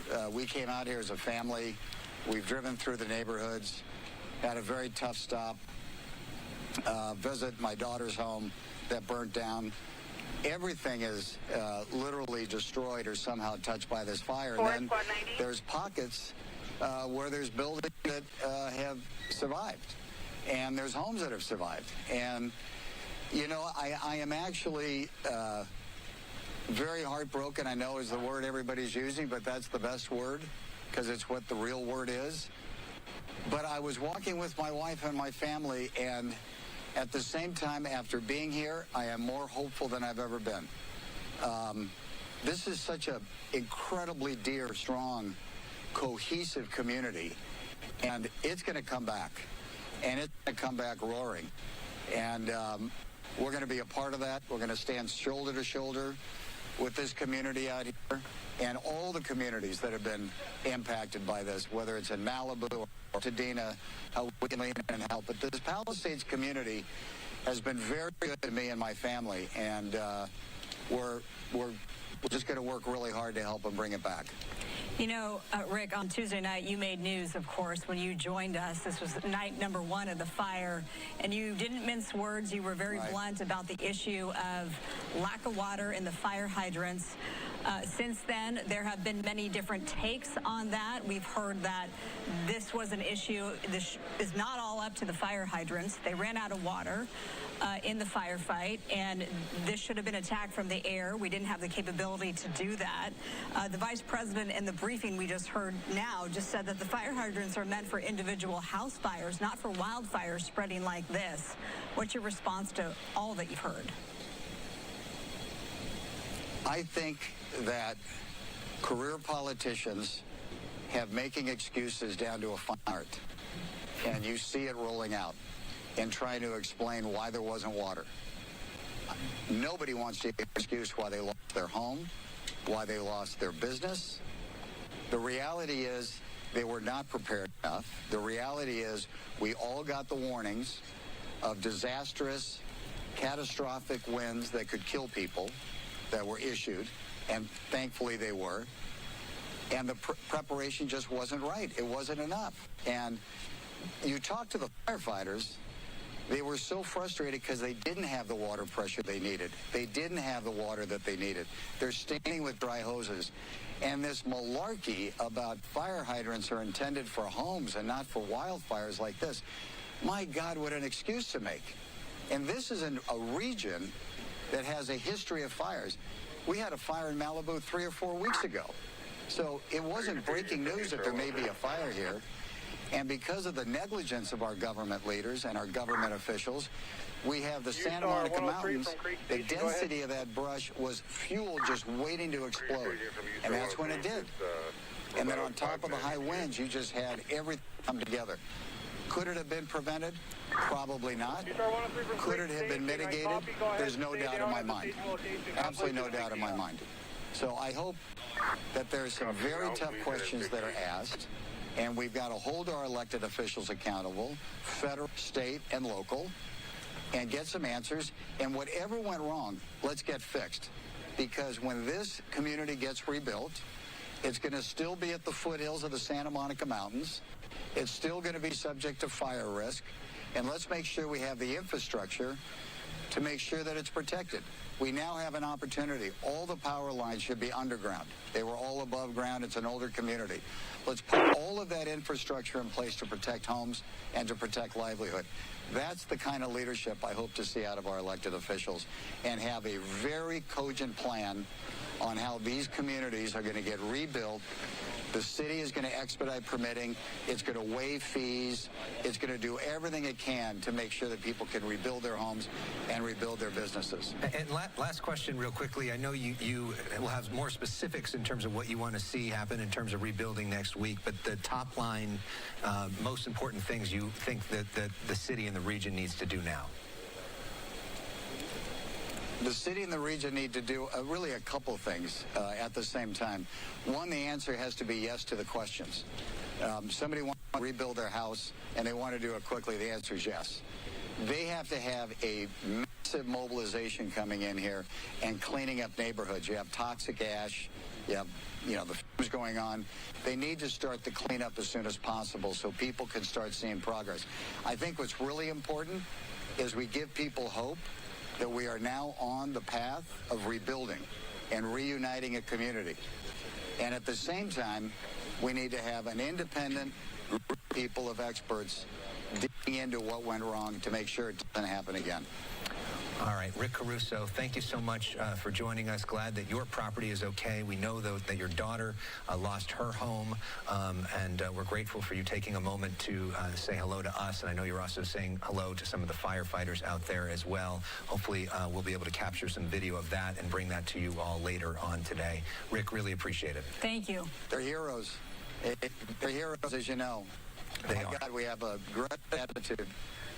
These firefighters risking their lives. So yeah. God bless them, and God bless the police that are protecting these communities. Thank you very much. I really appreciate the time. And obviously doing the best we can in terms of the signals aren't great because of all the infrastructure that's burned in that area. But we can hear them just fine. Yep. Yeah, so let's get you some live pictures of Mount Wilson because this is what we're really focused on now, because this could turn really dire quickly. And what I mean by that is Mount Wilson, there it is. You see that black plume of smoke. All of those towers there, this is how we transmit our signal. There was talk earlier that Mount Wilson, the engineers who power us, that was, they were under evacuation orders because of this, and you can see why. And so we want to let you know that if, in fact, those towers go up, again, this is how 90% of us all broadcast here in the Los Angeles region, that you can still watch us on our app, our Fox Local app. So we encourage you to download that as we're looking at active flames, because you very well could lose our signal. Yeah, so this is mostly impacting people that get their TV over the air, which means you're not watching on cable, you're not watching on satellite, or you're not watching on a streaming service like YouTube TV. If you're getting that old-fashioned over-the-air free TV, that is where this signal comes from. And so it is possible that that signal could go down. But we still do have the ability to get it out in all those other places, including, Marla just said, the free streaming app. You should be okay if you get your signal in those other ways, which I think is how most people get TV these days, but people get it in all different ways. Also, there's a lot of cell equipment up there. I don't know if this will impact people's ability to make phone calls or how strong their cell signals are, but this is potentially very bad for the infrastructure of our entire LA region. So I think this is a taped picture, if I'm not wrong. This is taped from earlier. We've been flying, literally running 24 hours, so I think our chopper's down getting some fuel. Hopefully we'll get live pictures soon to get a sense of exactly where this is. We usually have live pictures from Mount Wilson, but that camera's not working right now because of what we're seeing right here. But now we have apparently a new brush fire we want to take you to. Yeah, and quickly, I want to make sure our viewers know that 3 o'clock, top of the hour, LA County fire officials, they plan to hold a press conference from the Rose Bowl in Pasadena about the Eaton fire and Mount Wilson. So once that happens, we will bring that to you live. This new brush fire, this is in West Hills, by the way. Skyfox up and over the scene, and oh gosh, I hate to say this. Yes, so this is a massive plume of smoke already, and I did see this cross, that this is about 20 acres near the West Hills area, and this started along the border of LA County and Ventura County, 20 acres with moderate rate of spread, aircraft being diverted from the Palisades fire to this new fire. That's not what we need to hear, especially given the time of day. We know, as our meteorologists, including Star Harvey, who's here with us right now, have been reporting that the winds are going to pick up as we make our way into this evening. And that red flag warning that was supposed to expire yesterday, extended to today, now has been extended until tomorrow. Yeah, because Star, we had a bit of a reprieve in the last, half day or so, where people started to feel like maybe we're out of the woods. I started to feel that way, but this is kind of evidence that maybe we're not. Yeah, that's right. We did see a lull in that wind activity, and it began as early as today. And, we were able to get that small little break, and that break just recently starting to, come on the brink of being expired. We are going to see those winds picking up, and, it won't just be for today. We are talking about winds that are expecting to continue over into portions of tomorrow as well. So exactly what you are seeing happen right there across the West Hills area is exactly what we've been forecasting, with that red flag warning being in place. That big red or pink map that we've had out, through this entire event is just indication that wherever those highlights were, that any of that area likely to see any of this happen. And this is exactly what's unfolding there. So at the very top of our headlines, we are coming to the end of that break where we did have those lighter northeast winds, and winds picking up into our afternoon, and they're expecting to roll over into portions of tomorrow as well. And so with that, we've had the National Weather Service extend our red flag warning, and that not just being through today, it does continue through portions of tomorrow, and it's been extended several times, and I myself wouldn't be surprised if we continue to see that extended once more. And so we are continuing here at least to see that setup where we do have those gusty conditions flowing through our area, and it is expected to leave us with, again, some more of those gusty conditions. I went ahead and took a look at some of our peak wind gusts since this event started, and we are talking hurricane force winds. And while we're not expecting to see those moving into this afternoon, I wanted to just take a look back at where some of those wind gusts were. We were talking going as high as anywhere from 70, stretching close to 95 miles per hour. And again, if we take a look at our winds currently right now, we are on the calmer side. We have some of our winds locally kicking up at about 5 to 10 miles per hour, but moving over into portions of our high deserts as well as our low deserts, we are starting to see things refire back into those areas, upwards of 20 miles per hour or so. Our gusts, and this is where we just get those bursts of winds just shooting out across some of the area, and this is going to be where we have all of these contoured colors at. So through the Los Angeles basin, it does look like we are getting a break here. Still that lull continuing, but up into Palmdale, over into Chino Hills, the Inland Empire, and stretching also over into portions of Camarillo. This is in that West Hills area where we do show all of those contoured colors there, just like this fire that we see burning out there. Those winds really, those gusts starting to continue to pick up here, and they will not let up through our afternoon. I'm going to roll us through the 3 o'clock hour here. This is getting us into tomorrow, where we do still show. I'll step out of the screen here so you can see what's happening there behind me. We have winds that are gusting upwards of 30 miles per hour, and again, slightly down from what we were seeing through portions of earlier today, but still picking picking back up. And, you know, we've also been forecasting here that we have an additional Santa Ana wind event that is on the brink of arriving here. And we're talking as early as next week. So as early as Monday, we're looking at another chance for one of these setups. And it's not just expected to be here one day. We are talking about multiple days of having these issues with our winds. And there's a look at our red flag warning. We are talking critical fire potential across all of this highlighted region there. So our dry conditions continuing across the area. In addition to that, we have those strong and gusty winds. And here's a look at our winds. We are taking a look at a wind that is in effect throughout portions of today and rolling over into tomorrow as well. All of our highlighted area here, a big portion of the area, breezy, really windy conditions. We are talking wind advisory levels with our northeast winds pushing up to 40 miles per hour and gusts up to 50 miles per hour. And this is advisory level, rolling you right on over into our watches. Those watches are going to be along our coast there, but also into portions of our mountains and into our desert community. And so, again, we do continue with those red flag warning, dry, windy conditions, and it's going to be sticking around here for a while. Temperature-wise, we are seeing temperatures range from the 40s through the 70s here across the downtown Los Angeles area. I can tell you temperatures well above where they should be for this time of the year, and that rolls me right over into our coast. You know, we're expecting to have some sunshine today. A lot of that sunshine is being impacted by our air quality. Air quality just so nasty out there. It is on the poor end and very unhealthy for a lot of us. And what you're going to go ahead and take a look at in that screen over there is just the fumes there. Lots of spire, lots of smoke there moving across our hills there. And, you know, we unfortunately are going to continue to see this through our Thursday rolling over into portions of our evening and likely overnight and into tomorrow as well. And so that pattern just really setting up over our area. And we're, again, going to see this moving into portions of next week, Monday, as well as pushing into portions of Tuesday.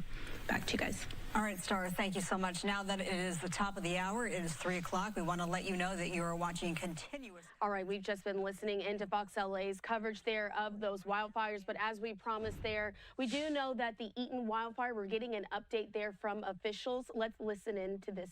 Supervisors Chair Catherine Barger. Here she is. Thank you. Good afternoon. Thank you for joining us for this very important update regarding the Eaton fire and the needed support for our residents. Over the last 2 days, I've talked to countless residents, friends, and town council members who have all expressed concerns over the criminal activity in the fire-impacted areas. The sheriff announced this morning that 20 people have been arrested by deputies for looting. We cannot, and let me make it clear, we will not allow this to continue to happen. Those who evacuated have faced imaginable devastation, displacement, and loss. We must stand up against opportunists who want to prey on these victims. I will not stand by and allow an already traumatic experience to be further compounded. I stand here today with the sheriff as he makes an important announcement that will amplify our ability to protect our vulnerable communities in their time of need. My deepest thanks to our first responders who have been battling this blaze and to the law enforcement officers who have been standing up against criminal activity to the best of their ability. I am confident that these steps we are taking today will give us extra leverage and support needed to really crack down on this important issue. To our residents, we stand with you and will continue to stand up for you. It's frustrating to me when we ask people to evacuate. Their greatest fear is, am I going to come back not only to a home that's standing, but if it is standing, have people come in and burglarize my home. They shouldn't have to make that choice. So with that, I would like to introduce our Los Angeles County Sheriff, Robert Luna. Thank you, Supervisor. Just so all of you know, her leadership's amazing, and we've been on the phone consistently with a lot of the challenges that we're facing. But